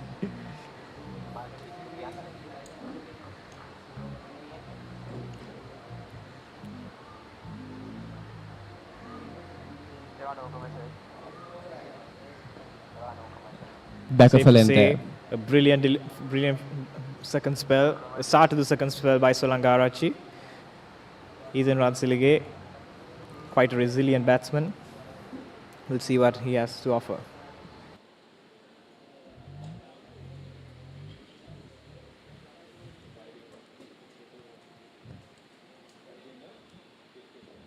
The 35th Battle of the Saints mini battle encounter between the second 11 teams of St. Joseph's and St. Peter's College, taking place at the St. Joseph's College grounds on this sunny day. A sunny Sunday, I guess. I like your use of words there, Dinuda.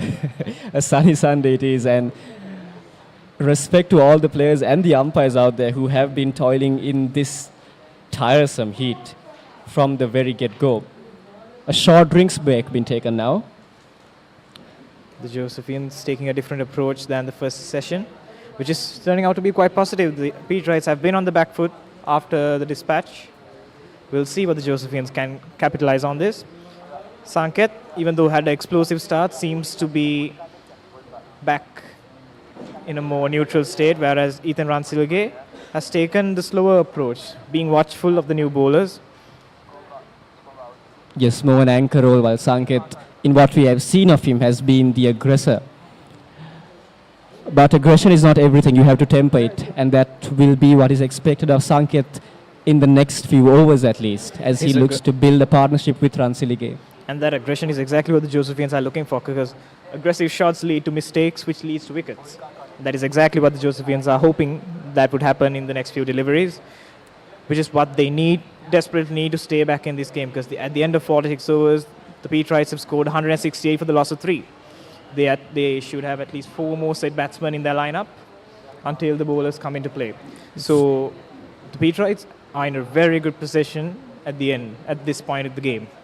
Josephians should try and capitalize on their momentum, get a few wickets, keep adding on pressure with the dot deliveries, and maybe throwing a little bit of banter here and there to disorient the batsmen, because so far the fielders have been quite neutral and a bit mundane to watch, to be honest. But now, with the spirits being lifted up high after the loss of 2 wickets in back-to-back overs, the Josephians seem to be back in the game. But we'll see. That is the beauty of cricket, isn't it, Dinuda? Indeed. You never know what is coming, when it is coming. It's the unpredictability of it that makes it so enjoyable to watch, as we see Potsman been removed and replaced with a spinner from the pavilion end, the end from which we are commentating.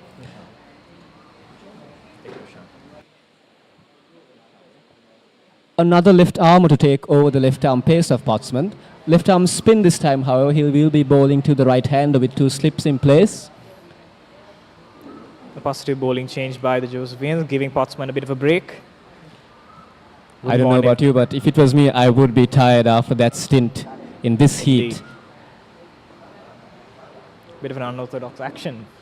But good ball to start with. It's Vijay Tunga into his 7th over now, 17 runs given. If he can add a bit of flight, a bit of turn, that would definitely disorientate the batsman and allow the 2 slips to maybe grab a flyer.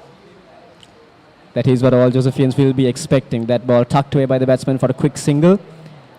The call is for 2, and they will take 2. The ball is running and the keeper takes it, but it's not the throw to the between the wickets stumps. by the Petrite batsman, capitalizing on every opportunity that they get. Actually, the runs have been taken not only by boundaries, because the Petrites have been brilliantly running between wickets. Very proactive between the wickets, and that's what has been so enjoyable to watch of the Petrite innings, is that they have never let themselves get bogged down, even when they were losing wickets, even when opening on a supposedly green top. They constantly kept their pace going, be it through singles, 2s, boundaries. The misfields didn't help either. Brilliant shot. A single there between the 2 batsmen. The scoreboard ticks over 1 more. What Ransilige and Sanket are trying to do is keep on rotating the strike, disorientate the bowler, maybe get a few runs off the over as well. Whereas the Josephians are looking to pile on the pressure with dots and maybe get a few wickets along the way before maybe 4 or 5 wickets before the end of this session. Yes, I'm sure St. Joseph's will be looking to, if possible, even bowl out the Petrites before the end of the session if they are looking to end this match with a result in their favour. St. Peter's, however, will look to edge this lead forward and forward with every little run they can. Outside the off, they're just a bit of grip off the surface there. The batsman caught in 2 minds there, on the back foot, but just wafting his bat as the ball spun past it.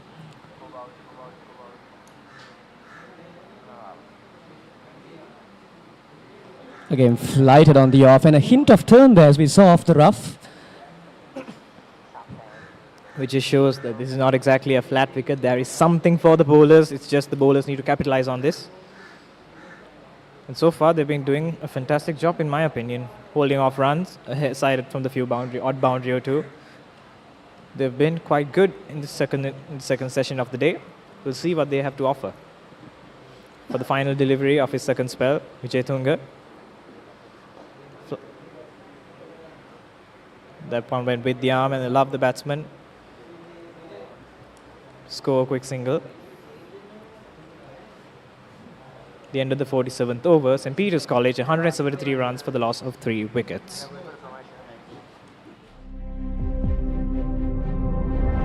Blue Ocean, a unique brand of luxury apartments in Sri Lanka. Discover the ultimate investment and the privilege of ownership in a unique paradise destination. Blue Ocean extends their real estate ventures with a range of landmark condominiums. An attractive opportunity for local and foreign investors who wish to enjoy a green living environment. Blue Ocean Group of Companies, leading the way to the future.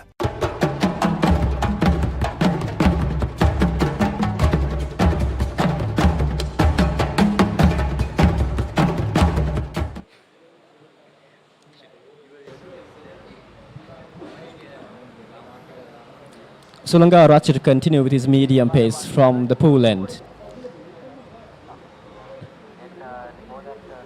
St. Peter's 172 for the loss of 3 after 47 overs. And another bowling change has taken place as we watch. Nushan Pereira will resume from the pool end. The Josephians opting for a 2-spinner strategy at the moment. Brilliant. The batsman swiping at it, but could not get contact. That's what the bowler is hoping for, to maybe get a few wickets along the way. Sanket looking to continue his aggressive approach to Nushan Pereira. Nushan being the wiser in that occasion. We'll see. Clipped away by Sanket. And they will take 2 there as the ball indeed runs away to the boundary. So Sanket collects another 4 to his name. Lovely time in there, just clipping it away through the mid-wicket region, and that ball raced away to the boundary. As we can see in the replay, flicked away on the leg side, which leads to a boundary. So the plan is clearly to attack Nushan Pereira, to not let him settle into any rhythm whatsoever. Again, tucked away towards the mid-off region this time. 2 fielders set in place to avoid another boundary like that. Nushan Pereira taking quite the liking to... Sanket taking quite the liking to Nushan Pereira. Mistook it for a bit. We are yet to see if Nushan will take a liking to Sanket in the overs to come. Indeed.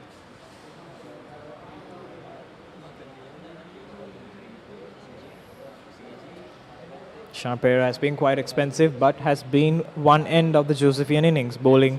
Now this is his 18th over. He has been toiling hard. Just 1 wicket to his name, but he has bowled far more than what he has got. He deserves more. Perhaps We'll a little aura in lines and lengths at the time. Just a tad short there, and the batsman guides Brilliant it towards the fielding. field at point. Definitely avoided a boundary. There is an appeal for the run out here by the Josephians, and is he run out?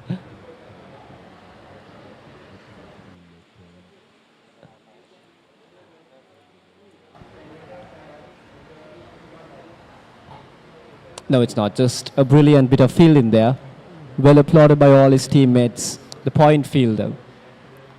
Nushan to Pereira continue. to Sanket. Oh.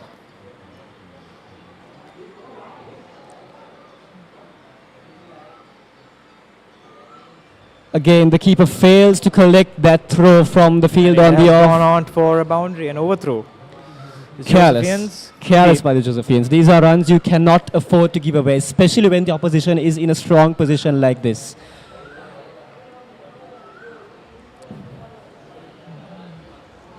As I keep on saying, Sanket likes to bat against Nushan Pereira. Slower, maybe he's a good batsman against spin. 21 already off just 13 balls, striking at a strike rate of almost 170.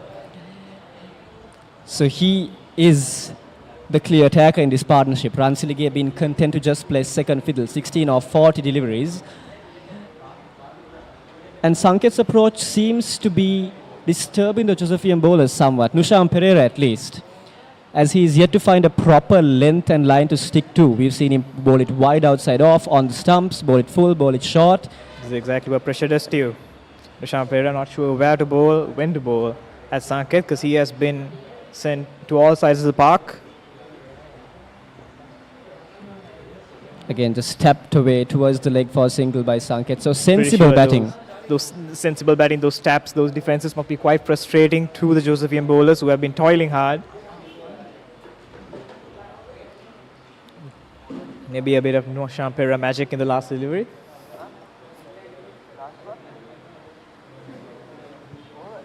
In fact, we will have to wait till the next 6 balls are completed to wait for more magic from Nushan Pereira, as the 48th over of the Petrite innings comes to a close. St. Peter's 183 for the loss of 3. Vindinna then dakinna ජීවිතේ light එකේ ගෙවන්න ජීවිතේම light එකේ ඉන්න හේලි solar.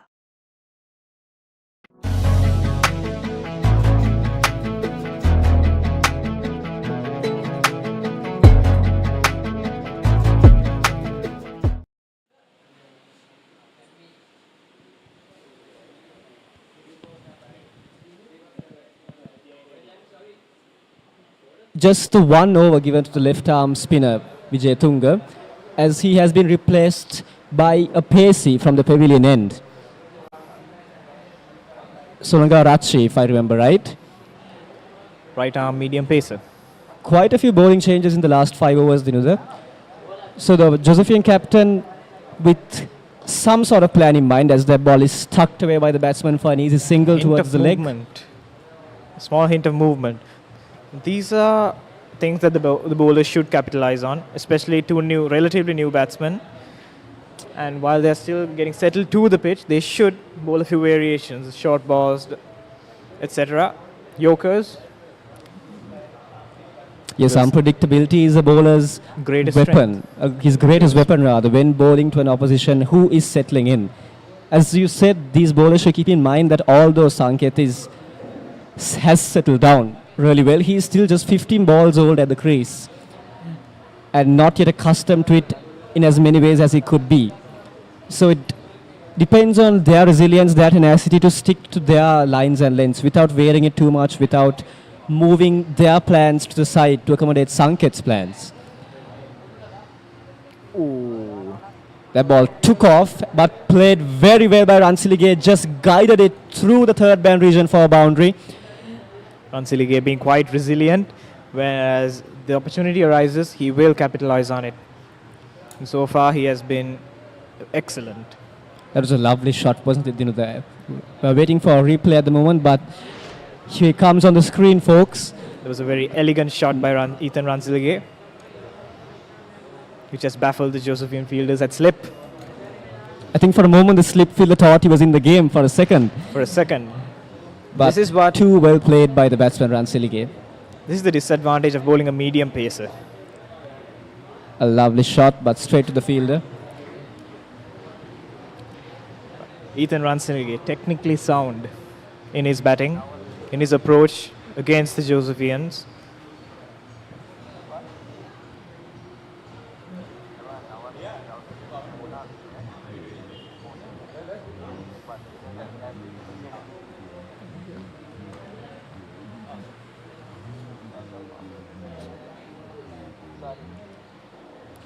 A wild hoik there for Ransilige, but to no avail as the ball eludes his swinging bat. Quite unorthodox from Ethan Ransilige. Quite unexpected. We did not see that coming. I don't think the bowler did either, but no one did. Very well bowled in the end. If that had connected, it would probably be on the main road. Definitely.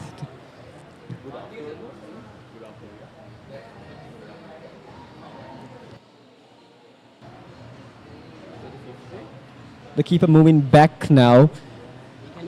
So Surangarachi looking to turn on the pace somewhat in his final two balls of the over.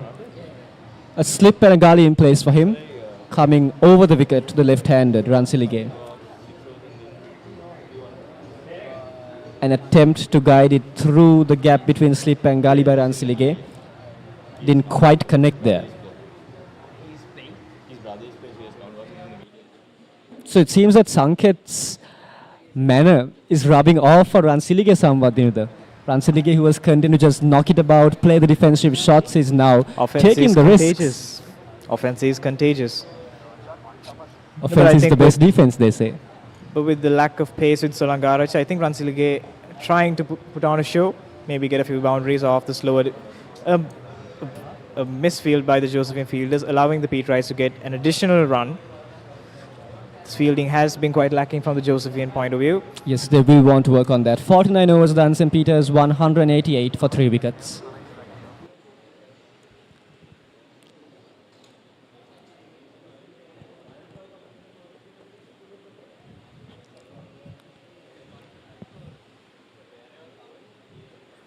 A drone shot of the lovely Bearer Lake, which borders the College of St. Joseph's, who is hosting this 35th mini battle of the Saints encounter. This production brought to you by the hard-working members of the Petrite media. All credit to them for their efforts and work in bringing this production to you in such a successful way. St. Peter's 49 overs done, scoring at quite a decent clip, just under 4 runs an over. St. Joseph's seemed to be clawing in about 5 overs back with 2 quick wickets, but since then there's been some quick scoring by the Petrite batsmen, not allowing the Josephian bowlers to settle into a rhythm. And that indeed has been embodied by the many bowling changes employed by the Josephian captain in the last couple of overs. Nushan Pereira back into action against a batsman that really likes him. Sanket preferred to just turn the strike over at that point. He tells Nushan, I'll try you on a different day. Nushan seems to be bowling wide outside the off stump to Sanket, which perhaps shows that he is mindful that he will be taken to the cleaners if bowling towards to a straighter line. towards the arc of the batsman. Indeed. So what Nushan is trying to do is capitalizing on the aggression of Sanket and maybe ploying him into making a mistake. Induce a false shot or two.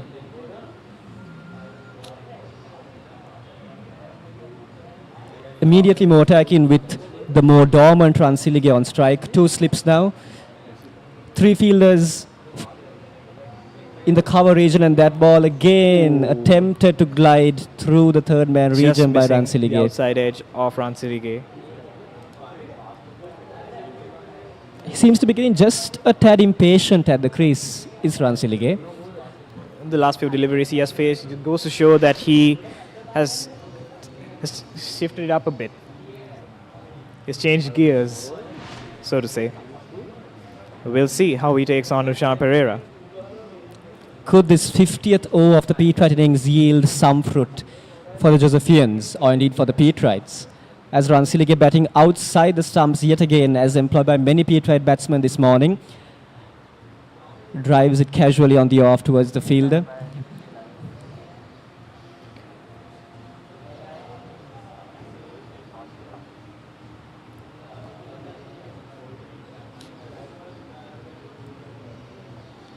Drop shot there by Nushan, and Ransilige does connect this time, and there is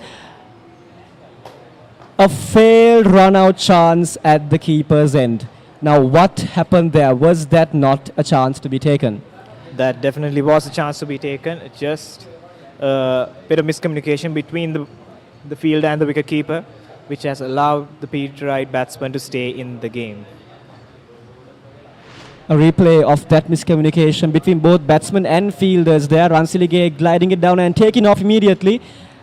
And a wayward throw by the fielder. Oh, Ransilige had already run away. And the other batsman was inside, but perhaps a quicker reaction could have brought a more productive result. Quicker reaction and much better communication between the fielders and the wicket-keeper and the bowler at the two ends. The final ball of the 50th over. Again, short, wide. The fielder fails to collect 1 run to the Petrite total. At the end of 50 overs, St. Peter's College, 191 runs for the loss of 3 wickets.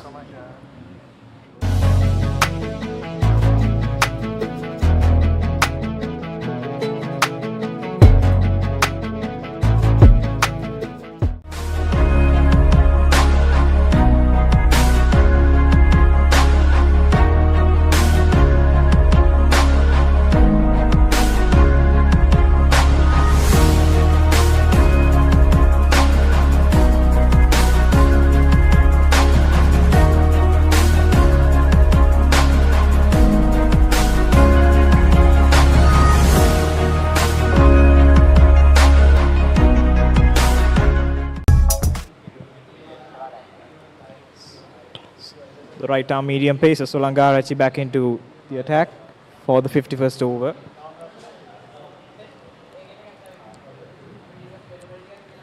Solangarachi wicketless so far in this first innings of St. Peter's College, and he will be looking to add some sort of redemption to his tally before this innings is done. Continuing from the pavilion end, coming right arm over the wicket to the right-handed Sanket. On a length then defended solidly by Sanket, who seems to be calming down somewhat, Dinuda, from his initial display of aggression.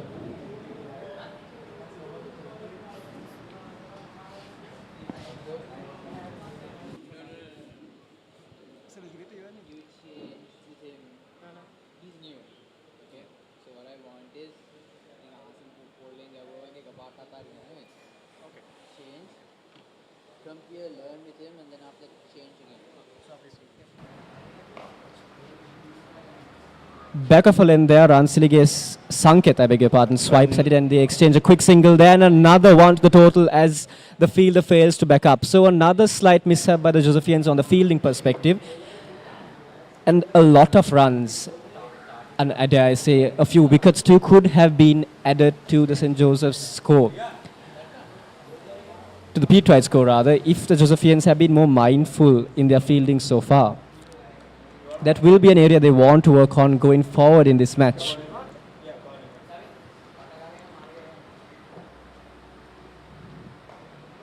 Again, outside the off, back of a length. Good attempt.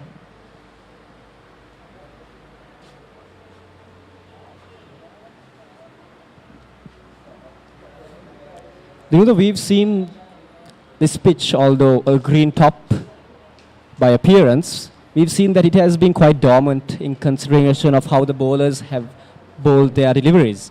But we've also seen that certain balls skid through, keep low, while others, like that one for instance, they bounce a bit more than expected.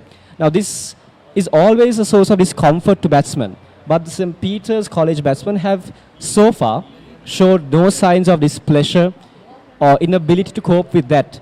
Does that speak to you of how good St. Peter's have got their eye in terms of batting, or in the lack of variation, lack of penetration from the Josephian bowling perspective?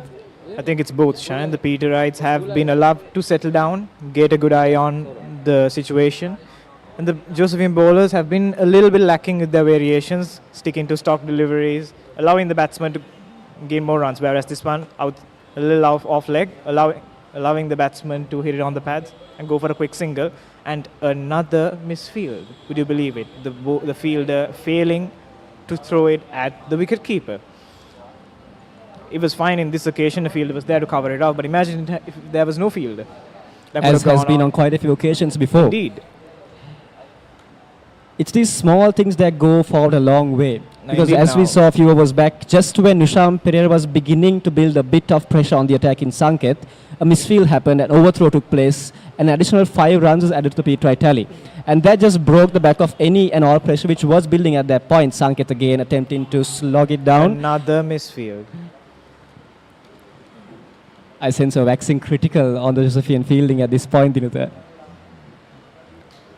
The Petrites, though, will be very happy seeing what has taken place so far, given that it has added quite a few runs to their score in this first innings. 4 runs below 200 at the moment, just 3 wickets down, and St. Peter's currently in a very strong position to take a firm grip of the match in the first innings itself. A slow ball there, back of a length. The batsman watches it as he guides it towards the fielder in the cover region.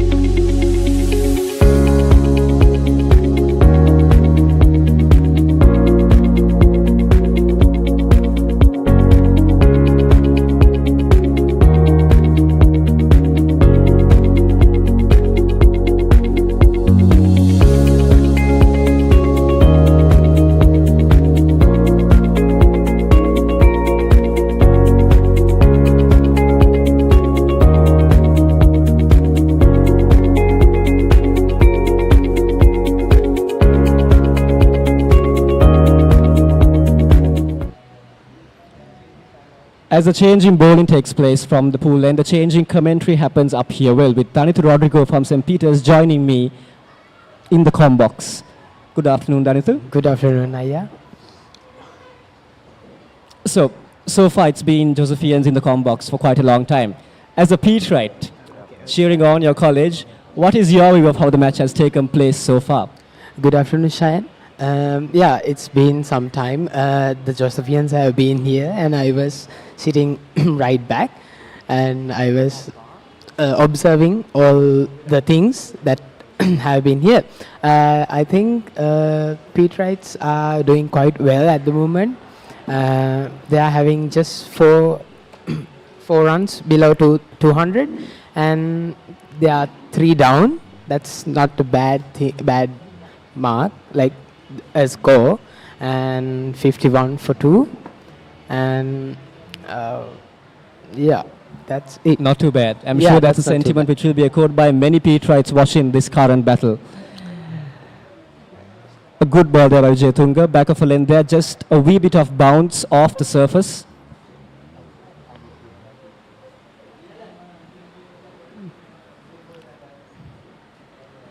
Sanket on 29 already. He's overtaken his partner Ansilige.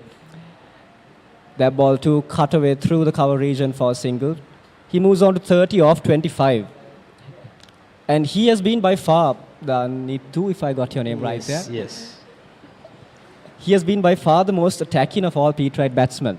And we've seen that attacking temperament has rubbed off not just on his partner Ansilige, who too is looking to score runs, but also on the fielding side, who are making many bowling changes with every over that takes place. Now, from your point of view, is this attacking temperament, which has so far been showed by Sanket, good for St. Peter's? Or does it have some sort of risk in it as well? Well, it is possible.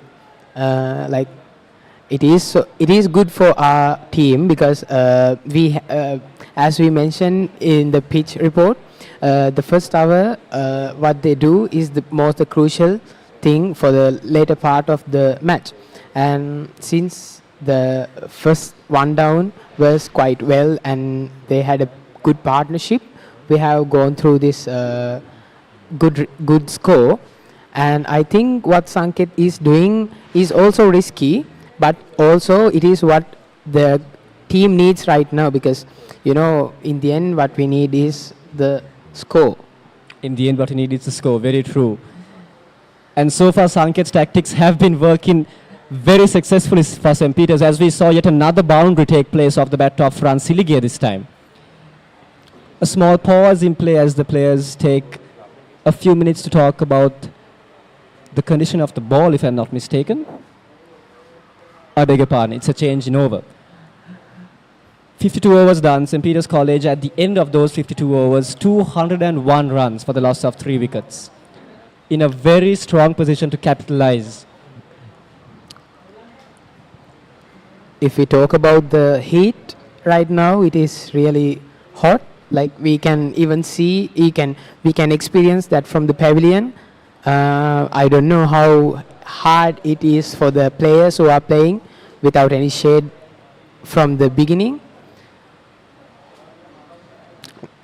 It must be tough. It is. It must be really. Not only for the players, but also for the umpires. Yes, unsung heroes of the game are the umpires, standing there for hours on end. A lovely bit of wrist work there from Sanket. The fielder makes sure it doesn't go for too many though. Collected well, just a couple. But Sanket going on his merry way.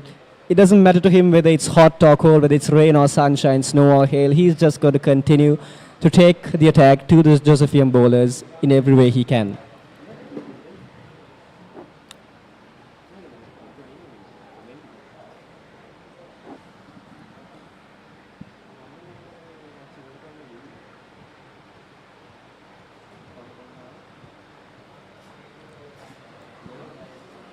We've seen that St. Peter's, well, obviously, they are in a good position. 202 runs, just 3 wickets down.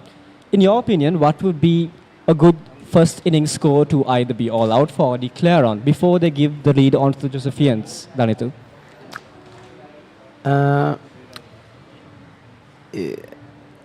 How much would they be looking at, given that they are in a very good position at the moment? I think they will, if they go with this flow, I think they will score more than 260. But that depends actually, isn't it? Because things can happen in the right next second. So what Sanket is doing is what is the team needs right now, and we can see, of course, Sanket and Ransilge are building a proper partnership at the moment. Nicely cut away through the gap by Sanket this time, and he will earn another 4. So he is going on his merry way. St. Peter's are coasting at the moment as the score moves on to 207. Solangarachi just stirring in length there, dropping it short, and Sanket's eyes lit up as he latched onto that and just placed it through the gap, through the covers for another 4. To be fair, Sanket is using his bat really well.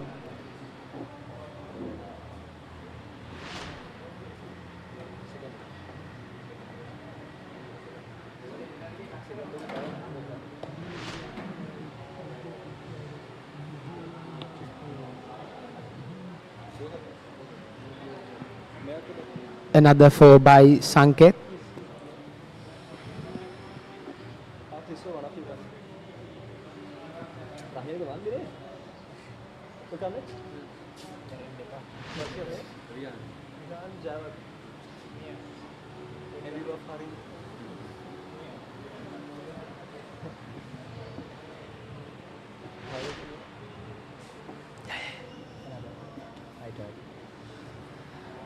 Two fours there at the bat of Sanket. He's settling in nicely now. 39 of 29. Sulanga Rachi into his final ball. Quite expensive now.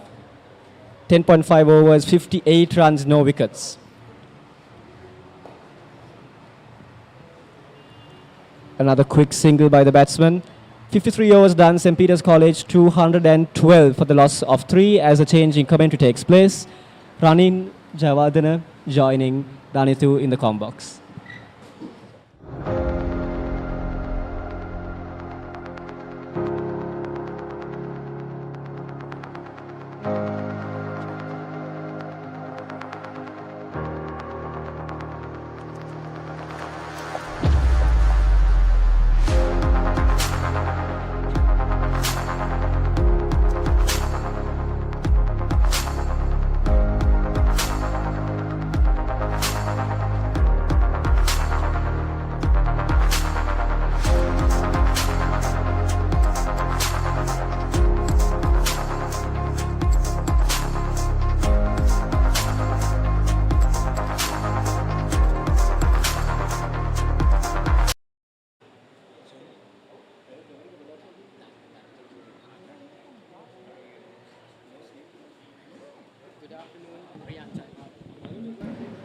Good afternoon to you too. Good afternoon, Riyan Jayawardena. Good afternoon to you too.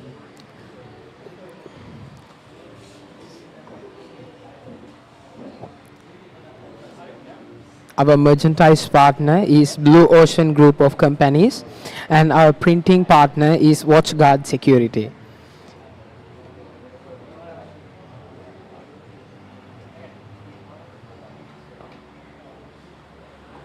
Bowling from the pool end is Vijay Tunga. And what a shot by Sanket. Moves him up to 46 runs. Wouldn't you say that Sanket's a quite power hitter in this match? Danithu? He's been playing quite fast runs. He and is. scoring many beautiful shots against St. Joseph's. He is actually. He almost had 4 runs by 3 times now.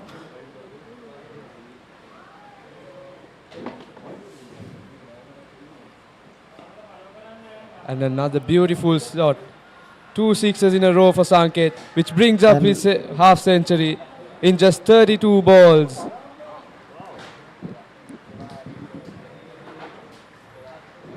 A really magnificent performance by Sanket.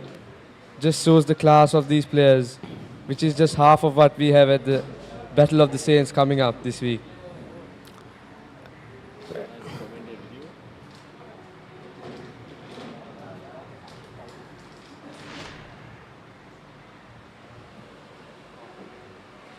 What a beautiful shot there by Sanket. Riyan, what do you think about how the Josephians are feeling right now with all this happening? Yes, it's been quite some sloppy defense by the Josephians, not giving away easy catches and not feeling that well. And I think that you never know in cricket matches, one ball can change the whole game. It is, yes.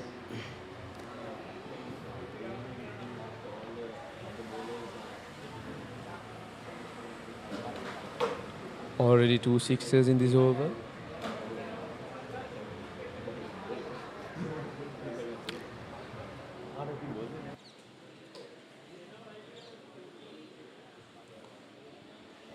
It's and out.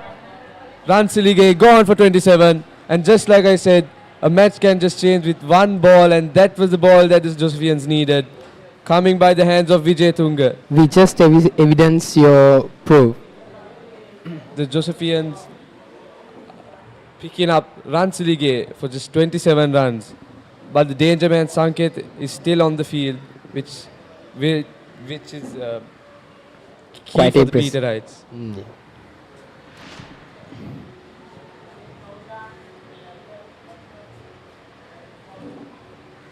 A simple catch for the Josephians. But with the way they were feeling this match, it was quite a hard one too. It is. Because they were almost having a partnership building by.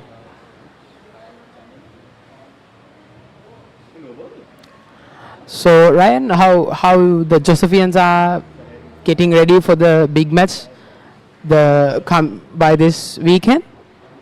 You could say that they are preparing well, as we know that Josephians have dominated the big match a lot in the past few years. And I think this encounter will be one of the best ones too.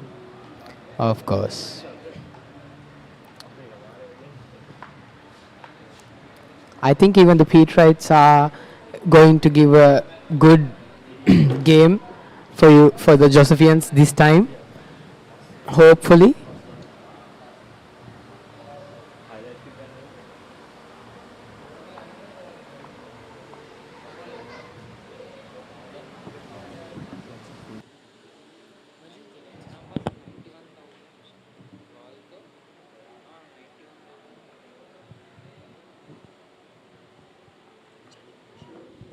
And Janik Kaushan coming onto the field now for the Peterites.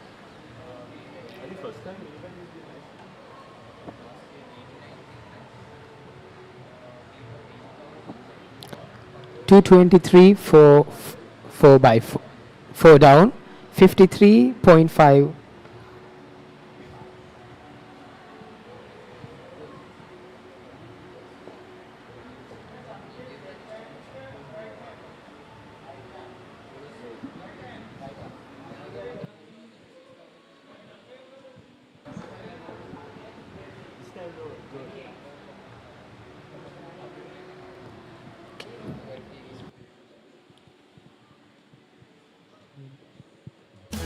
විඳින්න දැන් දකින්න ජීවිතේ light එකේ ගෙවන්න ජීවිතේම light එකේ ඉන්න හේලි solar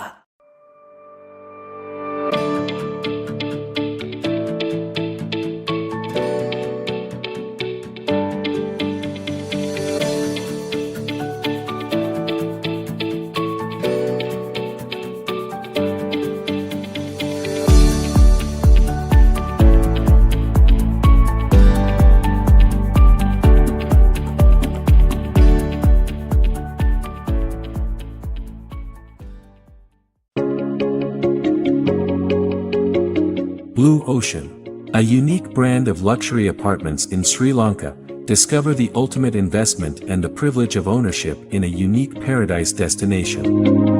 Blue Ocean extends their real estate ventures with a range of landmark condominiums and attractive opportunity for local and foreign investors who wish to enjoy a green living.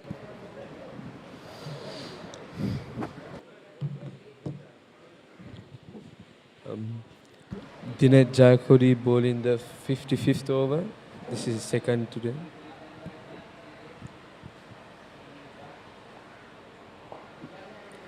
And another beautiful shot by Sanket. And it rolls away for 4. Sanket's been hitting some beautiful shots today. A really classy player that you might see in the upcoming Battle of the Saints.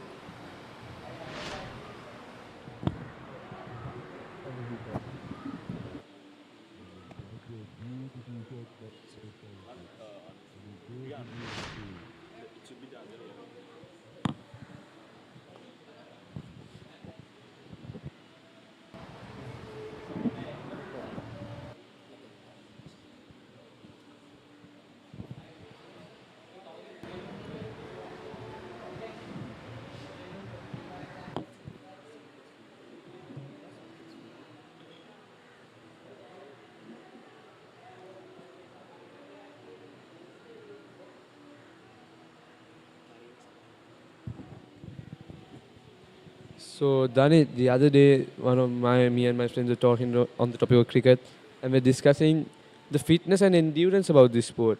Because some might say it doesn't take as much as fitness and endurance as other sports like football and rugby.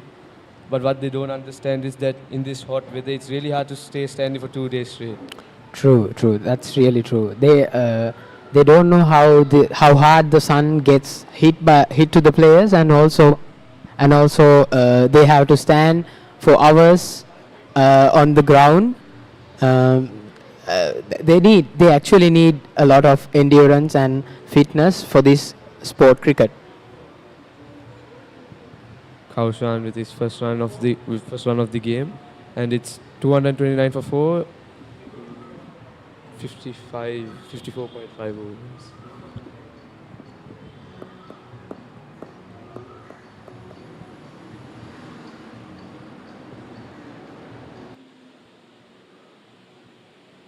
Actually, I think Sanket scored the fastest half century up to now.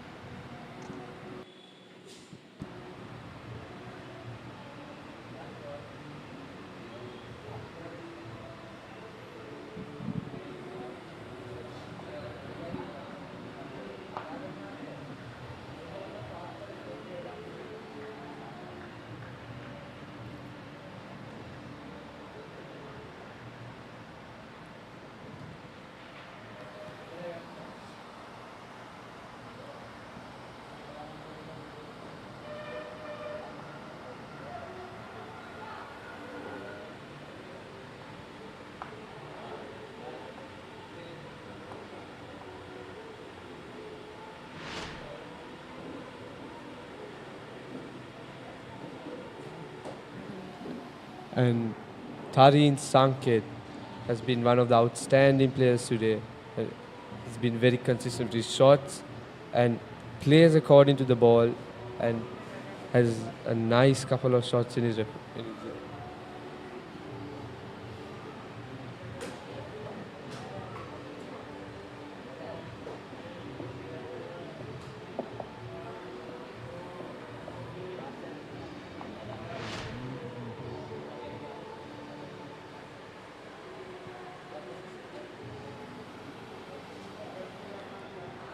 One of the biggest achievements as a Josephian is to play in a Battle of the Saints, and every player on the pitch today is trying to get that opportunity to play out in this upcoming match. And it's Vijay Tunga bowling from the pool end.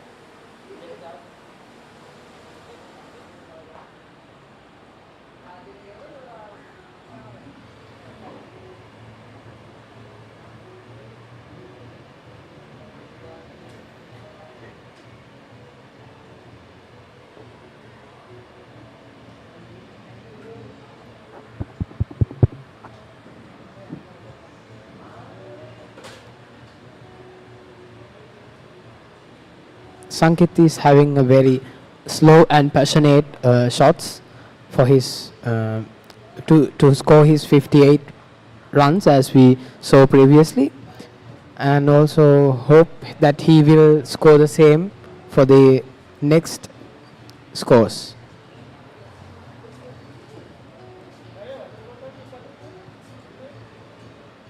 The Josephians really need another wicket if they want to get back into the game. And that's brilliant fielding by the Josephians. We didn't see any of these during the day. And the Josephians fielding has got has improved a lot since the last few overs. And this is a good thing to see, as they were not performing as well before. Actually, they are changing the bowlers properly, and they have a proper field better than the previous overs. We can see that. The captain Nimket is really using his bowling options really well right now, and really close. That's a close one. A beautiful ball to end the over. 231 for 4 in 56 overs. විඳින්න දැන් දකින්න ජීවිතේ light එකේ ගෙවන්න ජීවිතේම light එකේ ඉන්න හේලි solar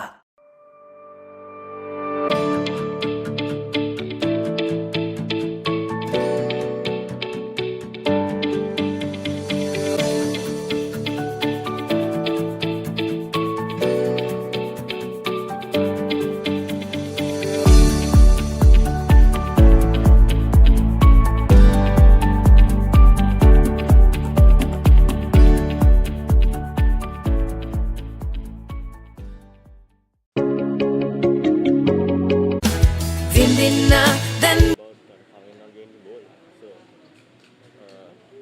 I want to tell something about Kaveh not getting the ball. No, I'll come. You ask me. I'll tell you what to ask me when I come in. Kaveh hasn't bowled yet, so I want to bring that. Like I want to bring that up, and you ask me why the most experienced player. Get it? When I come here, not now. Sorry.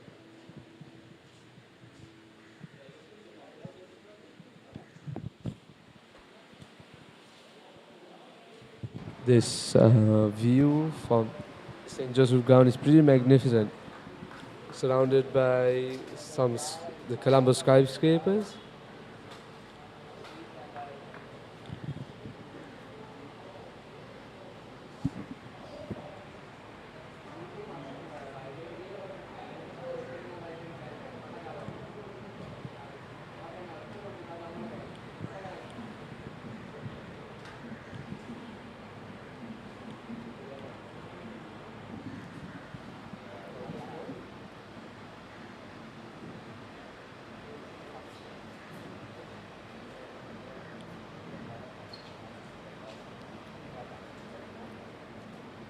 Rian, how do you feel for home in the mini battle, 31st mini battle of Saints as the home grounds? How do you feel for playing the 35th mini battle at your home grounds? So far, I don't think it has been a good performance by the Josephians, as they have way more potential to do better. There have been some really sloppy fielding and some bad decisions made, and this affects the game. Every small little detail in the field or while you're bowling or batting affects the game a lot, because cricket is not like other sports. With one ball, the whole game can change. For the batsmen also, it's really hard to concentrate during every ball in this weather.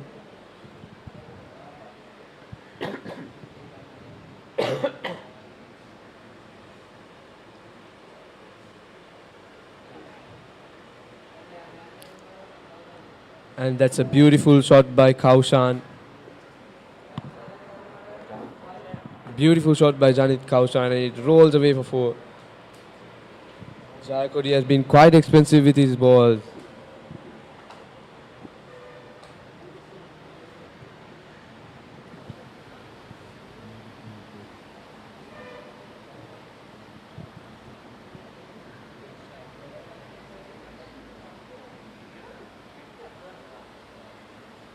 Josephians really are not living up to the expectations that they were set earlier this year.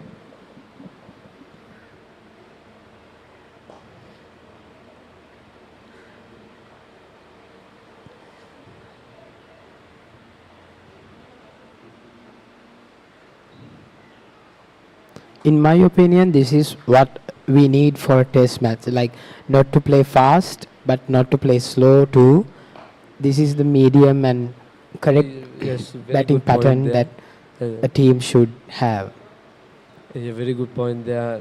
As Tareen Sanket has been playing at a magnificent speed, this is the kind of speed you need for these kind of tests, as it's only 2 days. Like, most of the reason that most of the people don't really watch test matches is because of it ends in draws more often, and it's really hard to see a win. The last win of a Battle of the Saints was in 2016. and it's 236 runs for 4 wickets in 57 overs. විඳින්න දැන් දකින්න ජීවිතේ light එකේ ගෙවන්න ජීවිතේම light එකේ ඉන්න හේලි solar.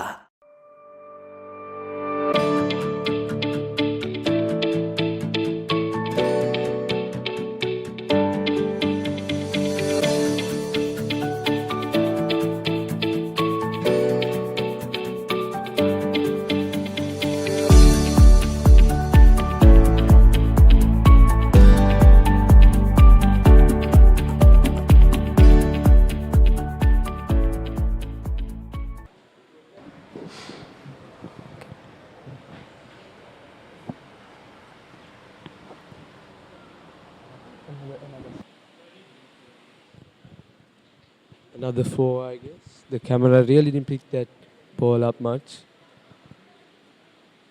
Oh, unlucky for the Josephians.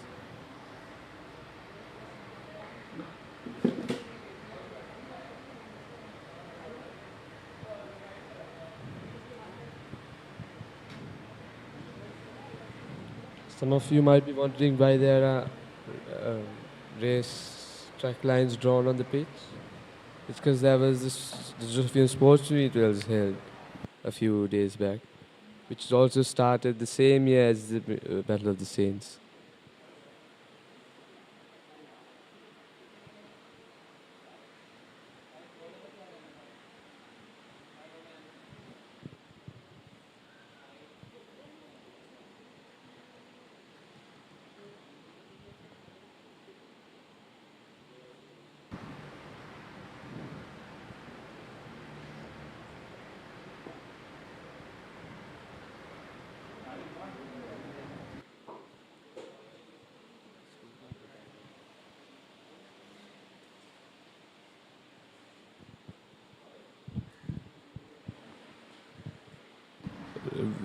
Leslie Vijayatuka has not really been picking up the pace after that wicket he got, giving away cheap runs.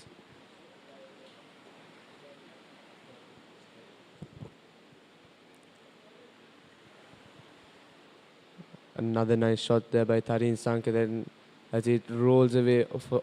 Beautiful defending from the Josephians. That's good fielding from Josephians. That's exactly what the Josephians need at this stage of the match.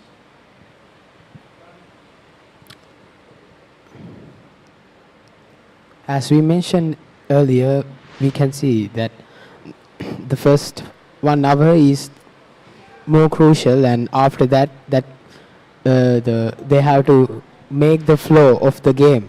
And I think Petrite batsmen are able to do that in their way. It's 243 for 4.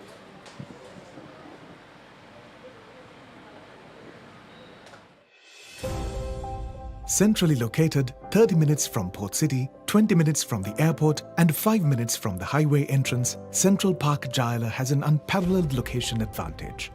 Sprawling over 15 acres of lush land with only 500 meters to the Colombo-Negombo main road, this is an ideal place to create your home. Let's now take a tour at your future home at Central Park Jayala. It's a graceful 2-storied house standing in its own serene aura. Its modern box plan design is custom made to fit contemporary lifestyles. As you enter, note that the living room is designed to be inviting and welcoming.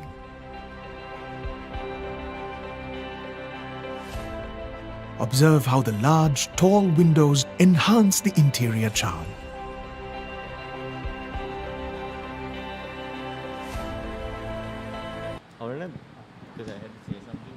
And it's Kaven Pathirana. It's Kaven Pathirana bowling this over. I will hand the mic over to Nirwan Abesekar for a while. Good afternoon, Nirvana. Kaven Pathirana bowling his first ball of this series.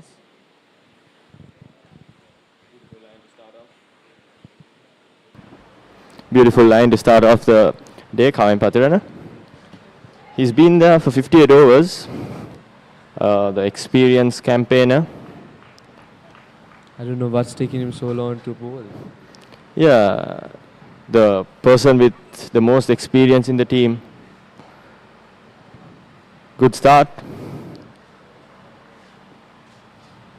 Kaven Patirana, the son of Asela Patirana, who captained the Joes cricket team in 1995. Kaven Patirana, who also played the 2022 Battle of the Saints. A very experienced player. Even though it's called the mini battle, I don't think you can call it a mini battle because there's so much of quality in this game. Tareen Sanket and all these players have been playing extraordinarily well. And most of these players have a big future in cricket. I don't know why the Josephian captain didn't bring him in earlier on. He's the player with the most experience, and he has played the. And is that the breakthrough for Kaven? Oh, he's bowling very well here. This is the kind of bowling you need from the Josephians. Don't think so, Nirvana? Yeah, I think bringing him a bit more earlier would have been a better option, because the other bowlers, the Petrites, were handling them very well. I don't know, let's see. Let's see whether he'll get the 5th breakthrough for the Josephians. Josephians are in need for a wicket. Kaven Patirana might just be that man. So far, he's bowling a great spell for his team now.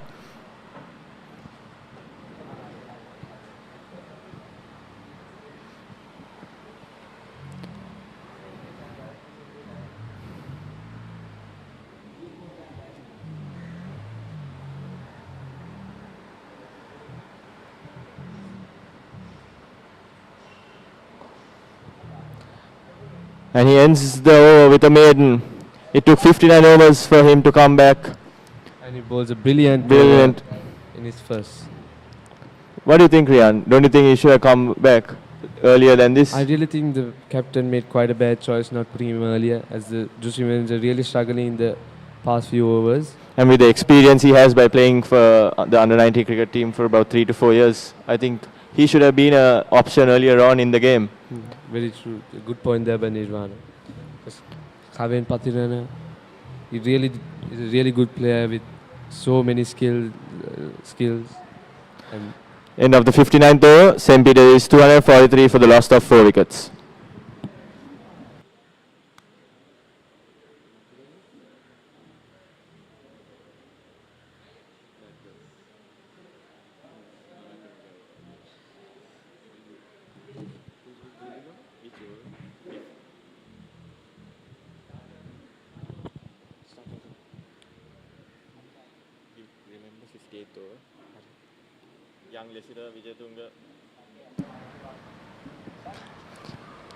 Single taken by Sanket.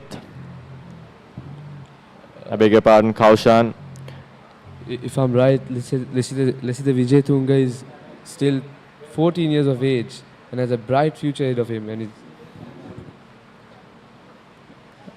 it's being a pretty hot day out today, Rian. What do you think? True. It's us staying under this pavilion. It's quite hard. I just can't imagine the pain that's bared by the players outside, standing in the hot sun.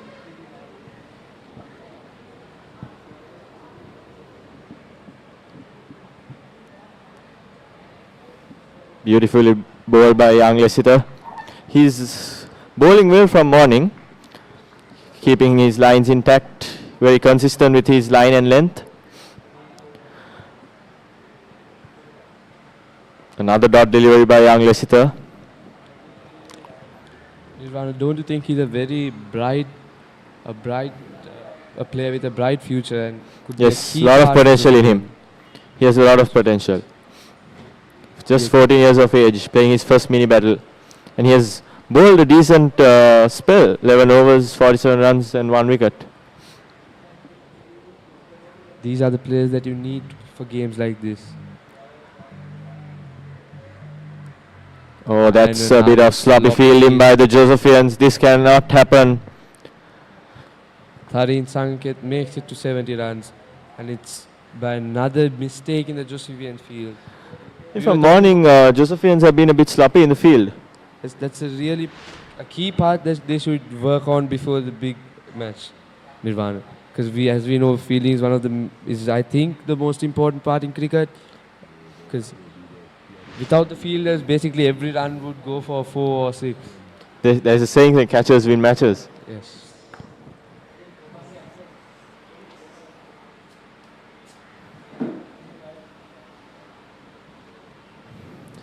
Sanket has been brilliant, isn't he?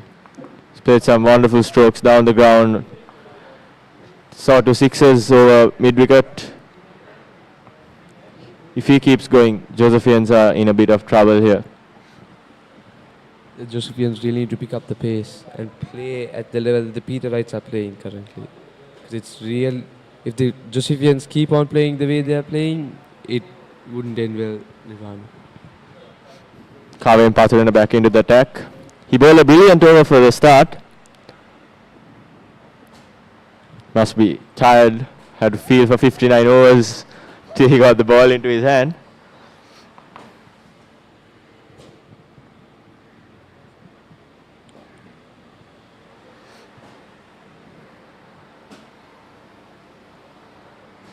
I think the Josephians are doing the right thing, having one off spinner from the other side and left arm from the other side as well.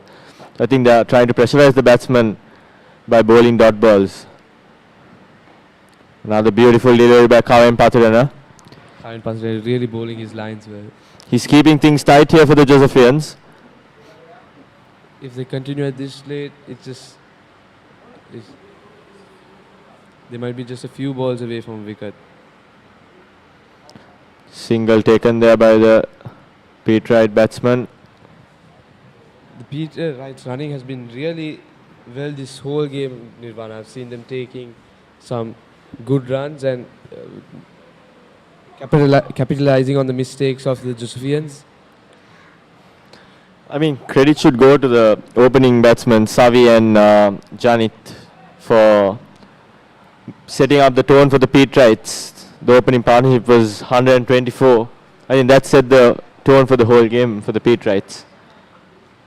Once again, Kavin Patharana keeping it tight, not allowing the Petrites to get any run here.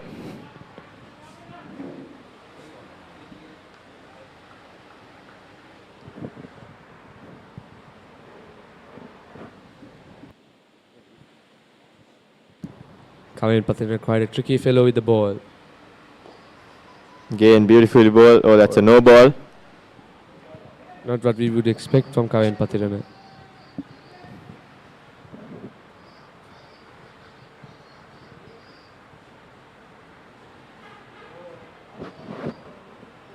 Mistakes are part of the game, but the amount of mistakes that the Josephians have been making lately is a bit too much. But you need to learn from your mistakes and make sure it doesn't happen again. But the Josephians keep on making the same mistake over and over again.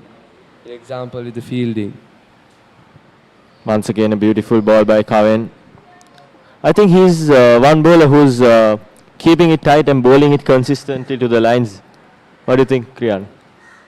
That's a very good point, Nirvana, because he's playing accordingly to the field and not letting the batsmen get in the rhythm. It's a beautiful piece of spell.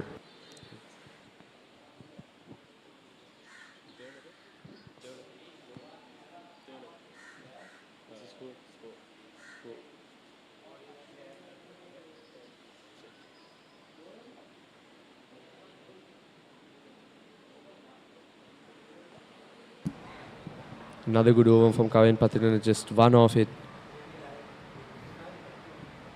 End of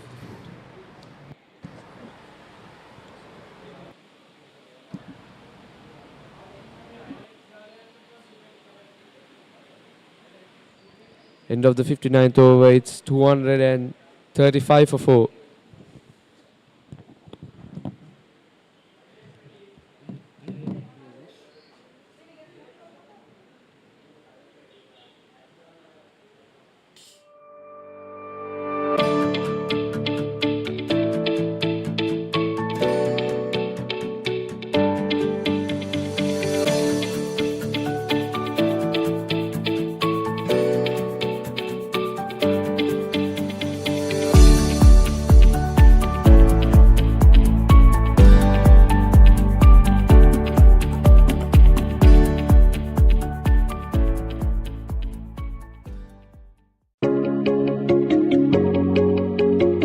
Blue Ocean, a unique brand of luxury apartments in Sri Lanka. Discover the ultimate investment and the privilege of ownership in a unique paradise destination.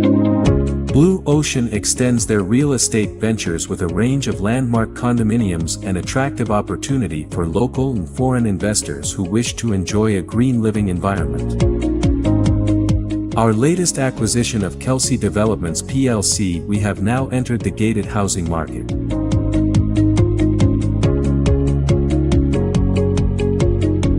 Invest now and reap the rewards. Blue Ocean Group of Companies, leading the way to the future.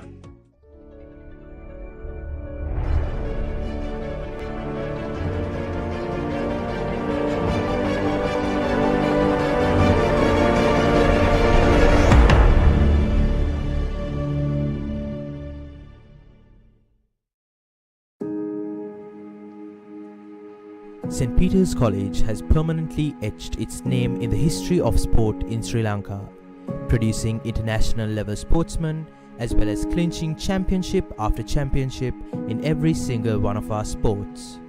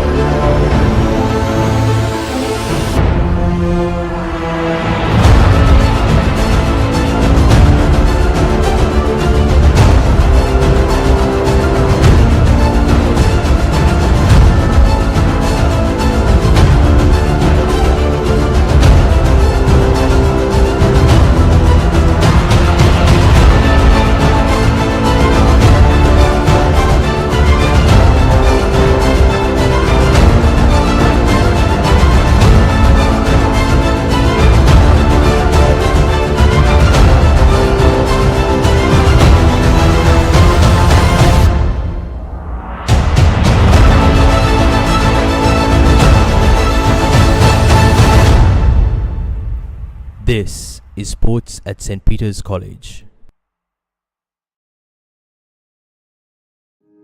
Athletics. Athletics at St. Peter's College has been on a constant rise after the expansion of college grounds in September 1930. Over the last 4 years, the Petrite athletes have dominated both track and field in every tournament. Badminton. With its inauguration in 1953, badminton has grown in popularity with players ranging from grade 2 to advanced level, boasting of national level badminton players such as Viren Nethasinghe. Basketball. Basketball has played a major role in the rich sporting history of St. Peter's College. The Petrite basketball players have been incredibly successful in the past few years, winning many titles including runners-up in the Under-19 All-Ireland Inter-Schools basketball tournament and champions in the Under-20 All-Ireland Inter-Schools basketball tournament. Air Cadet Wing. The Petrite Air Cadet Wing is one of the most prominent extracurricular activities in St. Peter's College, Colombo. Under Sergeant Manisha Fernando, the Air Cadet Wing of St. Peter's College participated in the National Assessment Camp 2019, in which they were ranked 6th. Carom. Carom at St. Peter's College commenced in 1999 under the patronage of Reverend Father Felician Pereira. With many young boys attending practice with the Carom team of St. Peter's College, it is only a matter of time until we witness national and international achievements from our Petrite Carom players. Chess. Chess at St. Peter's College was established in 1980 and has a successful history. Chess began with 30 players and has now expanded to include over 350 players ranging from grade 3 to advanced level. College has produced many successful chess players throughout the years, including several national players. Cricket. One of the most significant sports from its very onset in 1927, cricket at St. Peter's College undoubtedly holds a special place among the sports of college with its continuous rise. bringing glory and honor to college and Sri Lanka on many occasions, with Petrite players taking part in the Cricket World Cup as well. Football. The first sport introduced at St. Peter's College in June of 1925. Over the years, the Petrite football team has performed exceptionally well, bringing glory to St. Peter's College as runners-up in the Under-20 All-Ireland Schools Football Championships 2019, runner-up in the National School Games Colombo District Football Championship 2022, champions in the National School Games Western Province Football Championship 2022. Gymnastics. Gymnastics is a sport which many youngsters have taken tremendous interest in and is bound to be one of the main sports in St. Peter's College in the years to come. Hockey. The Petrites have a rich history in hockey since its inception. St. Peter's College has produced many talented players who have gone on to win many awards on national scale.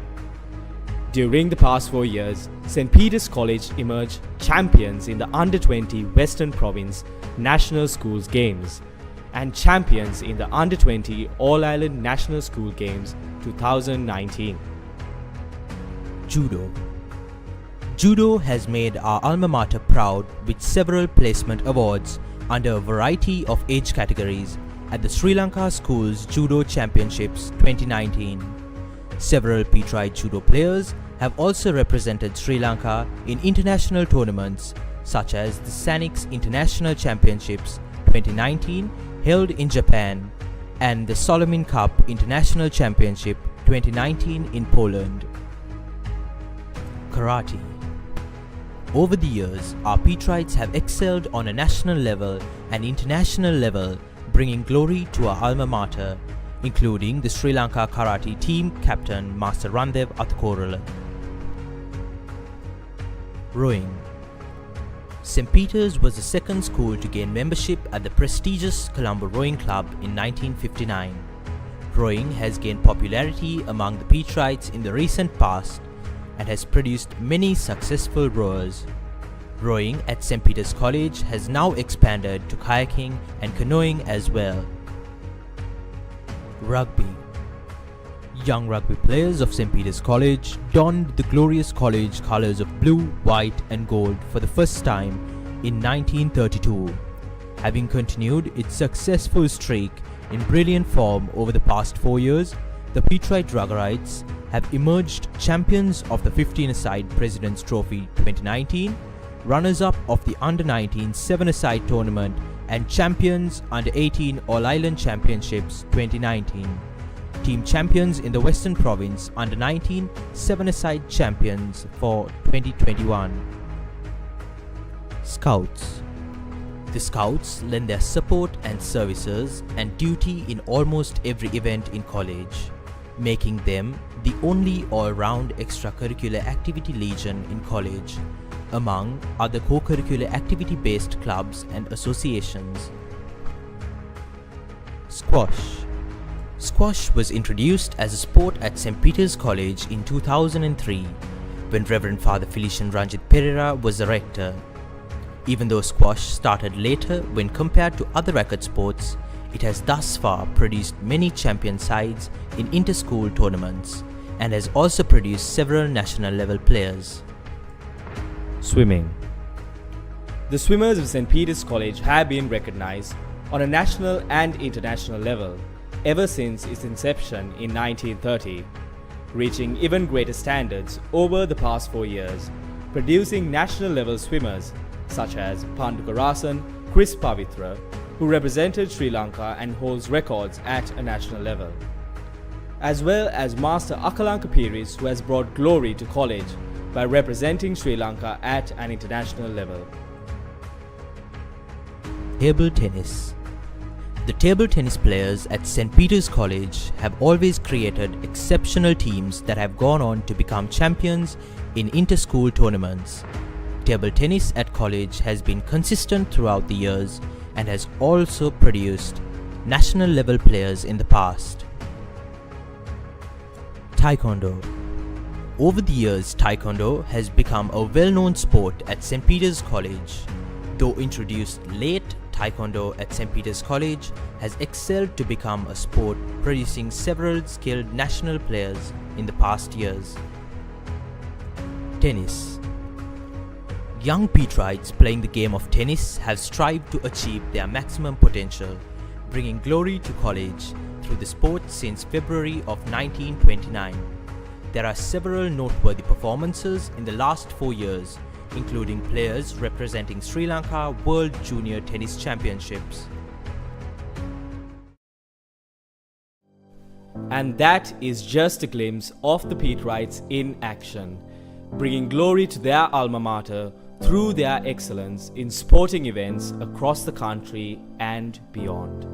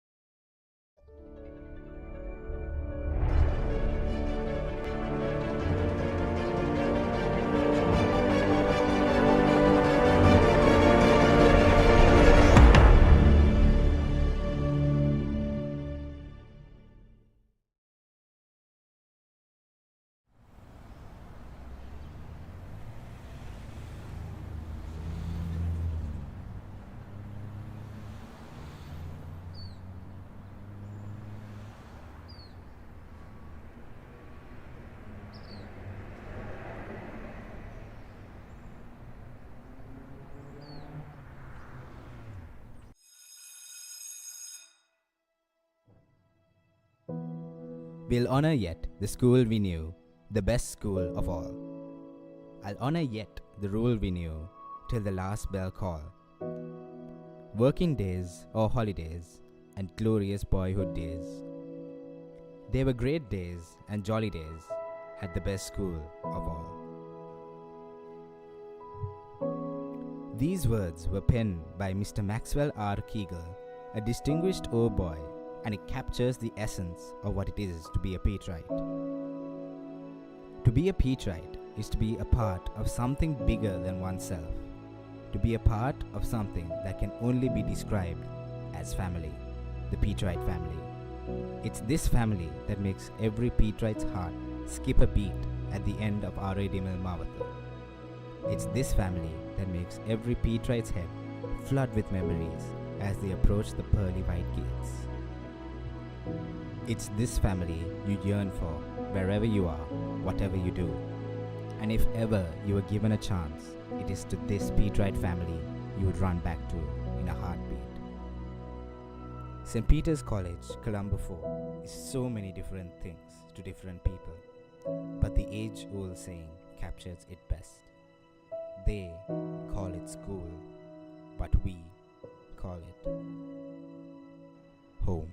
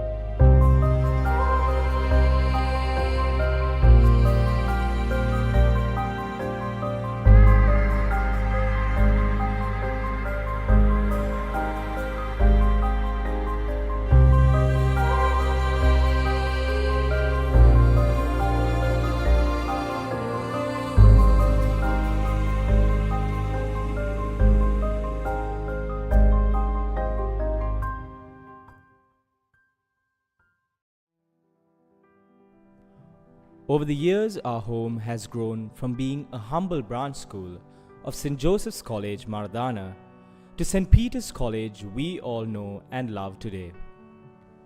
Reverend Father Legoc, while riding his motorcycle, discovered a piece of land, which he then transformed into a prestigious institution that would withstand the test of time.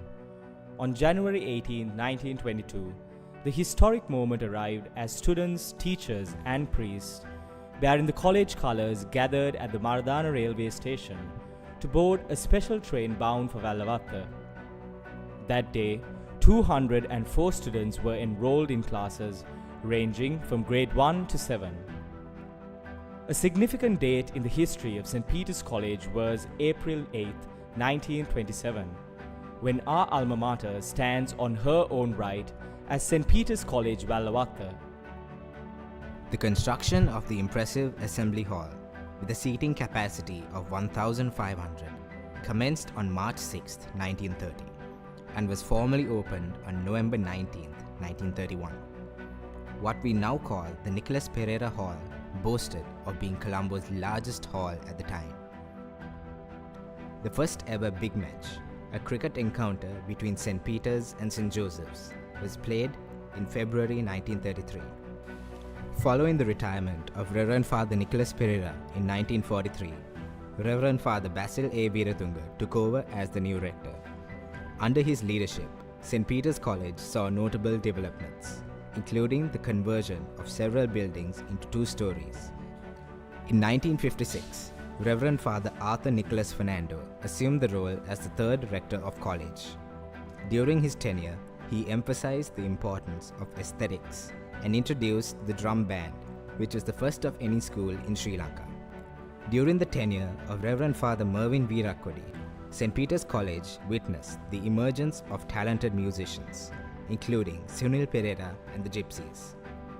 The highlight of Father Theodore Pires' era as rector was the Golden Jubilee celebration in 1972, which included a reenactment of the arrival of Josephian staff and students.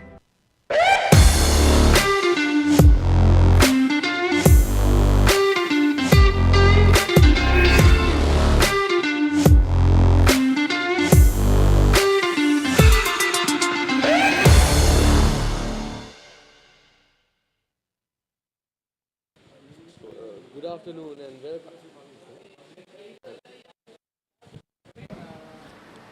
Good afternoon and welcome back to the 35th Battle of the Saints. It's Peters with a score of 254, 4 wickets. Good afternoon, Rian. St. Peter's dominating the day from the morning. Hiruka Silva made a wonderful 79 of 129 balls. Savi Fernando made outstanding 59. The opening partnership, they made 124, Savi and Hiruka. Chamidu couldn't do much. He was LBW by Nushan Pereira for 1 run. Sanket, he's been the man so far. 66 runs off 55, reaches 50 in 35 balls. So St. Peter's, on the other hand, 250 for 4, 60 overs completed. Tarin Sanket has been playing extraordinarily well, and he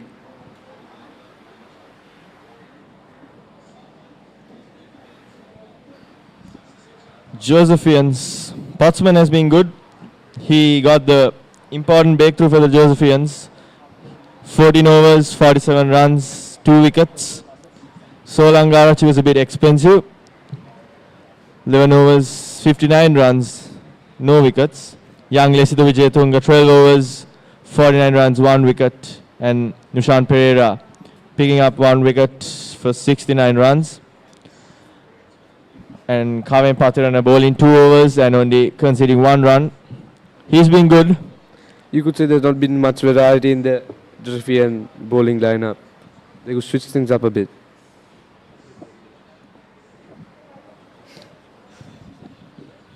Nice sunny Sunday evening, Rian. Not much nice. It's not that nice for the players, as it's really warm and it might be really hard for them. So, what do you think about the Joe Pete brotherhood? What do you think about the Joe Pete brotherhood from those days? I mean, the Joe Pete is not much. It's not much like other rivalries. It's more of a brotherhood than a rivalry. It's more of two friends competing than a rivalry. And I would say it's really nice to see this sportsmanship in games like this.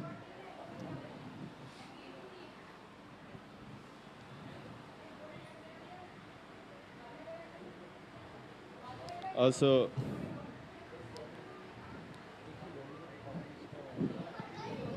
we should really take our hats off for the ground staff this evening. They have been especially working. Mr. Prakash and Mr. Augustine for making the wickets on time and helping us with everything. A special thanks to them as well. I'm not forgetting our man Raja.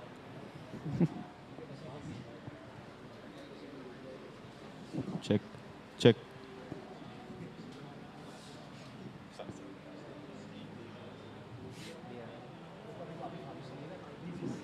And it's Kaven Patirana on. Also, a small shout out to the Petrite media for covering the live action within the 2 days. And also the merchandise partner, Blue Ocean Group of Companies, and the printing partner, WatchGuard Security as well. Lesitha Wijetunga to start off things after tea. St. Peter's 250 for the loss of 6 wickets. 4 wickets. 4 wickets, I beg your pardon. And some good feeling to start off the What do you think? What do you think the Josephians are trying to do now? Like after tea, what do you think they're planning on doing now? I think they should pick up some early wickets and put some pressure on the Peterites. If they get Tarin Sanket, the main man out, the Peterites will play quite under pressure and build up from there.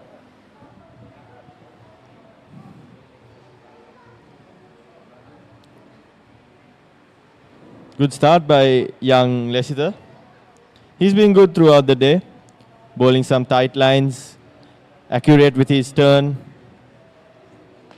very consistent with the line and length.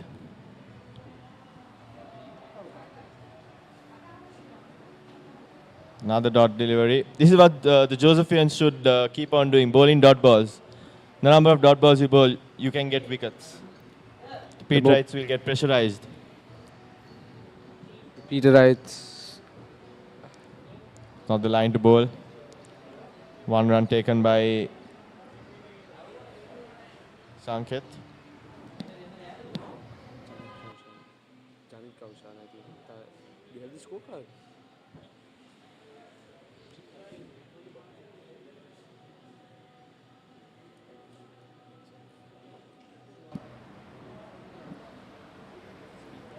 Quite a historic rivalry this is, St. Joseph's and St. Peter's. Started all the way back in 1933. Beautiful ball by Lesita that came into the batsman. Sanket he's there for a long time, so he can see the ball just like a football now.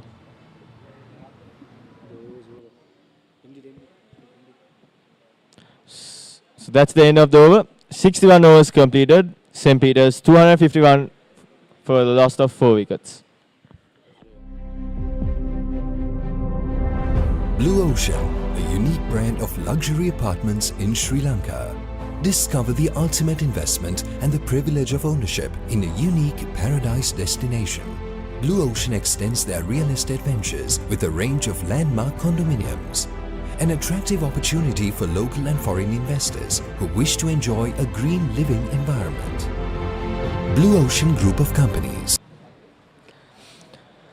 Kavin Patharana brought into the attack. He's been good so far. Just the 2 overs bowled.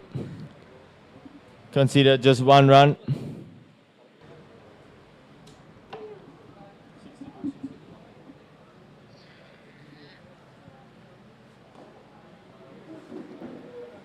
Easy single taken by Kaushan.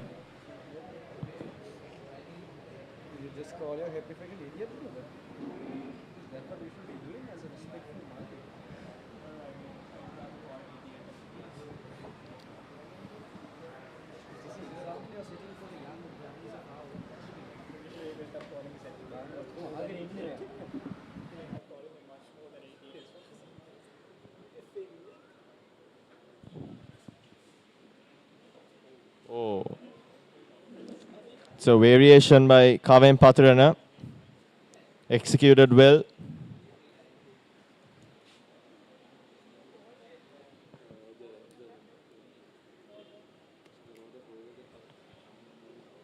Oh, is that a chance? Oh, And it's dropped by again. Josephians. Josephians. Sloppy fielding. Nothing going in favor of the Josephians. From morning, it has been a sloppy fielding from the Josephians.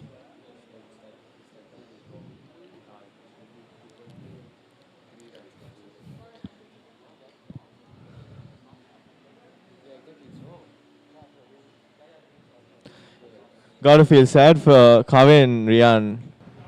He's giving his. Gotta feel sad for Kavin Rian. He's giving his 100%, but Not getting that breakthrough. It's been, as we said, this whole evening, the defense have been really sloppy. The Josephians can't continue this. all going in the favor of the Petrites.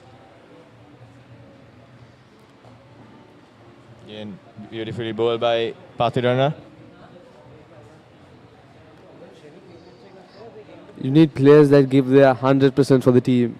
You need players that make the difference and do well. Kavin Pathiran, and there are few, most of the Josephians are doing that, but they're making too many mistakes.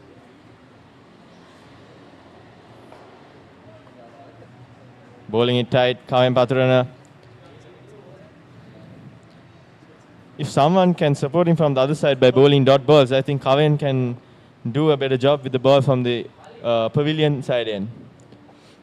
62 overs completed. St. Peter's 253 for the loss of 4 wickets.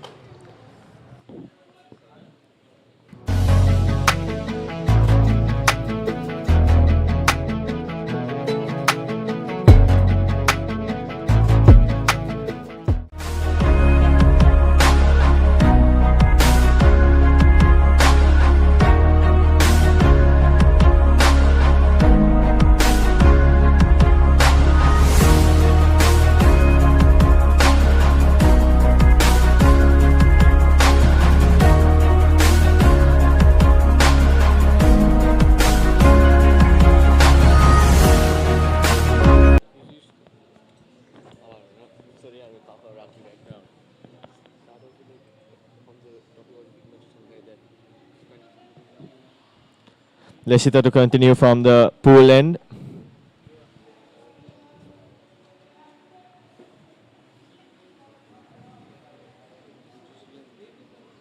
Josephian grounds are truly magnificent grounds, don't you think, Nirvana? Do you think it's one of the best schooling grounds in Sri Lanka? Yeah, it has a nice surrounding, the ground, everything. The grounds have been bit patchy lately due to all the other sports practicing in the main grounds but with One more thing, hats off to the ground staff for the- maintaining the ground from those days.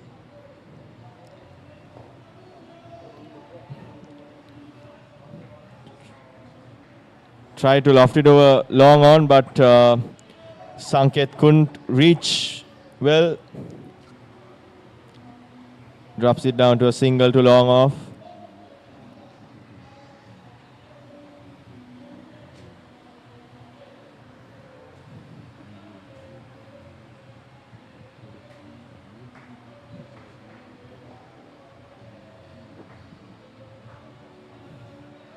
So Rian, you come from a rugby background. What do you think will happen to this year's Raga Big match?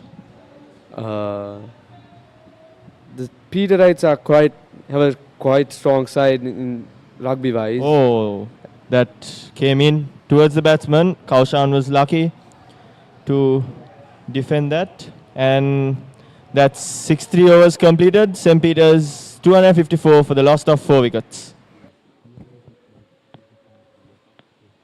So speaking about Raga, what do you think will happen to the Raga Big match this time? The Peterites have quite a strong side this year, and as they lifted the trophy last year too, I think it will be favoured towards the Peterites, and the Josephians have quite a underrated squad this year. So, I mean, rugby is also, you can't never say it this early because the season has not even started. Kavin Patharan to start off things from the pavilion end. It's once again beautifully bowled by Patharana. Speaking about Kavin's dad, he was the captain of 1995. He was a hard-hitting batsman, but son became an off-spinner. What do you think about that, Rian?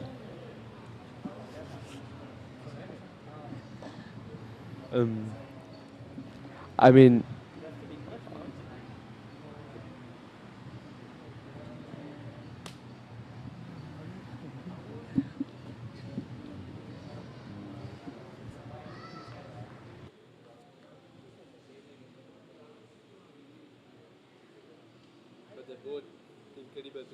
but they're both incredible players, aren't they? Or Son following the dad's footsteps. That's a beautiful shot there by Kaushan, and it rolls away for 4. Bit cheeky there by Kaushan. Watch the ball till the end. A beautiful shot. Not a bad line by Kavin. Just a bit unlucky.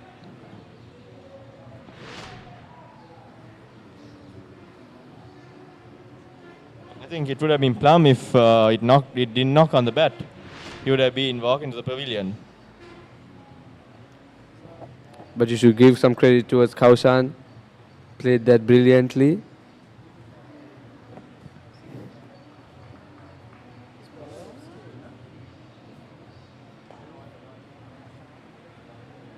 And once again a bit of sloppy fielding by the Josephians. This is what they should look into coming into the second day tomorrow. If the Petrites do not declare, the Josephians will have to come in tomorrow as well. What do you think, Rian? Declaring today or batting the whole day and giving the Josephians a bat tomorrow? Or I think they should declare today, because what the fans don't like to see another draw. One of the main reasons that I mentioned this before, one of the main reason that the people don't pay much attention to the big matches because of draws. And 10 more years, then it becomes 3 days. So until then, remain with the 2 day. We'll all be waiting for that, won't we, Nirvana? We'll be uncles by then. Still young in the heart, though. True. end of the 64th over, St. Peter's 261 for the loss of 4 wickets.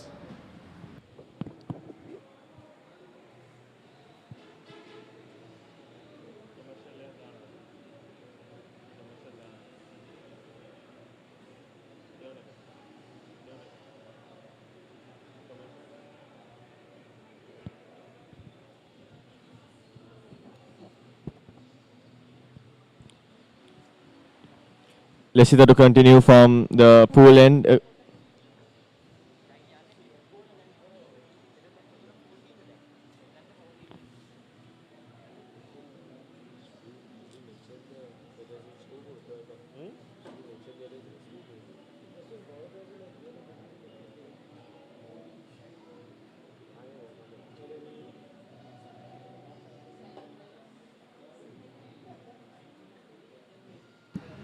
Good lines bowled by Lesita Vijayatunga.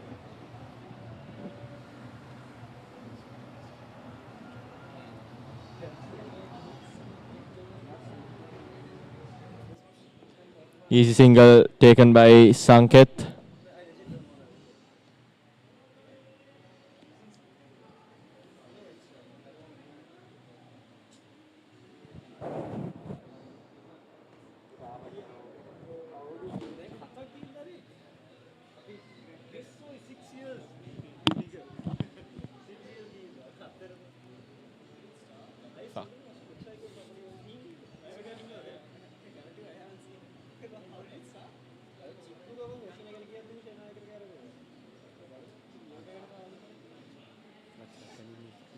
Get together the Peters and Joes. That's what happened. Yeah, I know. Bring it up.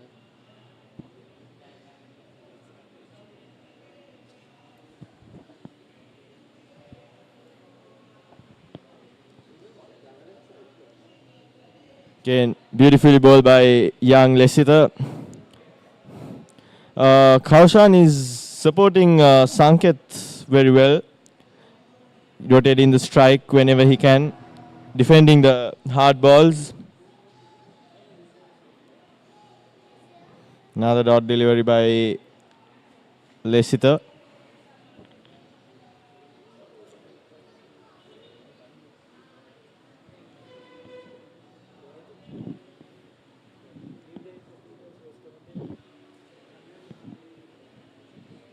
Another dot ball. Good over to finish the 65th over. St. Peter's 262 for the loss of 4 wickets.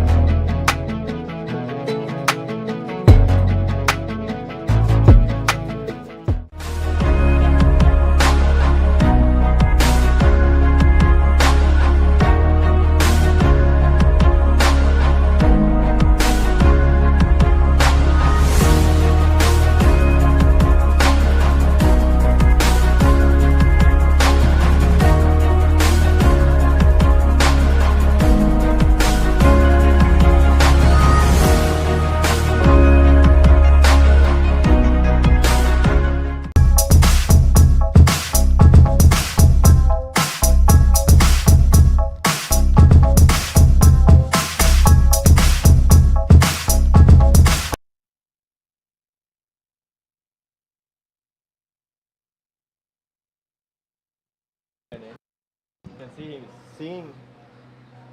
Quite a vibey person. Young cricketers should learn from that as to not get pressure. Good call by Kaushan.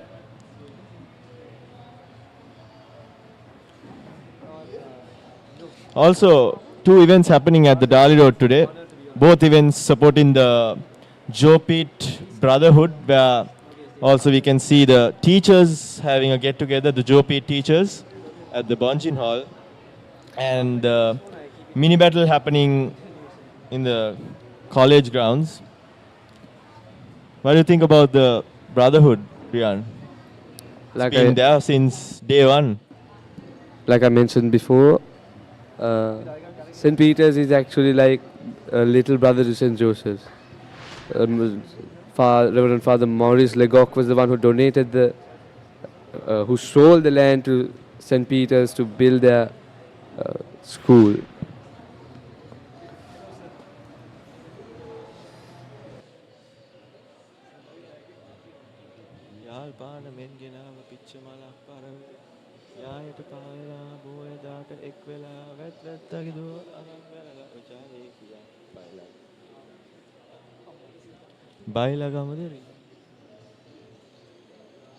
Oh, cheeky by Sanket. Sanket has been playing brilliantly well.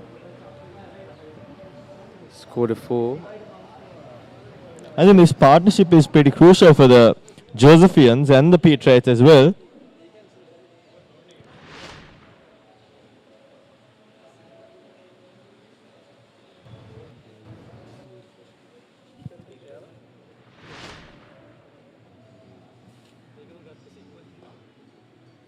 Easy single taken by Sanket.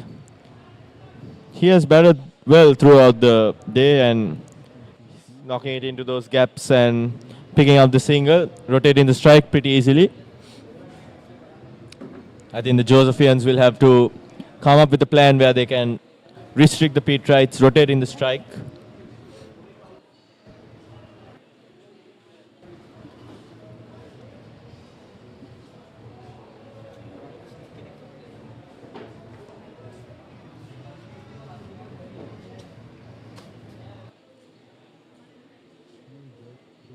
Oh, that's beautiful running there by the Petrites. There was never a 2 there, but good communication between Sanket and Kaushan. They complete the 2 runs with ease. This is what you need from the batsman, communication. Not only the batsman, but in the field too. That's what the Josephians have been missing this whole day.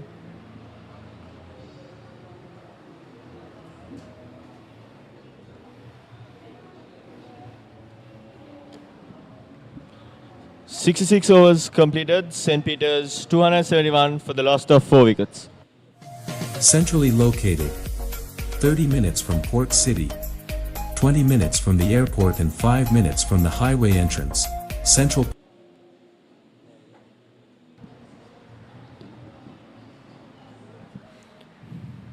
Good ball to end the 66th over. St. Peter's 271 for the loss of 4 wickets.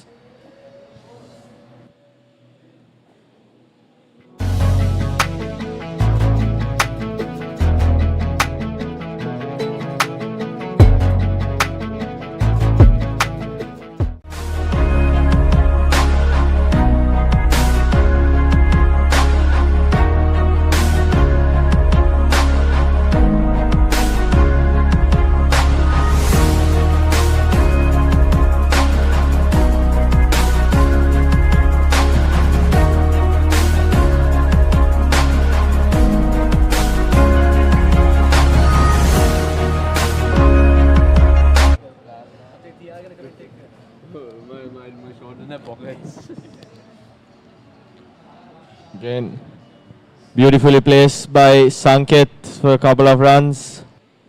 Sanket has been really hitting it off that side. The ball was pretty short by Lesitha. Gave him a bit of room to place the ball where he wanted. Nirvana, who's your money on to get the next wicket? Who's your money on to get the next wicket? I think the way Kaven has been bowling, I think he's going to get the breakthrough for the Josephians. Let's see. You never know. Again, cheeky from Sanket. Too easy for the Petrites here now. Don't you think the Josephians are loosening stuff now? Yes, they really are. They should get back into the game, focus and stop the Petrites from scoring runs. Because you never know, every run matters, the fielding has to be on point. When you look at Sanket's innings, he has scored 81 off just 72 balls. It's more than run a ball. He has, I think his inning has made a great impact for the Petrites. scorecard. If you can bat throughout the day, Petrites will be in a commanding position at the end.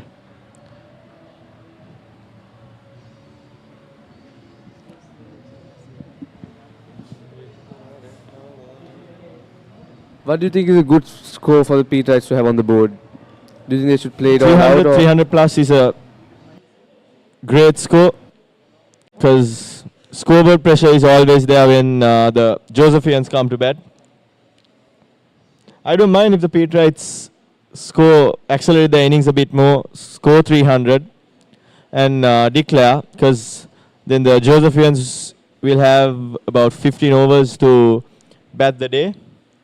And if the Petrites get 2 to 3 early wickets, it's going to be tough for the Josephians.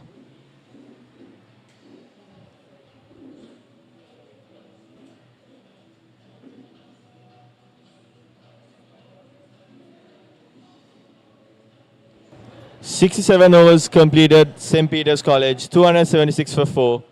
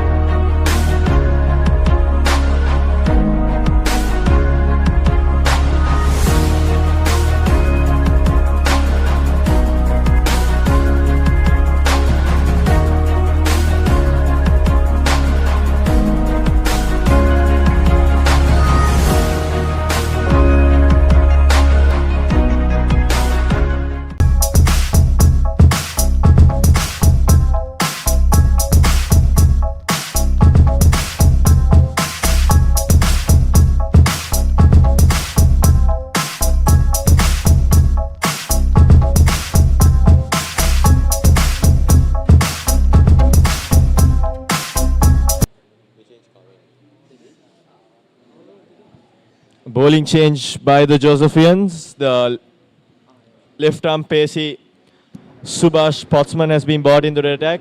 He has been good so far. He has got 2 crucial breakthroughs for the Josephians. Let's see what he can do here. Josephians looking for a breakthrough here. Beautifully timed by Sanket, and he's not going to miss anything short. Not a good way to start the over by Potsman. Sanket playing brilliantly well, and the Josephians should try their best to stop Sanket from scoring. Not a line to bowl to a batsman who can see the leather ball like a football. He's on 86, closing into the nervous 90s.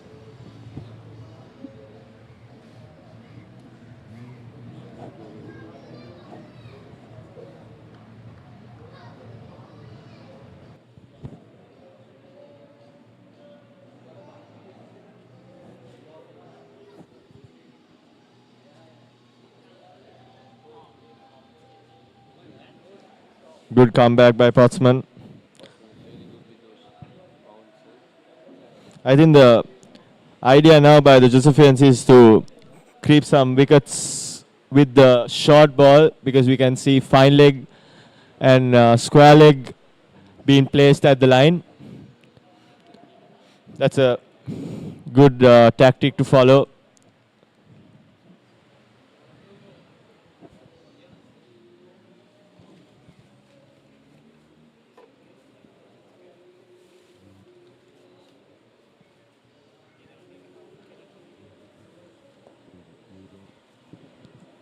Easy 2 runs for the Petrites. Sanket getting more close to the nervous 90s. He's just 88 runs from 76 balls. He's been brilliant today.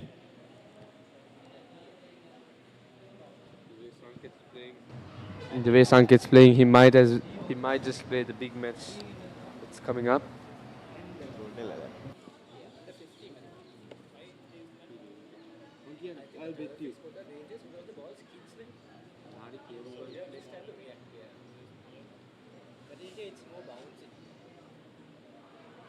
Oh. Appeal by And it's that's out. given by the umpire. Potman's That's the getting breakthrough Josephians were waiting for. Good captaincy by the Josephians. They wanted this wicket and they get it. But Yes. well played, young Sanket. He Nirvana. deserved that 100. I think it was the commentator's curse. That's plumb in front. Beautiful bowling by Patsman. The Josephian deserved that wicket. They were fighting for it. The bowling change did pay off.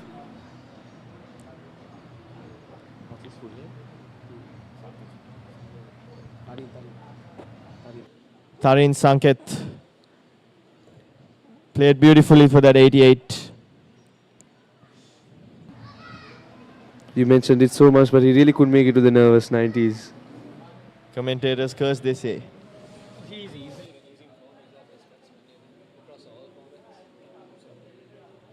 Two quick wickets here can change everything. As we all know, cricket is unpredictable.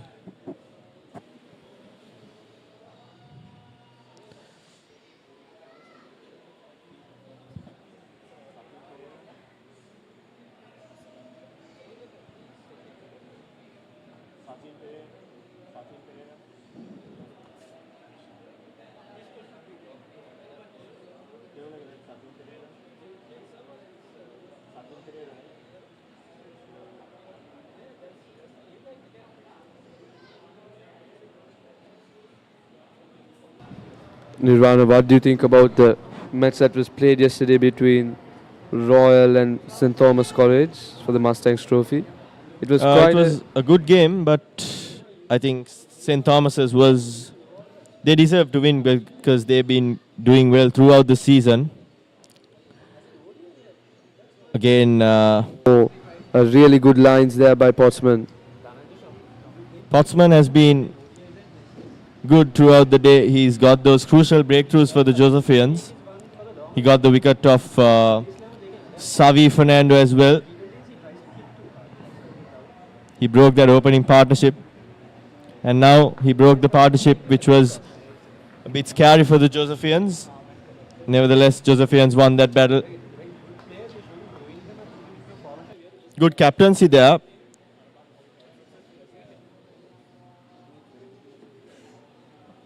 Bowling in tight lines, Potsman. Good over by Potsman.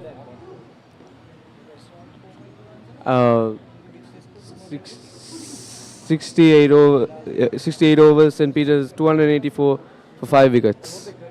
So you can see the Petrite scorecard. All have been good, except for Chamita Pereira getting LBW from Nushan for 1. Sanket was the star of the day for now. 88 runs from just 77 balls.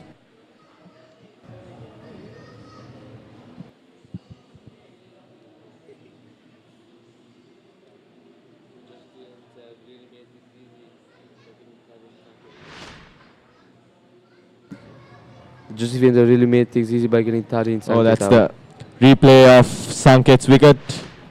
What do you think, Rian? I think Postman deserves that. Yes. He was brought in instead of Kaven Patirana, and he did the needful for his team. A really good choice by the captain.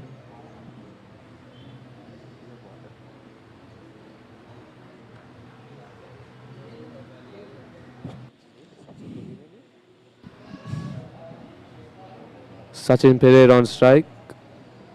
Lesita to continue from the pool end.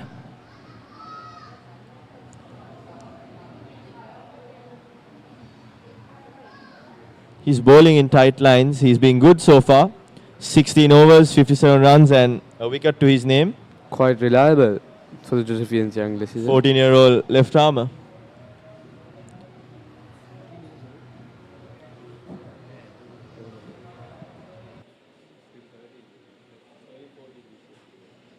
Oh, quick single by the Petrites. No harm done. This is what the Josephians should look into. Not allowing them to rotate the strike, creating more dot balls and attacking from one side will get them the wickets. 2 quick wickets here can change the game.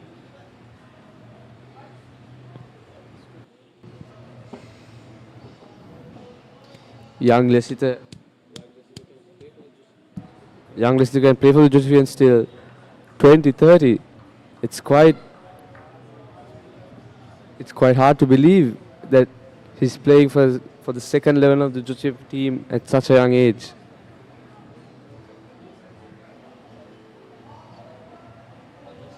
Nice loop. He's bowling without any fear. He's sliding the ball up, even though he's bowling to the set batsman. He's keeping his line and length intact. Again, a good delivery by Leicester. 70 overs completed. St. Peter's are 285 for the loss of 5 wickets.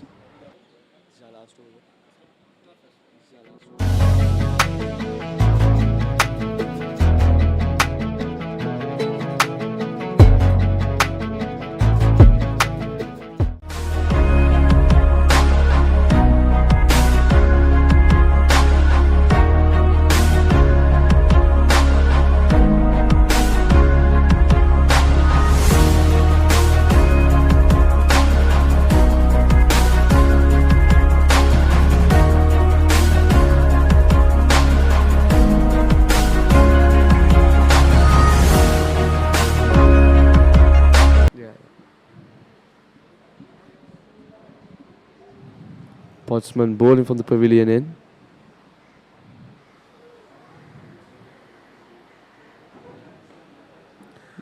Beautifully bowled there by Pottsman. Those are the lines that you expect from these bowlers.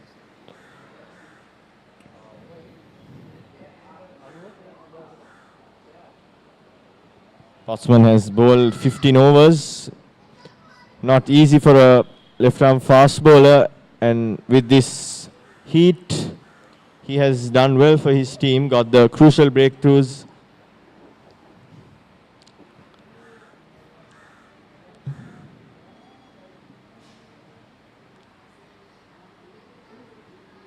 Oh, that's a swing and a miss. Well executed leg cutter by Pottsman.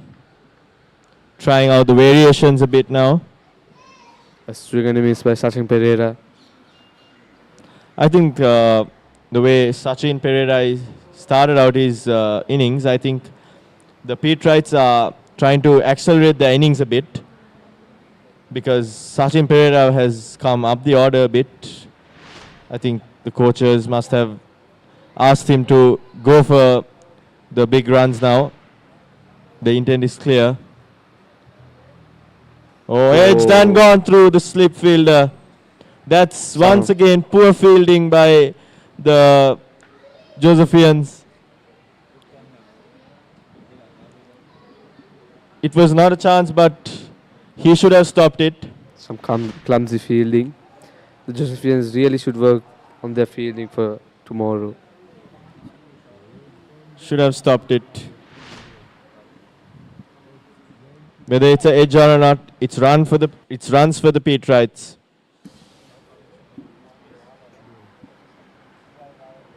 Pottsman is very reliable for the Josephian team. And another appeal from the bowler, but umpire is not. The intent is clear from the Petrites. They are looking for runs. Pottsman has had a good over so far, getting some clear chances, an edge.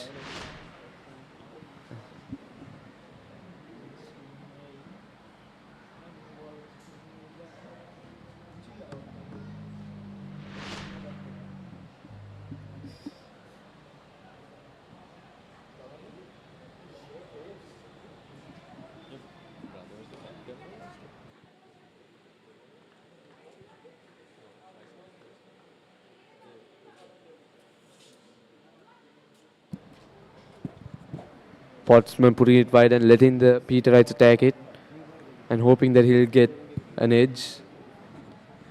Was very successful. One more ball to end the 70th over. Will the Josephians get another breakthrough here? Portsmouth fighting hard for that. Oh, Beautifully bowled once again. like I said, Portsmouth bowling it wide and letting the Petrites attack it, and it works. He's giving his 100%, Portsmouth, and that's the end of the 70th over. St. Peter's is 289 for the loss of 5 wickets.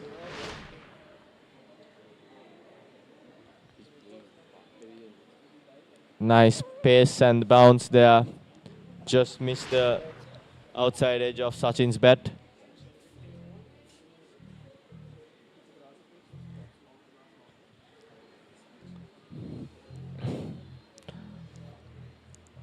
Beautiful Sunday evening, Rian. All the birds, trees and everything.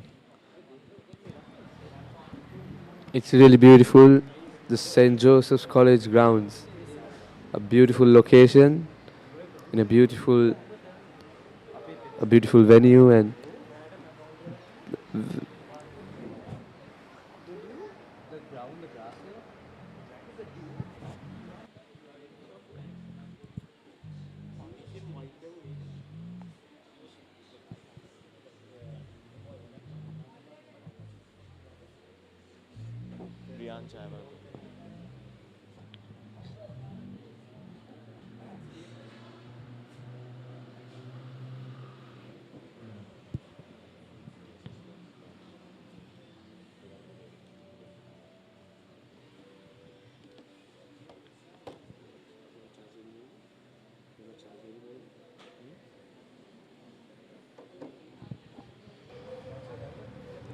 Easy single taken there by Kaushan.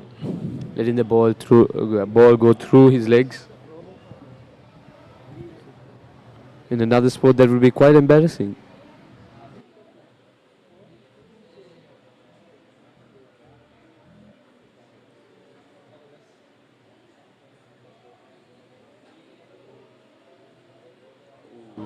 Beautiful ball by The the intent is Jatunga. clear again, once again. Sachin Pereira has been sent to clear those long yards.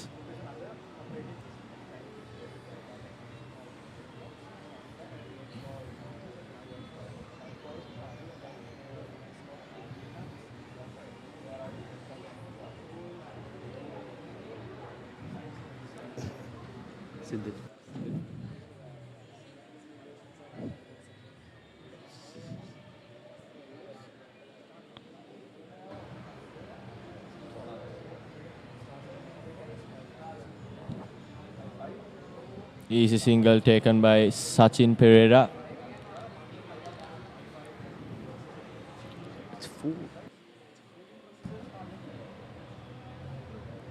That's the end of the 71st over. Petrites 290 for the loss of 5 wickets.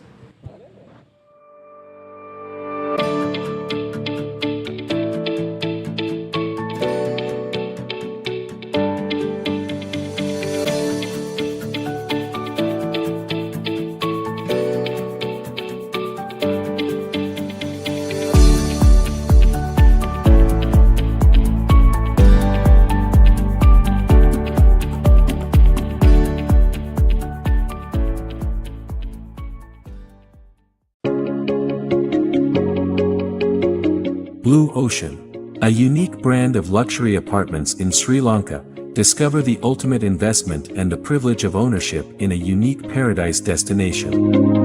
Blue Ocean extends their real estate ventures with a range of landmark condominiums and attractive opportunity for local and foreign investors who wish to enjoy a green living environment. Our Batsman to continue from the pavilion end.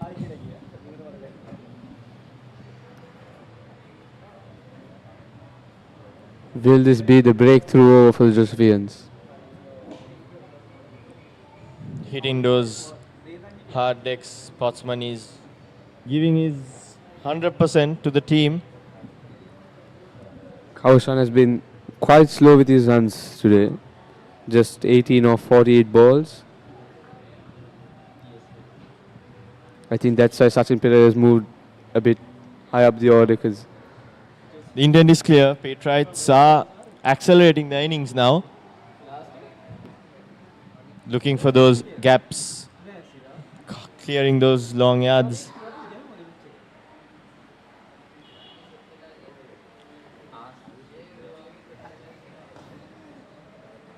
Another quick single by Kaushan.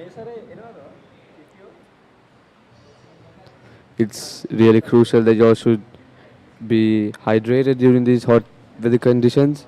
But it's even more crucial for you all to come and watch the big match on the March 22nd and 23rd. You all don't want to miss the action. Seeing all these talented young players. You know, Match might be a different story here. Never know. Josephians can score 295 and 5.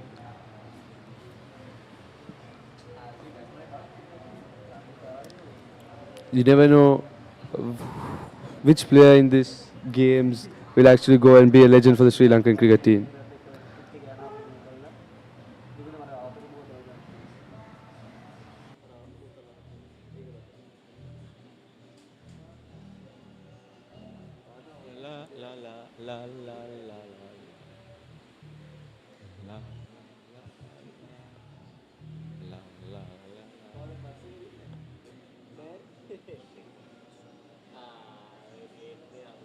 Wrong line by Potsman.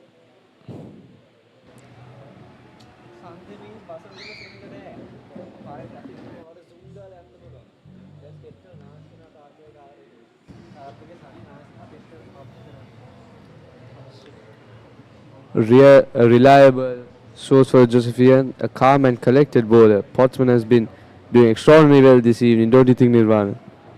Yes, he's giving his 100%. We all can see that he's been the man for the Josephians today. When all the other bowlers and fielders were struggling, he was the man who helped the Josephians to get those crucial wickets and break those partnerships. Even the opening partnership was broken by the left arm Pacey.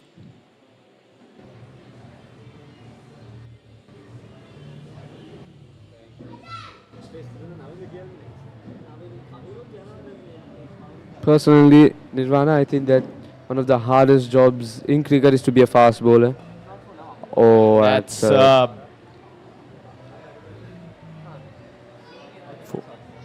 beautiful shot. Beautiful shot by Sachin Perera. Petrite's hungry for runs now. Accelerating the innings slowly. 72 overs completed. St. Peter's 299 for the loss of 5 wickets. That's a nice shot, but couldn't get to the line of the ball, but still managed to get it over the fielder at mid-on. He'll be happy with that.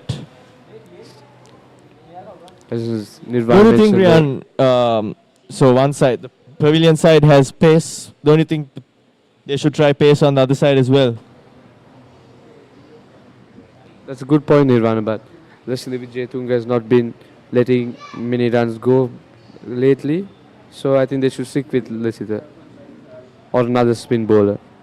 Mix things up a little bit.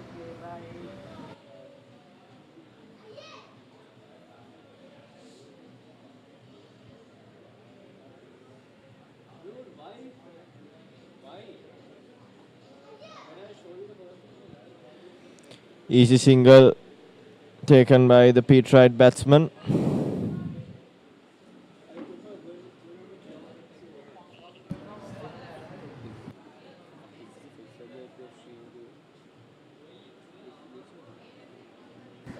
A big thanks to Petrite Media.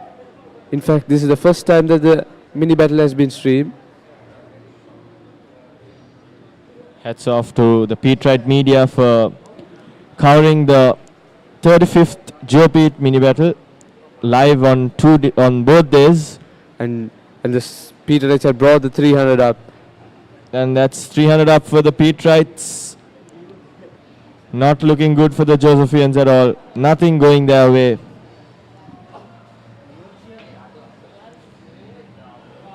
Also a small shout out to the merchandise partner, Blue Ocean Group of Companies, and the printing partner, Watchguard Security. Another single taken by Kaushan.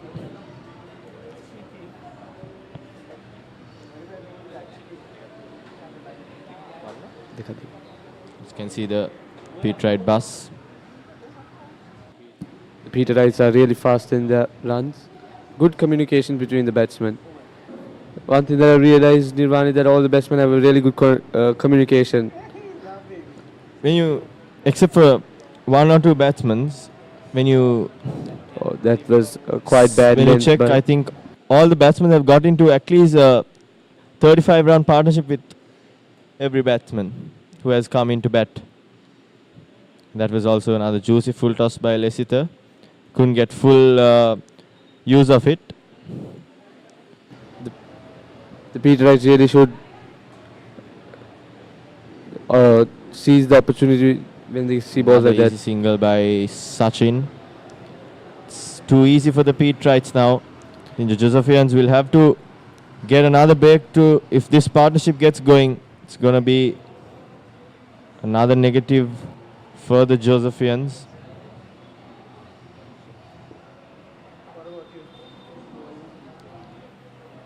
Good call by Sachin.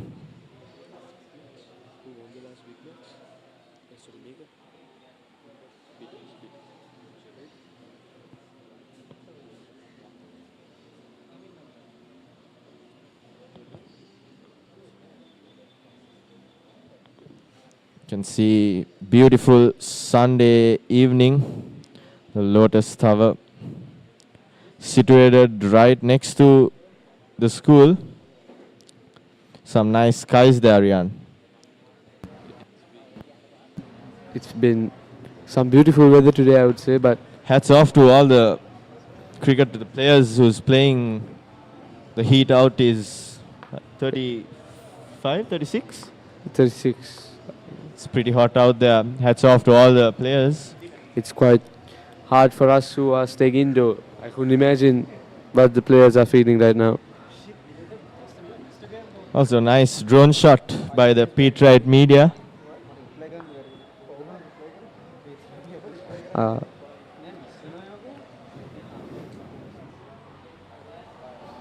Once again, Kaven Patrana, the experienced campaigner, brought into the attack instead of the left arm pacey.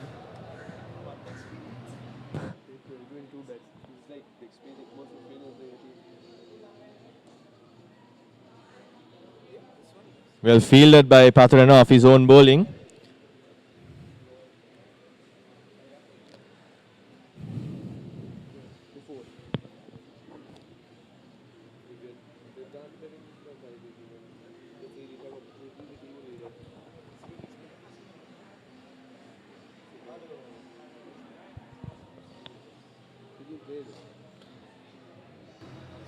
Sachin Pereira trying to hit. It's hard hitting. The intent is clear. Peterites trying to get as much as they can before the day ends. As we've seen before, Kaven Patrana seems like a very calm and collected player, not feeling the pressure. These are the kind of players that the young cricketers should look up to. Don't think Quick single.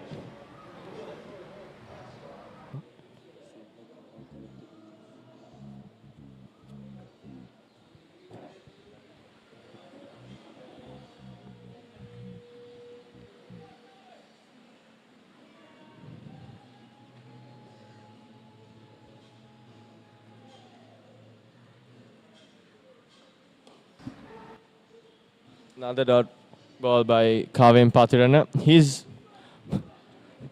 He's bowling in good lines.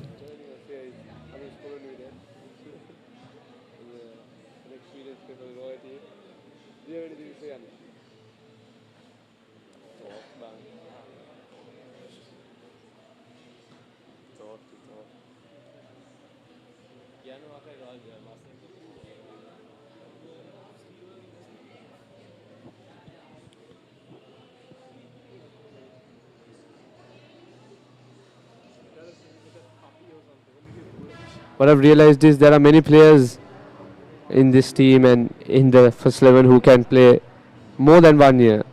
And that's a great thing, as the Josephians and the Petrites have very strong future. Once again, a beautiful over concluded by Kavin Patirana.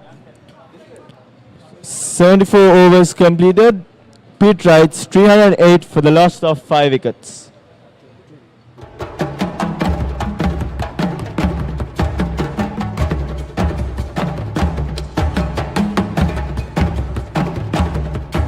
Blue Ocean, a unique brand of luxury apartments in Sri Lanka.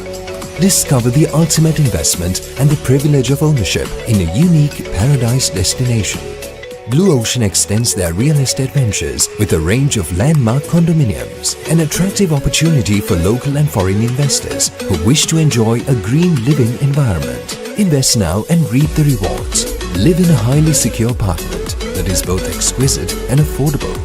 Blue Ocean Group of Companies.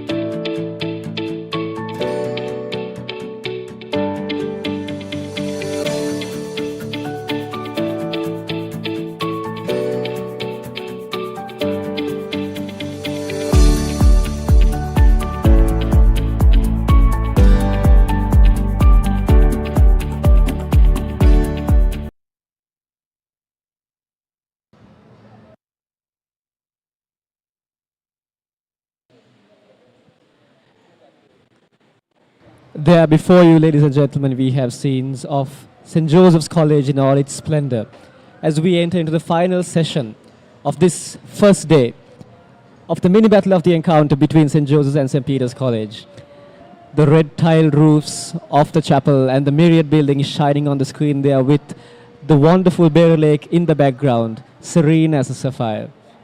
I'm Shine De Silva, and joining me for the final hour or so of the day's play is my colleague and good friend, Dinuda Tennakon. Good evening, Dinuda. Good evening, Shine. It's good to be back. St. Peter's on the charge with 5 wickets down, 308 runs scored. What do you think will happen, Shine? Will the Petrites declare before the end of the day, or will they keep on batting? Well, if I were in the Petrite captain seat, I would be looking to get a few quick runs here and declare with half an hour to 45 minutes play left in the day. Put the opposing team into bat, get some quick wickets, make some early inroads, put them under pressure from the get-go itself. But well, all that remains to be seen on how play goes as we speak. 74 was done in the day, St. Peter's 308 in a very strong position indeed. At the crease, two relatively new batsmen, Dinuda. Not exactly. Kaushan has been in for 55 deliveries, and Pereira is looking good at 23 deliveries and 18 runs off of it. Yes, this already vast total build on the solid opening foundation laid by the two batsmen. The openers both crossing the half-century mark, both showing immense talent and skill sets in assessing the conditions of the pitch, the variations and tactics employed by the bowlers, and the way forward as they set the foundation stone for the Petrite innings and how it has blossomed since then.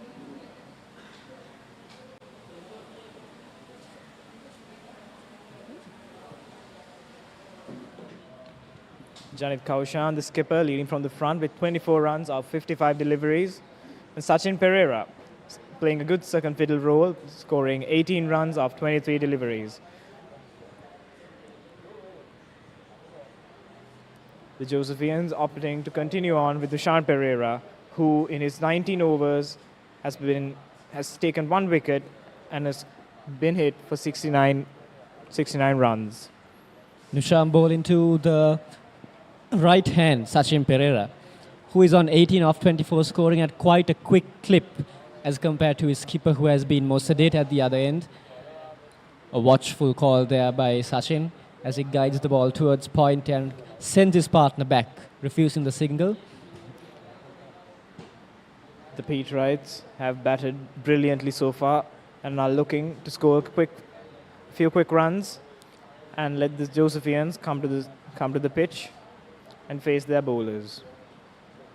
Just zipping past the inside edge of the bat there of Nishant Pereira's bowling.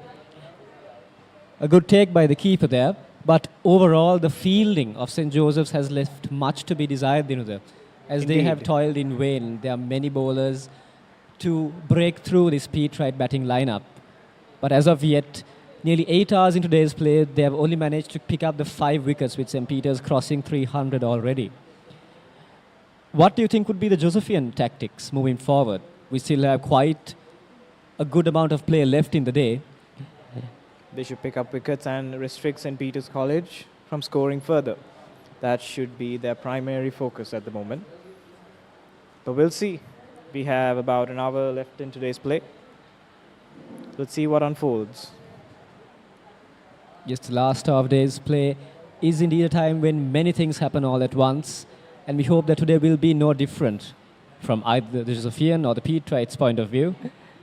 As Nushant's over comes to an end, 75 overs done, St. Peter's College 308 runs for the loss of 5 wickets.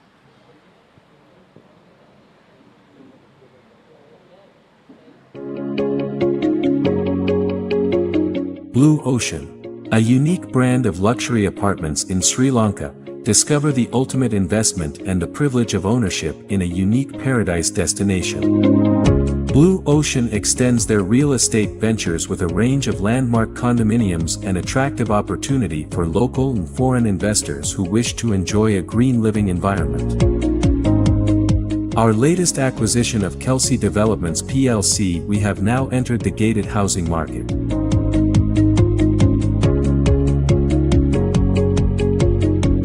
Invest now and reap the rewards. Blue Ocean Group of Companies, leading the way to the future. Kaven Patirana to continue for St. Joseph's. Kaven is perhaps the most seasoned of the current crop of players playing this match, Dinuda, but he's only bowled 5 overs so far, and that too conceding 21 runs as another single is quickly taken by the batsman. Very good running there, putting pressure on the fielders inside the circle. Do you think the Josephians should have brought him on earlier?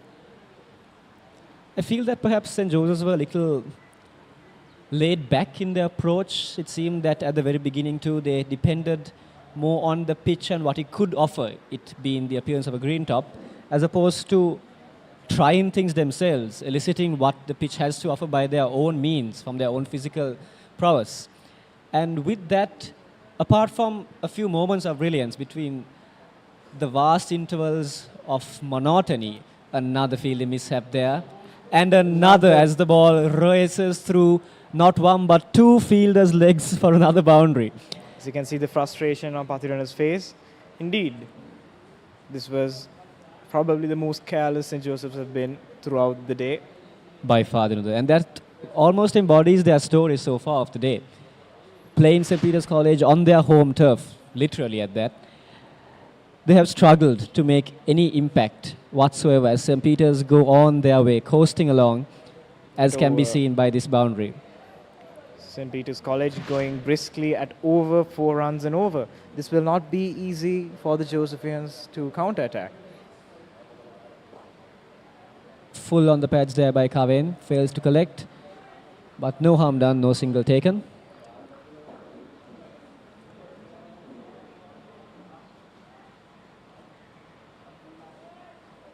Coming back to your question, Dinuda, Kaven has been employed as a bowler in, I think, the last few hours of the day. And he's someone who has played for not just the second 11, but the first 11 squads of St. Joseph. So someone with his experience could perhaps have been used earlier on. That's a lovely loft right down the ground, over the bowler's head by the batsman Sachin Pereira. 4 runs he collects, and what a lovely shot that was. I think this shows the intent of the Petrite batsman. They want to get some quick runs on the board and then invite Josephians to take over. This is a sheer show of dominance by the Petrite batsman. A brilliant show of dominance. A lot of brilliant shots were seen throughout the day. And that was right up there amongst the best. Just Indeed it is. stepping down the track, hands and arms through the motion, clean as a whistle. And that is as beautiful a shot as you ever would see. Hole in the pose a bit there was Sachin Pereira. Photo finish, as they say. No need to run, striker. You can just hold your horses. Yeah, who needs to run?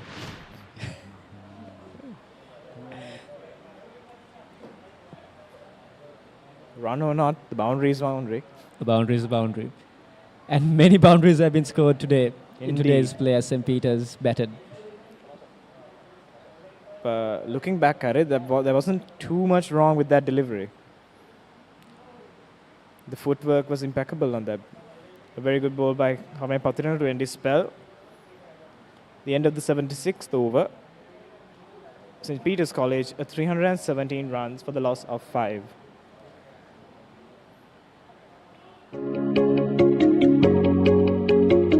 Blue Ocean, a unique brand of luxury apartments in Sri Lanka. Discover the ultimate investment and the privilege of ownership in a unique paradise destination. Blue Ocean extends their real estate ventures with a range of landmark condominiums and attractive opportunity for local and foreign investors who wish to enjoy a green living environment. Our latest acquisition of Kelsey Developments PLC, we have now entered the gated housing market.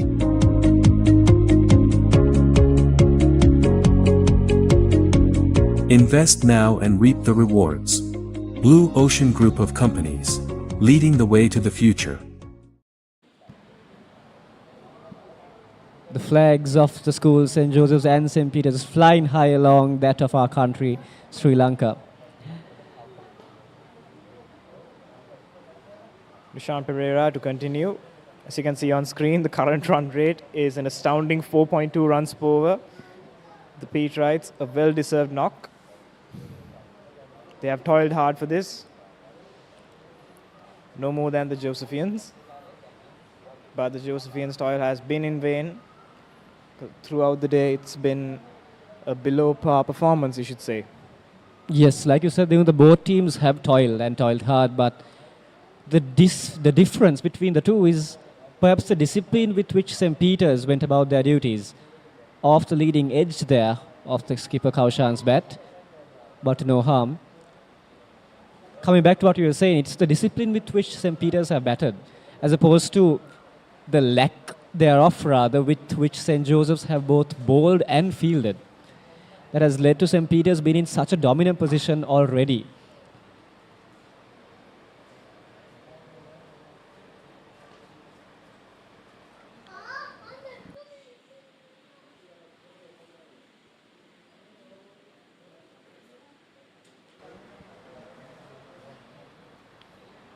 The Petrite captain Kaushan on 25 off 60. A very conservative knock so far, just anchoring his end and depending on the others to rotate and carry on the strike and the scoring of runs around him. Signs of a good batsman, rotating the strike. A difficult bowler comes on, quickly knock off a few runs and wait until the looseners come, which he can dispatch him. Dev, if you've noticed, Dushan Pereira in the many balls he's bowled in his last spell, even this, he has been bowling consistently outside the off stump, and appeal for a stump in there by the keeper. Quick work with the gloves, but the umpire at square leg remains unmoved. Yeah, there was no movement from the batsman in that instance. It was more of a desperation stumping. Out of desperation, it was Dinuza. So Dushan Pereira is bowling very wide outside the off stump. He's not attempting to spin it. He's not attempting to give it flight. He's just firing it in outside. And that itself shows how defensive a mindset the Josephian bowlers have gone into. Because now it's not a case of attacking and picking up wickets. It's a case of preventing runs and then secondly taking wickets. Indeed. The Josephians had their chances, had the few chances to take a lot of wickets, but they have not capitalized on the momentums of the wickets gone and have lost a lot of opportunities due to misfields. The Petrites have indeed capitalized on that and are in a really good position. They aren't in a rush. They are on the high position at the moment and they are showing it. Not too aggressive, capitalizing on the looseners. Yes, Showing tempered aggression so far, and very well indeed shown at good, that. a very well-deserved performance from the Petrites. As the batsmen exchange conversations in between overs, we can take a look at the wonderful weeping willows of the college grounds,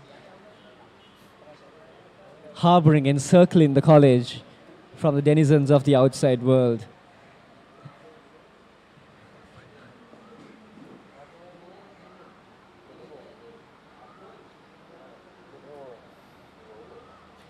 Not often you see a ground surrounded by buildings on one end and trees on the other, do you, Cheyenne? That is so, Dhinuda. And that is what makes St. Joseph's College its grounds one of the most beautiful to play on. Again, down the ground. Now that is a miscue. A fielder's under and it's taken. As Pathira strikes, Sachin Perera departs. St. Peter's lose their sixth. And the Josephians have got that long-awaited breakthrough at long last. A brilliant catch taken by the Josephian fielder.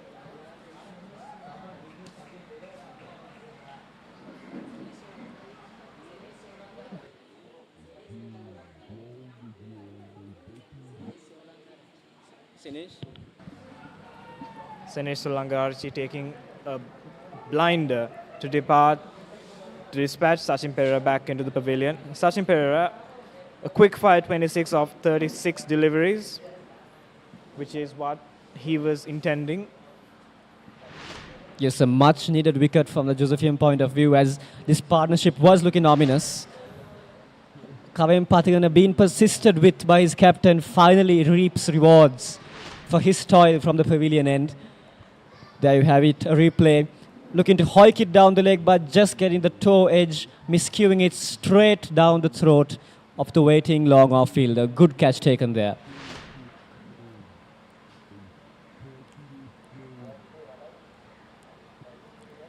The fielder, Sinesh Solangarachi, while not able to make an impact with his bowling, has at least helped his team in terms of his fielding with Indeed. a good catch taken Which to again ensure goes another to wicket show falling. The importance of fielding. If you are having a bad day with the ball, you can take a catch, stop a few runs. That's still very helpful from a team's perspective. Yes, catchers win matches, so the saying goes. Indeed. Pathirana, Kavain Pathirana to continue for Garumana, the new batsman in. The new batsman, Anupa Garumana. A left-hander against the off-spin of Pathirana. A slip in place for him now. Four fielders inside the ring on the off. A new batsman in. Pathirana should look to capitalize and put pressure on the new batsman. Tossed up just a bit there, inviting the drive of the batsman. So good from Pathirana. He knows that now he is in front at this very moment, even if just for that little while, and he is not ready to let go of that hold. Enticing the batsman into playing a false shot. Deceiving the batsman with flight. We'll see what he has to offer. A little faster there, skidding through to the keeper's gloves. Very wise of the batsman to have left it.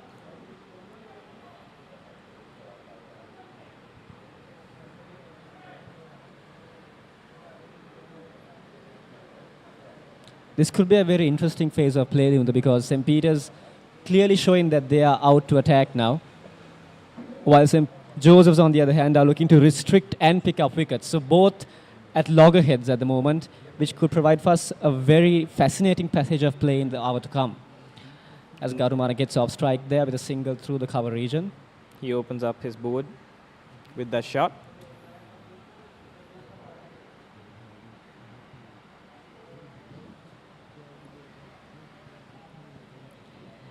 Joining us in the commentary box is none other than the master in charge of the Petrite media, Mr. Mandika. And Mr. Mandika has indeed been instrumental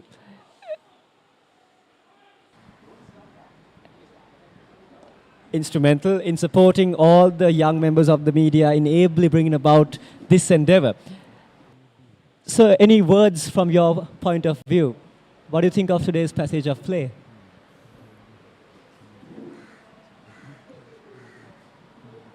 Well, certainly the Petrites have dominated the first day in today's game of play with Blue Ocean, a unique brand of luxury apartments in Sri Lanka. Discover the ultimate investment and the privilege of ownership in a unique paradise destination. Blue Ocean extends their real estate ventures with a range of landmark condominiums, an attractive opportunity for local and foreign investors who wish to enjoy a green living environment. Invest now and reap the rewards. Live in a highly secure apartment that is both exquisite and affordable. Resuming our conversation with the Petrite Master in charge, Mr. Mandika. Yeah, as I was saying, having 4 wickets still in hand with the Petrites, and definitely having a dominant score in the first innings. They played well and held the game. A beaming smile on Mr. Mandika's face as he uttered those sentiments, clearly pleased with how his team have progressed. Definitely. Proud Petrites.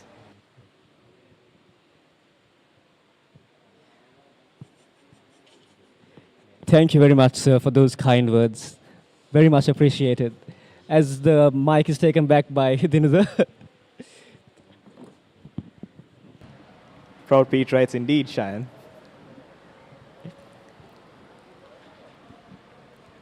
Two Josephians in the box, taken apart, humbled by the simple words of a Petrite.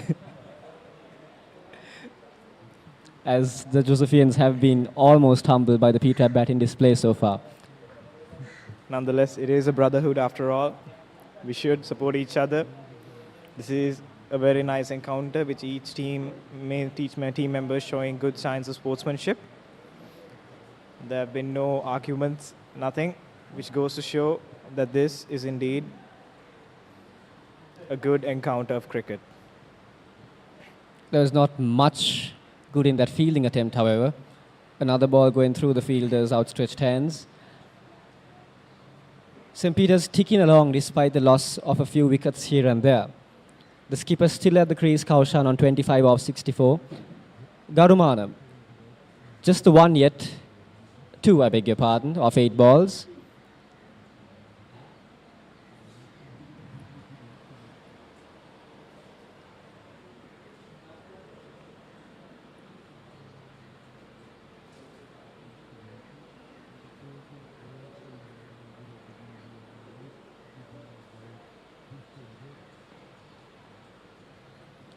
A quick single sneaked there by the batsman. They're looking for 2, and they will get 2. Very good running there by the 2 batters at the crease.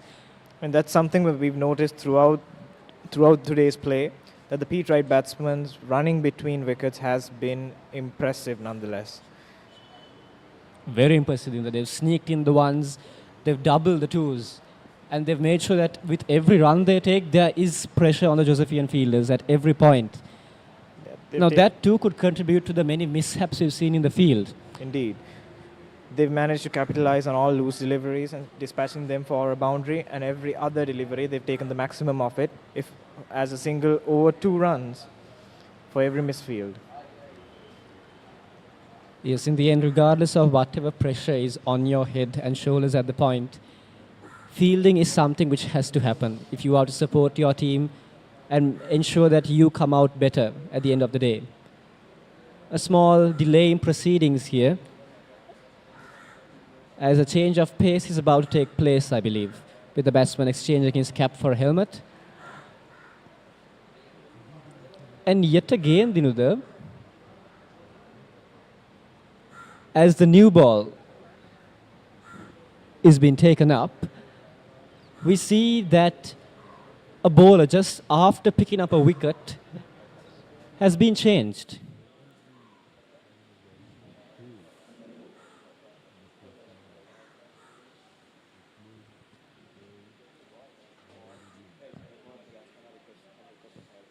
Yes, we've just received confirmation that the new ball has been taken by St. Joseph's College.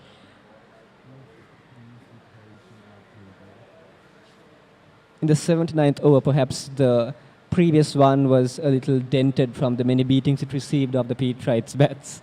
I'm curious to see what Potsman is able to do with the new ball. Now that it's a little bit windy, it's a little bit cooler. The temperature a little bit cooler. It's a little bit windy. It's interesting. I'm curious to see what inroads he'll manage to make with the new ball. As you can see, the Petrite batsmen putting on helmets for their safety, because safety is indeed important. Safety first, as they say. Here we go, Potsman to Garumanna.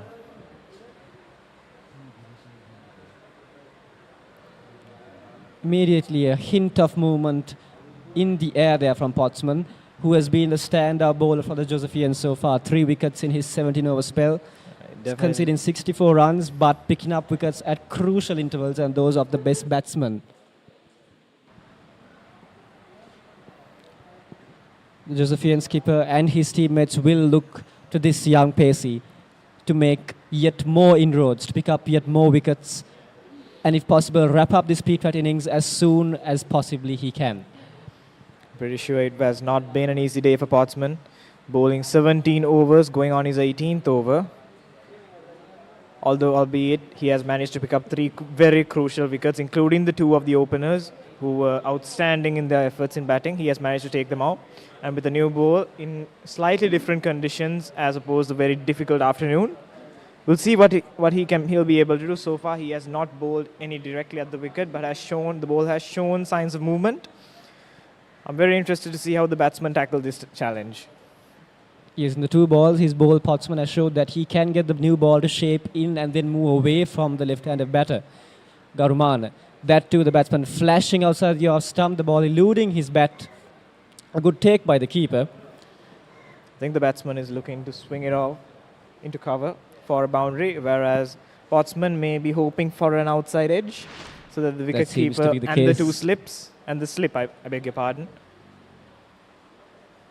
Now that you mentioned it, Dinudar, perhaps it would be wiser if Potsman continues with this wide line to bring in perhaps just one more slip to bolster that cordon.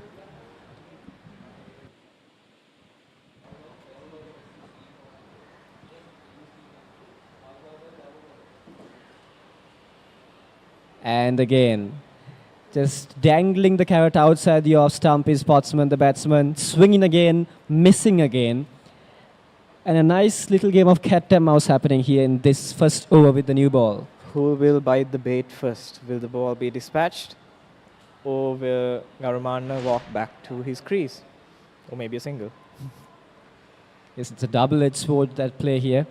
As you see a replay of the previous ball again, that away movement with the new cherry. The left armour with that angle. I think this is a brilliant opportunity for Josephian, for Potsman in particular, to get a few wickets. Maybe if he would bowl it from wicket to wicket, swinging out, that would confuse the batsman.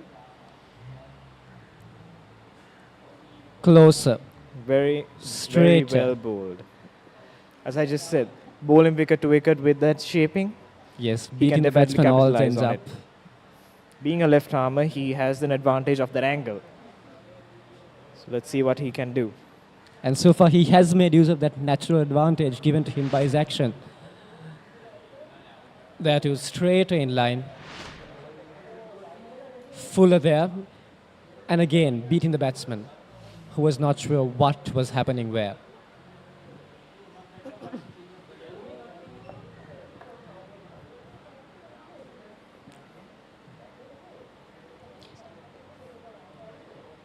Fifth ball of this over coming up again straighter, and the batsman finally manages to make contact.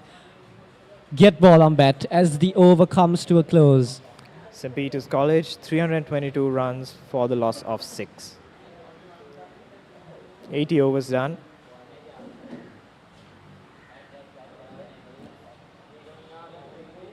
Yes. Blue Ocean, a unique brand of luxury apartments in Sri Lanka. Discover the ultimate investment and the privilege of ownership in a unique paradise destination. Blue Ocean extends their real estate ventures with a range of landmark condominiums. An attractive opportunity for local and foreign investors who wish to enjoy a green living environment. Blue Ocean Group of Companies, leading the way to the future. Centrally located, 30 minutes from Port City, 20 minutes from the airport and 5 minutes from the highway entrance, Central Park Ja Ella has an unparalleled location advantage. Sprawling over 15 acres of lush land with only 500 meters to the Colombo-Negombo main road, this is an ideal place to create your home to fit contemporary lifestyles. Central Park Housing Project is a well-designed and well-executed gated community that offers a range.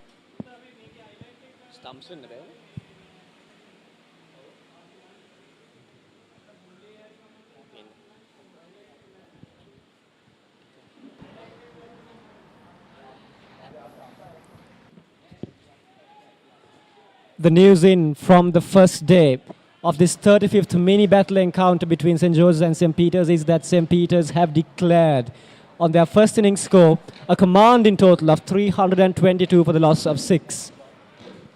Just half an hour of play left in this first day of this two-day encounter, and St. Peter's declaring on a formidable position.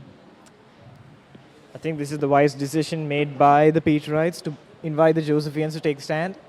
And since the conditions have changed in the pitch, as we saw in the final over of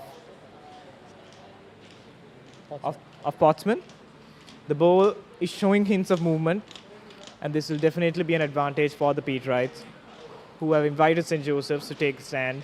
As you can see, the Petrite fielders walking out in the crease. I'm pretty sure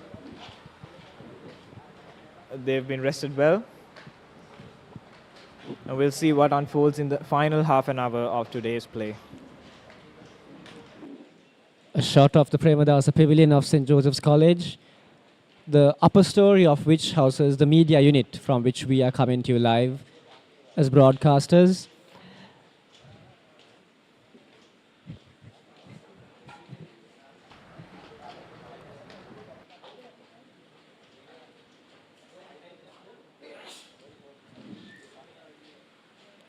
St. Peter's crossing the 300 mark for the loss of just 6 wickets on the back of 3 splendid half-centuries by the two openers, Savi Fernando, Hiruka Pereira, and later in the innings, a swashbuckling innings by Tareen Sanket.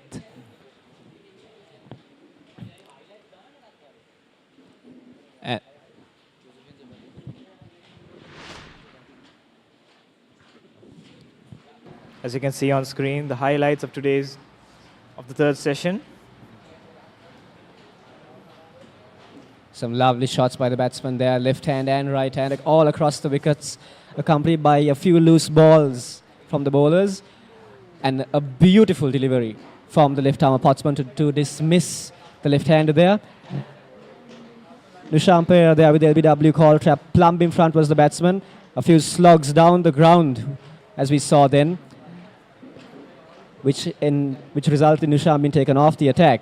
And then followed a quick partnership between the two batsmen, which saw many shots across the ground in all forms of deflection and attack.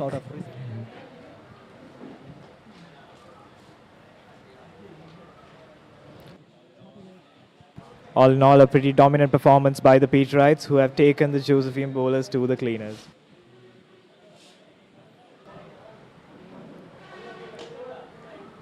Some big slugs and some lovely shots towards the back end of the innings. A catch being taken there, as we saw.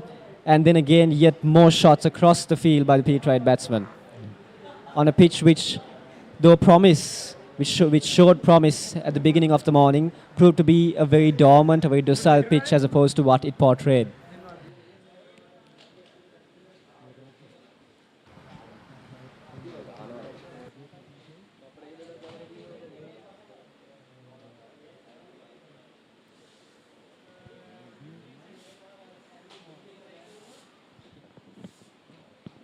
Garuka Sanket there been dismissed, LBW.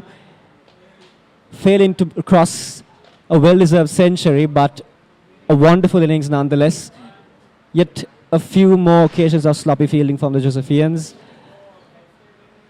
And at the end of the Petrite innings, St. Peter's College declared on 322 runs, losing just 6 wickets. 3 half-centuries, 2 at the top of the order, 1 further down. For St. Joseph's, well, the bowling was spearheaded by the left-armer Pottsman, picking up 3. And just as the new ball was taken, we saw the declaration coming into place. So St. Joseph's in for a tricky phase here as they look to negotiate the few overs remaining of the day safely and without harm.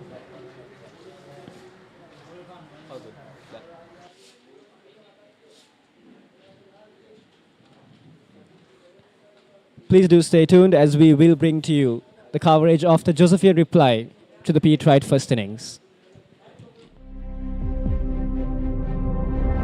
Blue Ocean, a unique brand of luxury apartments in Sri Lanka. Discover the ultimate investment and the privilege of ownership in a unique paradise destination. Blue Ocean extends their real estate ventures with a range of landmark condominiums. An attractive opportunity for local and foreign investors who wish to enjoy a green living environment. Blue Ocean Group of Companies, leading the way to the future. Centrally located, 30 minutes from Port City, 20 minutes from the airport and 5 minutes from the highway entrance, Central Park Jaela has an unparalleled location advantage. Sprawling over 15 acres of lush land with only 500 meters to the Colombo-Negombo main road, this is an ideal place to create your home to fit contemporary lifestyles. Central Park Housing Project is a well-designed and well-executed gated community that offers a range of housing options and modern amenities.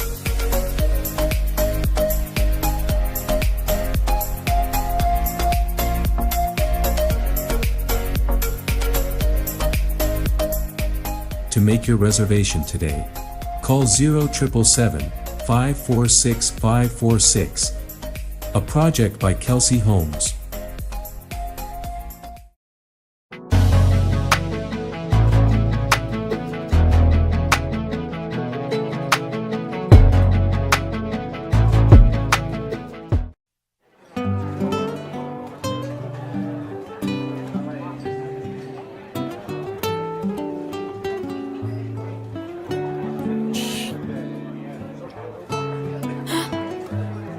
My meeting ran late. I'm sorry. Well, we were here on time, weren't we, Dua? Happy anniversary, darling. Oh, wow. Thank you.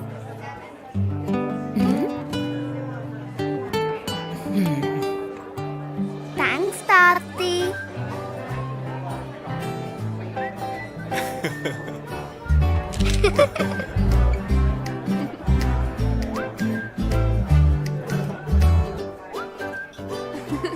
Tati, did you get Ammi anything?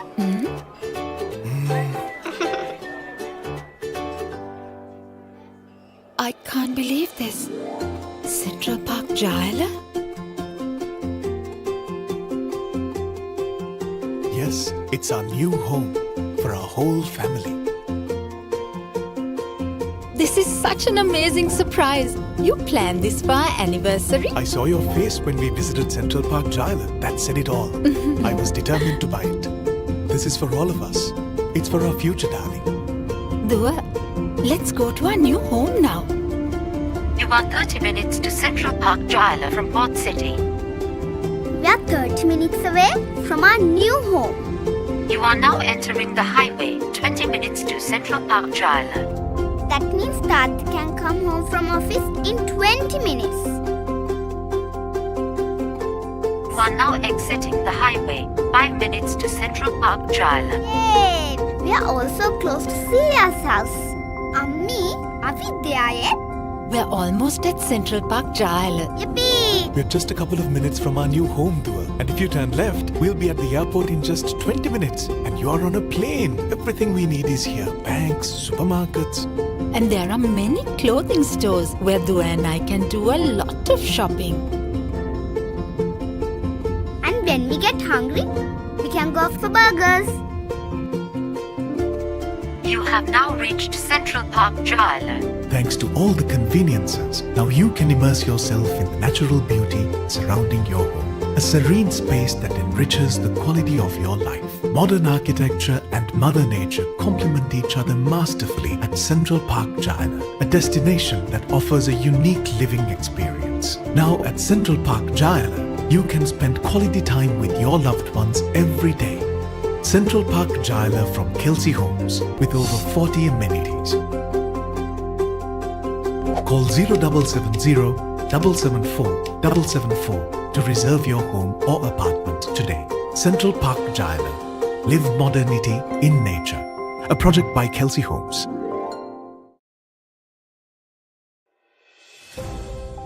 Centrally located, 30 minutes from Port City, 20 minutes from the airport and 5 minutes from the highway entrance, Central Park Jayala has an unparalleled location advantage. Sprawling over 15 acres of lush land with only 500 meters to the Colombo-Negombo main road, this is an ideal place to create your home.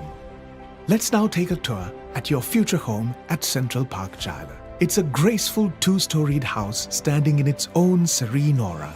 Its modern box plan design is custom made to fit contemporary lifestyles. As you enter, note that the living room is designed to be inviting and welcoming.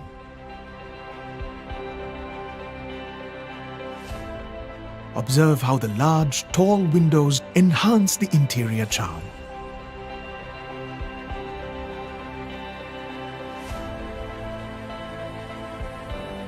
Dining is integrated into the living room. Imagine the wonderful memories you can create with your friends and family. Run an appraising eye over the modern pantry fittings.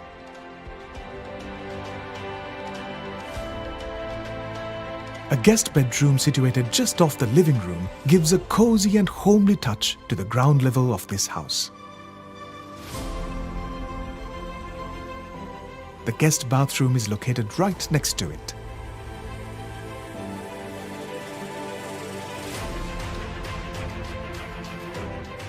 On the first floor, you'll find the family room. This space is all about relaxation, entertainment, and quality time. Here is the master bedroom. See how it stands out due to its elegant and generous proportions. It has its own ensuite facilities.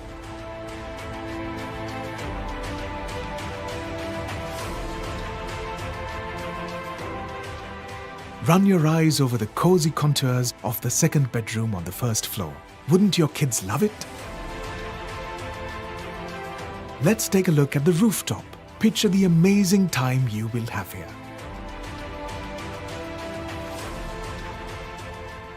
Come visit our model house. Call 0770 773 773 to make your reservation today.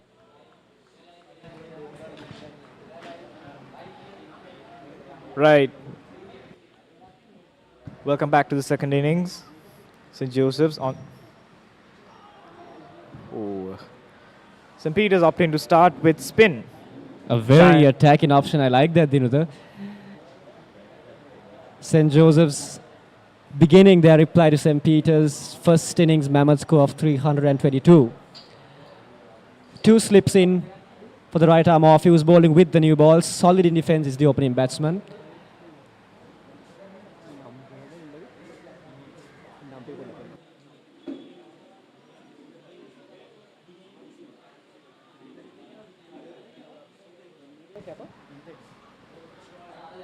Dehandy Silva on strike.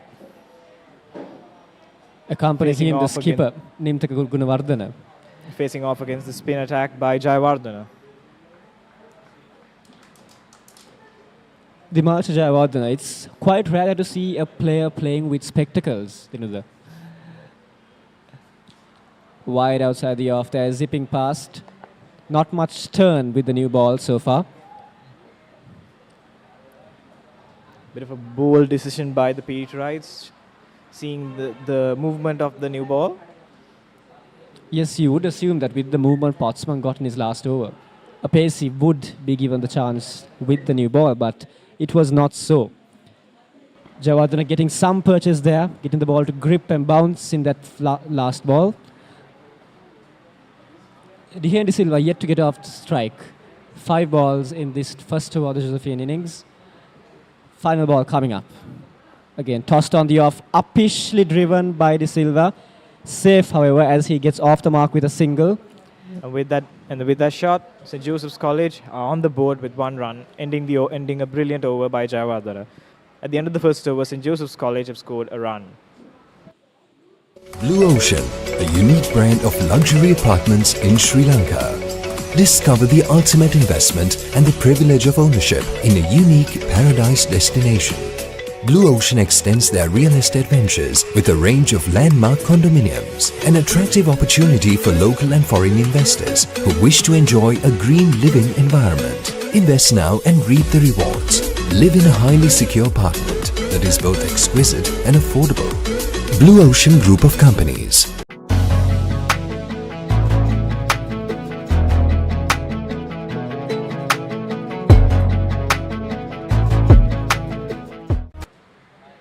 Change in bowling by the Petrite, opting for pace over spin in the second over.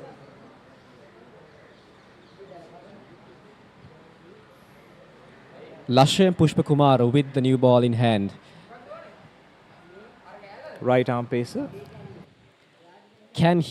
Will he be able to reap more rewards than the Josephian paces in the very first few overs, Dhinuda?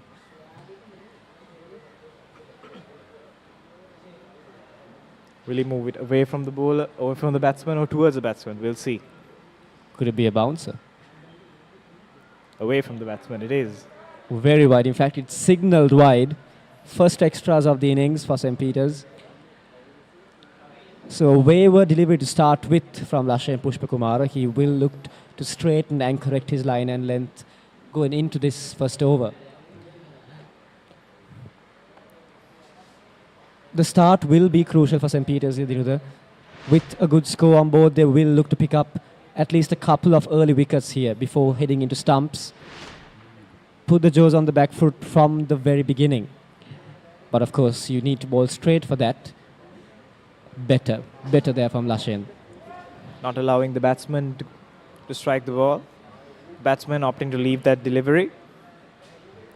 There is quite a bit of movement in this pitch now that the temperature has gone down and it's a little bit windy, so we can see.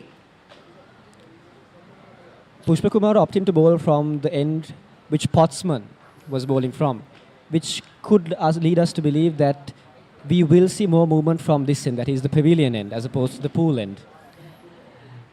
De Silva facing all the deliveries so far with his skipper. Gunawardena yet to face a single ball. De Silva remains on strike with that dot there. Pushpakumar straightening his length more and more as we go. Pressing the batsman to play his shots, to make his move.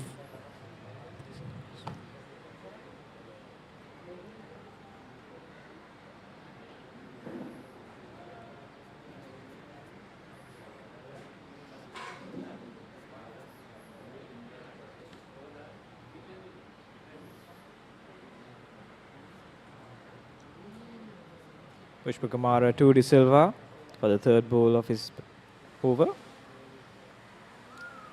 Brilliant bit of fielding from the Petrite. Great fielder there, great backing up, great support of his bowler. That was a certain single if not for that diving stop by the field at gully. Could have gone on for a boundary if it was a quick outfield. Is the outfield, given the dryness and heat we've experienced in the past few weeks, very fast, as you said, Dhinuda. So just the slightest misfield could lead to a boundary in this situation.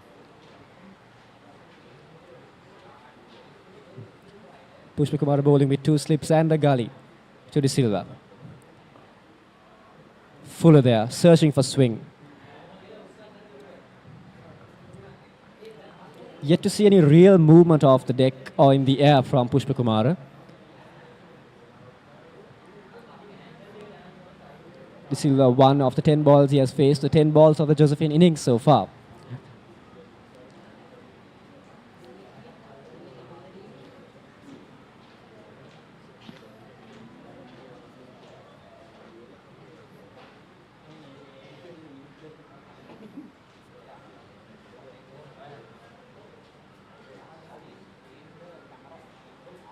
Nipping away from the batsman. It's a quite defensive line so far, Dhinuda. Not allowing the batsman to play a shot.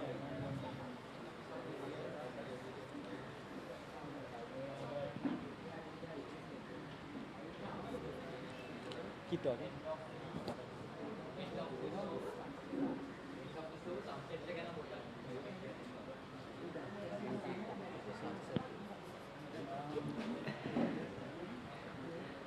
The final delivery of the second over.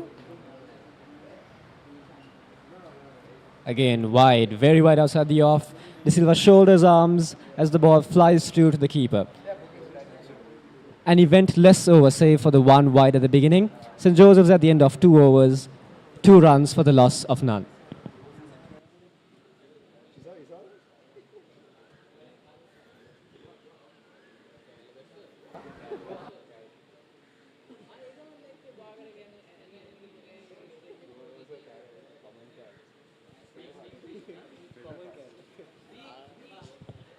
A lovely shot there of the scenic sunset over the Beira Lake with the Nelum Kulna silhouetted against a beautiful pinkling sky. The clouds darkening as we watch, signaling the end, the coming end of an eventful day's play here at St. Joseph's College, just next to that lovely peak of the Nelum Kulna. The sun yet high in the sky, which will give us yet more overs to play with, we hope.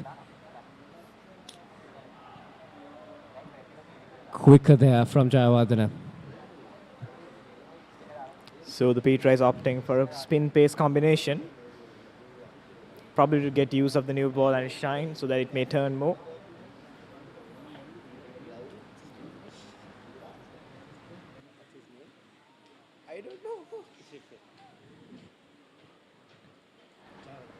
Jayawardena has showed considerable control of the new ball so far. It's not easy for a spinner to get it at the very beginning with that shine, to get that grip on it, get that control over it, and make sure it lands in the correct spot. But so far he has showed impeccable control of it, flighting it where needed, firing it in where needed. That one dropped a little short. No run available to the batsman, Gunawardena, who's facing his first deliveries here in just the 3rd over of the innings.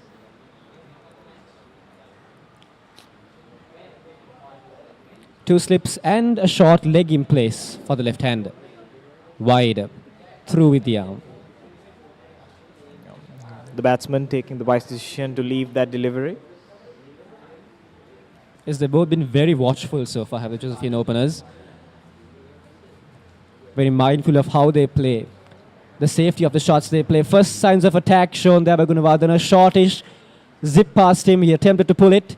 And the ball races away for a boundary, and that is the first boundary for the Josephians. Jayawardena bowled it a little towards the pads, and the skipper Gunawardena capitalizing on that miscue. Just helping it along its way to the boundary. First signs of Petrite misfields on the field as well, so perhaps it is a disease affecting not one but both sides. The Petrite media person next to me giving me a subtle glare as I speak.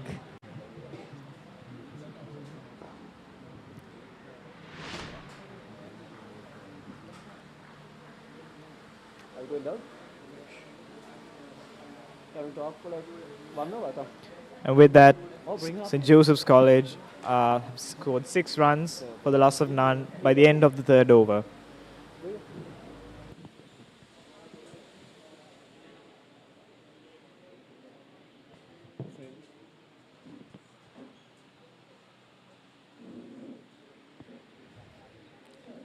St. Joseph's 6 runs for the loss of none. It's been a cautious start so far by the two openers, De Silva and Gunawardena. Now they will know that there is a mountain to surmount. But any mountain, any journey will only begin with the minute steps, the minute details. And if these two openers can pay attention to those, make sure that they do just the basics right, St. Joseph's can yet get a stranglehold on this match as play proceeds. If not today, going into tomorrow. Pushpa Kumara with the new ball in hand. Foolish there, a lovely shot through the gap by De Silva. That will be a boundary to his name. A very good shot there to open his account in terms of boundaries. 4 runs to St. Joseph's, the score moves on to 10. The first delivery, Pushpa Kumara decided to bowl wicket to wicket. De Silva has capitalized on that and dispatched it for a boundary. A brilliant stroke by De Silva. Yes, almost a gentle pace from Pushpa Kumara, as opposed to the express pace you would expect from most opening bowlers. A brilliant Pushpa Kumara, timing. yes, lovely timing. There you have it. through the shot. Picture perfect, I would Picture say. perfect. Picturesque, that shot.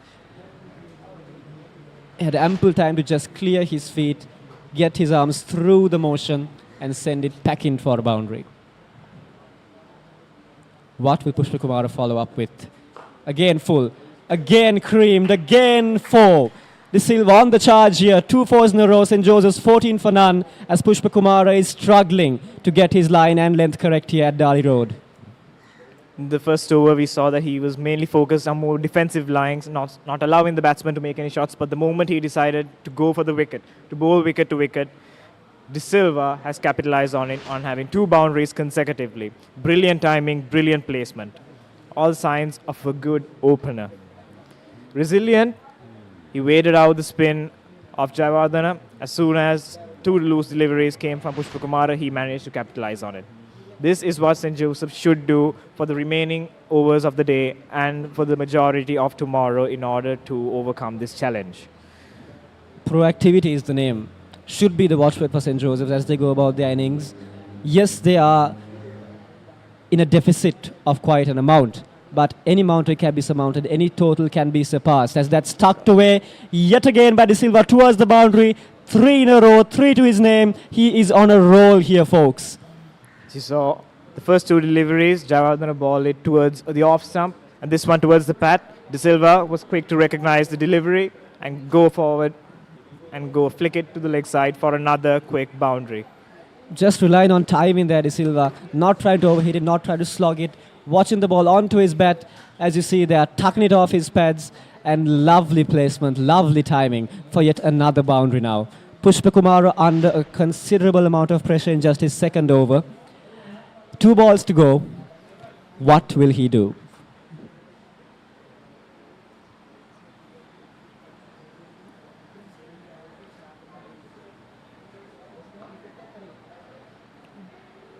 Much better delivery by Pushpa Kumara to avoid De Silva, who was on a roll, to a dot. Good restraint shown by De Silva there as well, understanding that not every ball is a boundary ball. Indeed.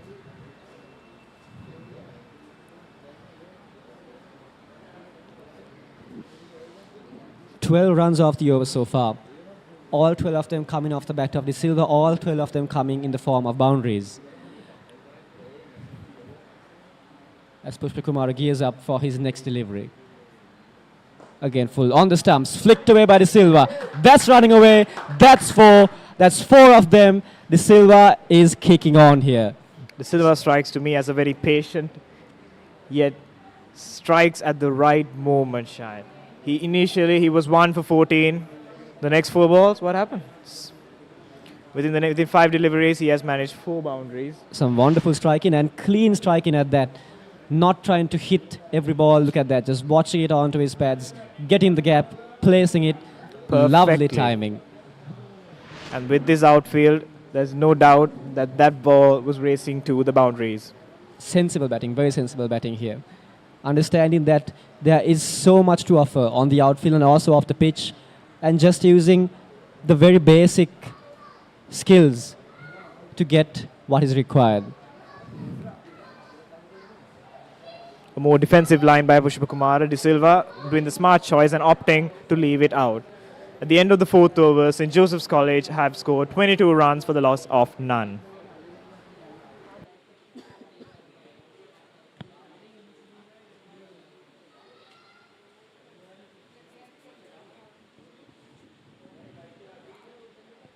A few clouds looming heavy over the skies there as we watch. Darkness approaches, signaling the end of the day's play. We have yet a few more overs to go.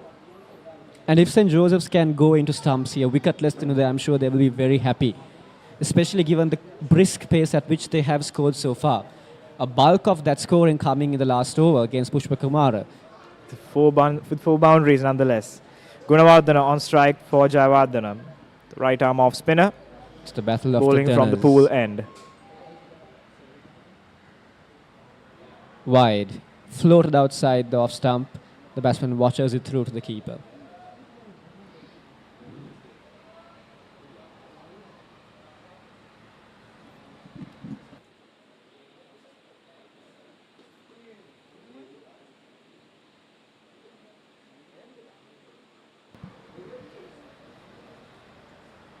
another ball with a similar line. Jayawardene opting for the defensive line in hopes to contain the sudden burst of energy shown by the Josephians in the previous over. That's wrapped him on the pads, and that is given by the umpires. Jayawardene strikes. Not what St. Joseph's wanted, but exactly what St. Peter's would. First wicket down, and it is none other than the skipper, Nimthaka Gunawardene. Jayawardene strikes with his spin.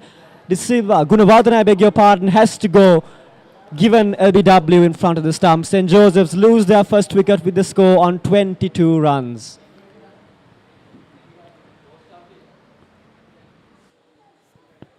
The bowler deceiving the batsman with his two initial balls, bowling more towards off, allowing the batsman to leave it, and then the next ball bowling it full on stumps with a plump delivery, which has dispatched skipper Nimthaka Gunawardene back to the pavilion with only 4 runs scored for 6 deliveries.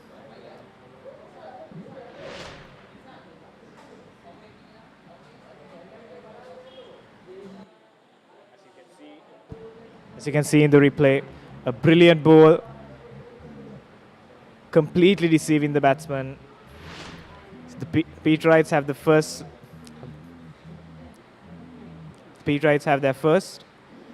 St. Joseph's College with 22 runs for the loss of 1.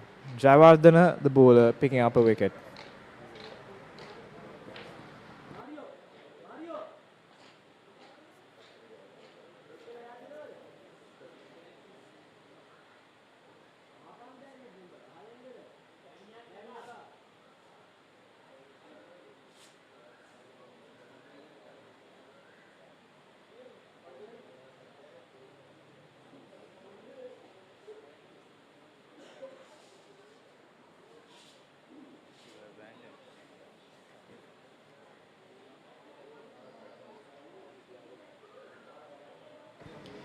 Deshant Talhitiagala, the new batsman in.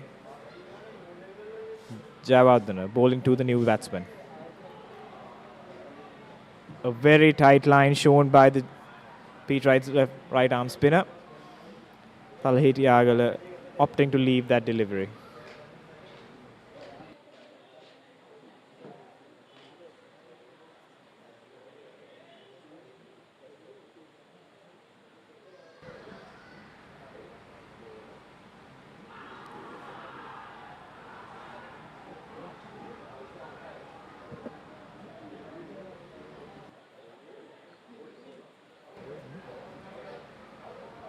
Jayawardene has clean ball, Deshant Talhitiagala, for a duck.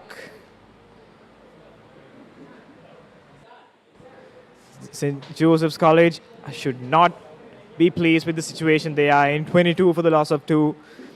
The skipper and then Deshant Talhitiagala gone for a duck.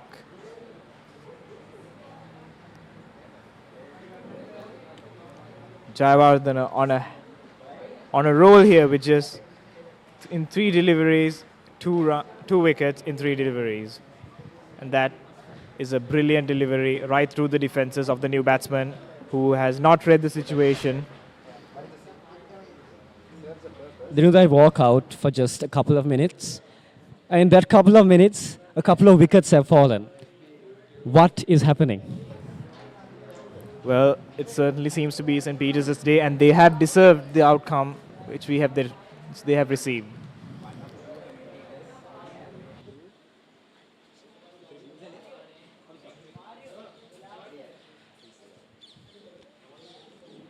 Two down, St. Joseph staring down the barrel here in the dying moments of this first test play at St. Joseph's College. The new batsman, Nishan Pereira, who scalped 1 in the first innings of St. Peter's, has now come to the crease. All responsibility on him to guide his team through these last few overs. As the Petrite fielders pack round him, 3 slips. A silly. Oh. Nishan clearly not willing to watch the ball through there. Nishan Pereira is not happy to be out there after bowling an entire day and now he's out there batting for his team.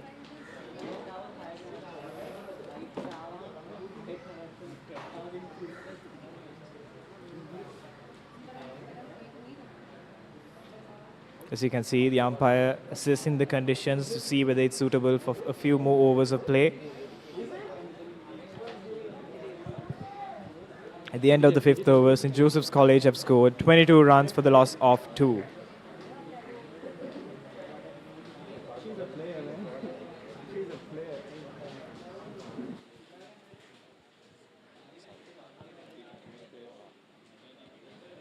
The umpires debating over the resumption of play here, as light seems to be fading just a bit at Dali Road.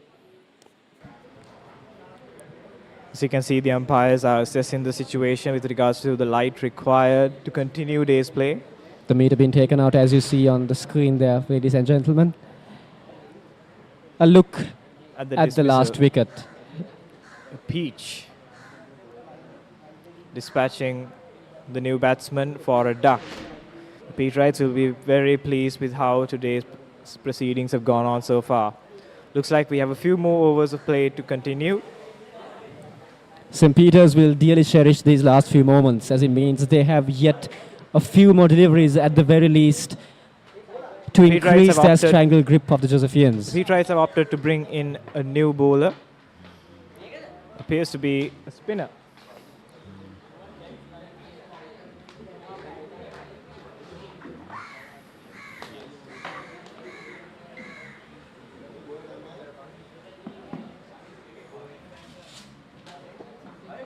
A change of attack from the pavilion end, yet more spin being brought in. Another offie. Drop shot then, pulled through the mid-wicket region by the batsman. That's a lovely shot indeed, under pressure, as 4 runs are garnered to the team. Good striking by the Josephian batsman.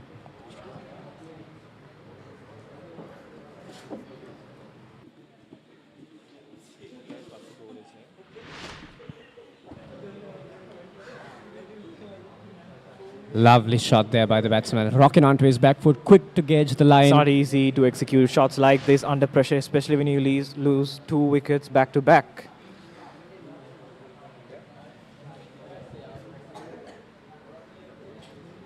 An unusual action is a new bowler. That's a very good follow-up delivery. The skipper leading dangling from the ball outside the off stump, Janet getting Kaushan. some turn. Kaushan it is. His first delivery has been dispatched for a boundary, but a very good delivery to follow that. De Silva, the playmaker so far in the Josephian innings, yet at the crease. And again, on the back foot, pulled strongly, pulled for 4. A very good shot yet again from De Silva, who is clearly showing that his intent is not to be dampened here at Dali Road. Indeed, it's very good to maintain a positive approach to this. He has not changed his approach in batting, even though his partners have been going back and forth, so to say. But indeed, he's taking on a very positive approach to this Petrite onslaught. Sanit Kaushan bowling a little too short, allowing the batsman to get on the back foot and pull it for another boundary. Offense is the best defense, as we said earlier. And De Silva embodying that sentiment here. Kaushan bowling around the wicket. And with that, to the despair of all Josephians, yet another has fallen. And who else but the informed De Silva? Trying too much there, too much aggression, and he ends in lollying up a simple catch, the waiting field at second slip. The skipper strikes. Janit Kaushan, even though has been dispatched for 2 boundaries, has managed to take the wicket of the De Silva, the informed batsman currently for St. Joseph's College. With that, St. Joseph's College is in a bit of a pickle, I might say. Not a bit. Plenty of pickle, as they sink further, while the Petrites were there rejoicing. Not even 6 overs down with the day's play of their innings, actually. 3 wickets down. It is not a happy sight for the Josephians. A very good catch there by the slip fielder.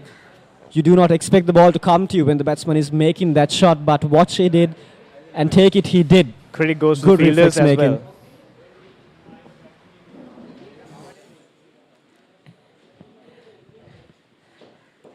Two new batsmen at the crease now for St. Joseph's. They could not sink any further given the present situation. Nusham Pereira and Guruge now. Amisha Nushan- Guruge, the new Amisha batsman Guruge. in, to face Janit Kaushan, the skipper of St. Peter's College.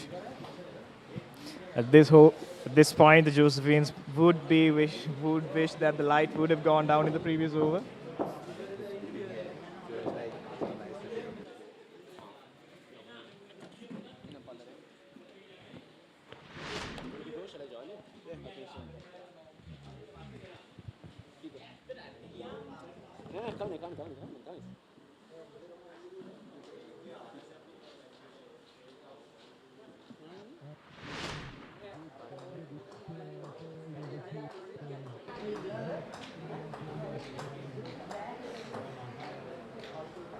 Amisha Guruge, the new man on strike, opting to face Janit Kaushan, the skipper of St. Peter's, right after a wicket.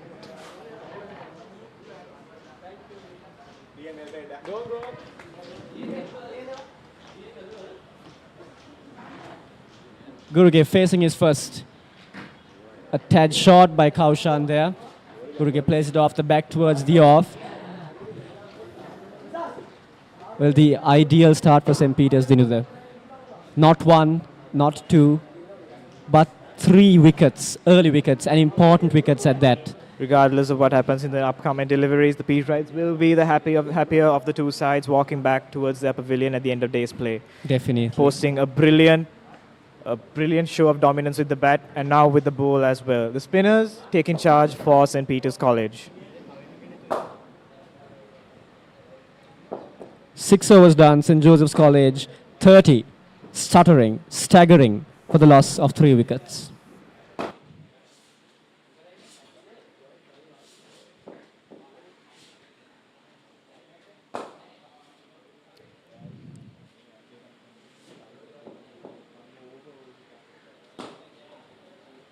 It appears that play will continue in these dying light moments of the day. St. Peter's they will grab any and every opportunity they can to make further inroads, to draw further blood from the Josephian batting lineup. St. Joseph's, meanwhile, they will be biting their nails on the bench, hoping Right now- and praying that they will not have to walk out in their pads to face those dreaded few deliveries. Fielders crowding the bat now. 3 slips, a silly, as Jayawardene with 2 wickets to his name already in just 3 overs continues. Over the wicket he goes. Onto the pads. A brilliant flicking of ball by Nushan Pereira, which has resulted in a boundary. A very much needed boundary by Nushan Pereira, which relieves the pressure a little bit, but not as much to relieve the pressure of losing 3 wickets in back-to-back overs. Nevertheless, brilliantly played by Nushan Pereira. A boundary of just his second ball, Nusham Pereira. It's good to see positive intent from the Josephians, even in the light of such circumstances as these where they are 3 down, chasing a deficit of 300 runs. Attempted stumping by the Petrites, denied by the umpire at square leg. Quicker there from Jayawardene, fired in with the arm. Tossed up this time and a beautiful delivery, that one. Holding its line, dying on the batsman who has beaten all ends up. Jayawardene is just displaying a wonderful skill set here in maneuvering the new ball, as again he draws the batsman on the front foot outside the off, lures him into that shot Jayawardene. and beats the edge. A name dreaded by the Josephians at the moment. Very normally used to hearing the word Jayawardene in terms of batting, Dinuja, with Mahela Jayawardene. But it is the ball in Jayawardene who is wreaking havoc here as yet another appeal goes for stump behind. St. Peter's cock a hoop at the moment, all smiles in the slip cordon as you can see there. As they are dealing blow after blow to St. Joseph's. Nisham Pereira just struggling a wee bit there. And again beaten. Again through him. Again a stumping opportunity. Jayawardena just weaving a web around the Josephian batters at this point. It is wonderful to That watch. was a thrilling over by Jayawardena. 7 overs done, St. Joseph's 34 for 3 as the umpires meet again to measure the light. Assessing the conditions again are the umpires. We'll see whether we have one more over of play within the day.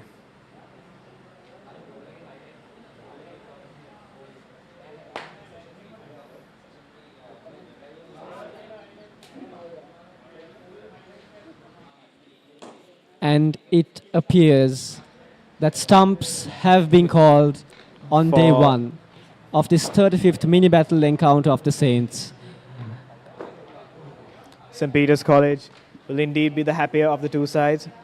The two Josephian batsmen are happy to survive the onslaught from the Petrite spinners. Ironically, it's not the Paces who we assumed would be on top here on a green deck, but the spinners, the Petrite spinners, who are all over the Josephians at the moment. Jayawardena with 2 to his name and Kaushan with 1 under his belt, leaving St. Joseph's reeling at 34 for the loss of 3, trailing by yet 290 runs at the end of day 1. Petrite seem ecstatic, and they should be a well-deserved happiness they should have. They have scored a very challenging target on the board with the bat, with 322 runs scored for the loss of 6 wickets. And the Josephian managing to take 3 wickets from the Josephians at the end of the day's play. Yes, Guruge and Pereira will be glad to walk off what was An a onslaught. tilting ship, a sinking ship of a pitch for them in these final few overs, while the St. Peter's College players converge in one final prayer before ending their day's play. A wonderful gesture to see, a gesture which embodies that spirit which pervades not just sports but the lives of all those who go to these two wonderful schools, St. Joseph's and St. Peter's. Well, one day done, and at the end of this day, it's clear that one team is on top, and that team is St. Peter's College. Amassing a mammoth 322 in the first innings, they end day 1 having picked up 3 crucial wickets of the Josephian top order, leaving St. Joseph's 32 for the loss of 3. As we bring to you the session highlights in just a few seconds.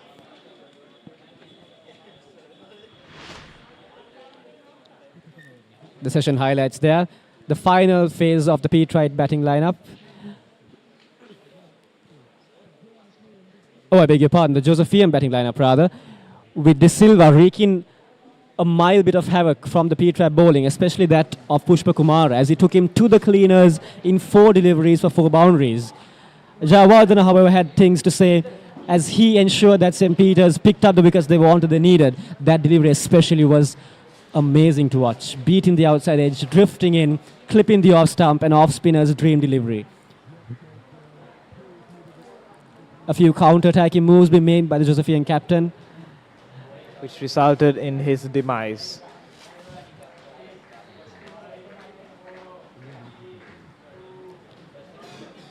St. Joseph's making their shots, making their moves, but to their own peril on 3 occasions. The batting lineup, as we see there, St. Peter's, their first innings, led from the very front by Hiruka Silva and Savi Fernando, 79 and 59 to both of them respectively. Ransilige offering some resilience, and then Sanket at the back end. 88 of just 77 balls, a wonderful knock which set the tone for the Petrite innings going forward. Declaring after 80 overs on 322 for 6, St. Peter's were in a strong position indeed. But well, it was not enough for them as they went on to make sure that they consolidated their lead in all senses of the word, picking up 3 wickets off the St. Joseph's innings. The captain Kaushan remaining not out in the first innings on 27, with Garumana just 2 of 14 balls faced, but the damage was already done by the top order. 79, 59, 27, 88, 27 and 26, all figures which led to the amassing of a truly valuable score. As you can see, the bowling card of the Josephian bowlers, 4 bowlers being utilized. Potsman being the pick of the bowlers with managing to bag 3 wickets, conceding 64 runs in his 18 overs.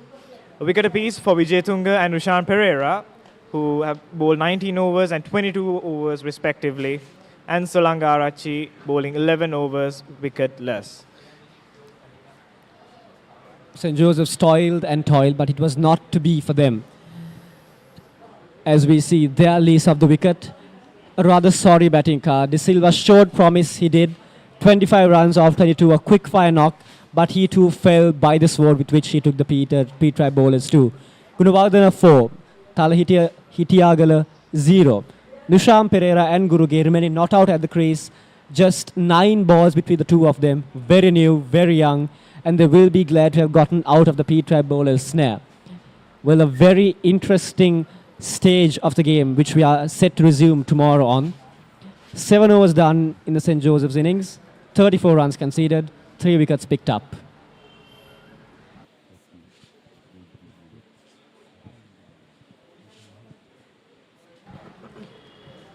Taking a look at the Petrite bowling card, Jayawardena being the pick of the bowlers with just 7 overs bowled, 3 bowlers utilised.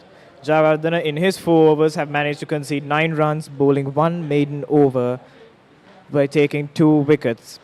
Janit Kaushan, the skipper, managing an over with a wicket, 8 runs conceded, whereas Pushpa Kumara has bowled 2 overs, conceding 17 runs and remains wicketless.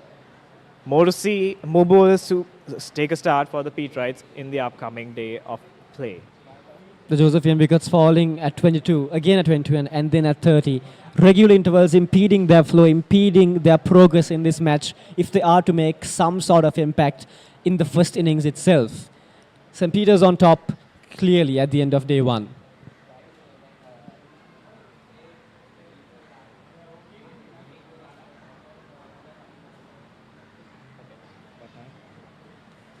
And there you have it, ladies and gentlemen.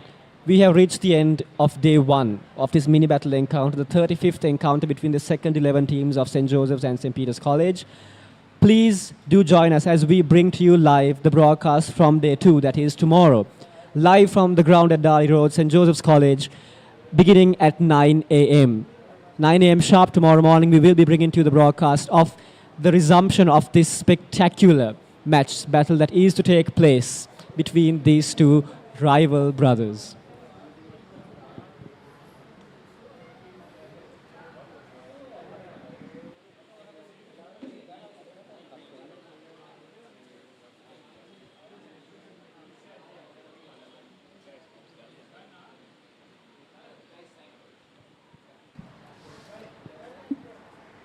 With that, ladies and gentlemen, it has been an exciting day, an eventful day, but the end of the day nonetheless. Signing off on behalf of all the commentary panel here, I'm Shandy Silva. I'm Dinatha Tennakoon. Thank you for joining us on this broadcast of the Battle of the Saints mini encounter. Please do join us tomorrow. Hope to see you then. Thank you and good night.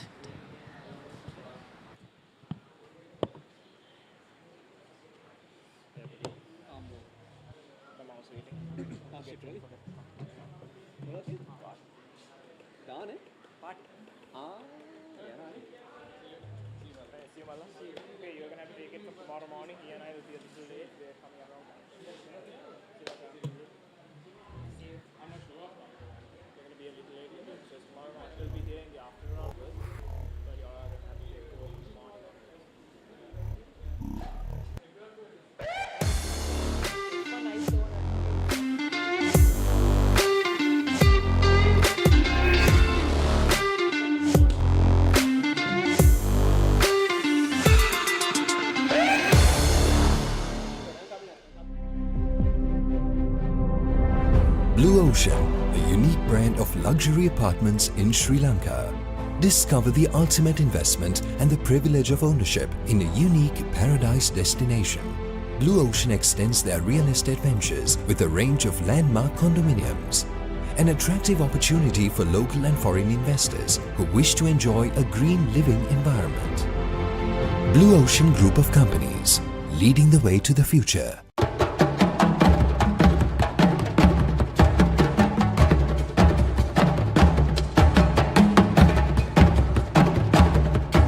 Blue Ocean, a unique brand of luxury apartments in Sri Lanka. Discover the ultimate investment and the privilege of ownership in a unique paradise destination. Blue Ocean extends their real estate ventures with a range of landmark condominiums, an attractive opportunity for local and foreign investors who wish to enjoy a green living environment. Invest now and reap the rewards. Live in a highly secure apartment that is both exquisite and affordable. Blue Ocean Group of Companies.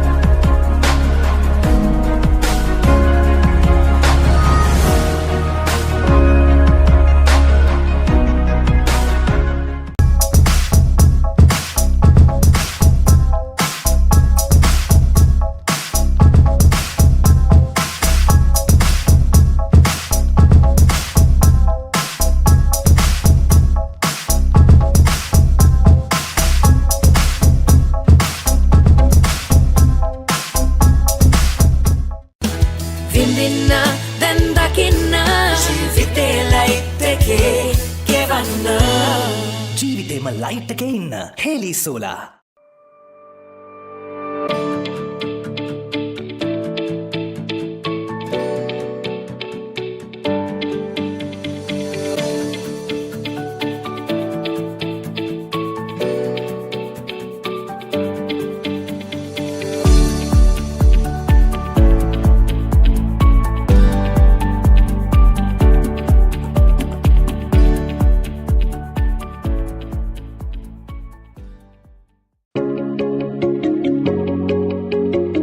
Blue Ocean, a unique brand of luxury apartments in Sri Lanka.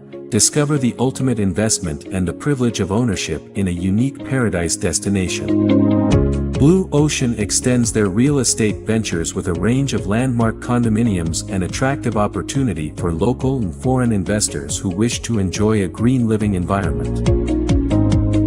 Our latest acquisition of Kelsey Developments PLC, we have now entered the gated housing market.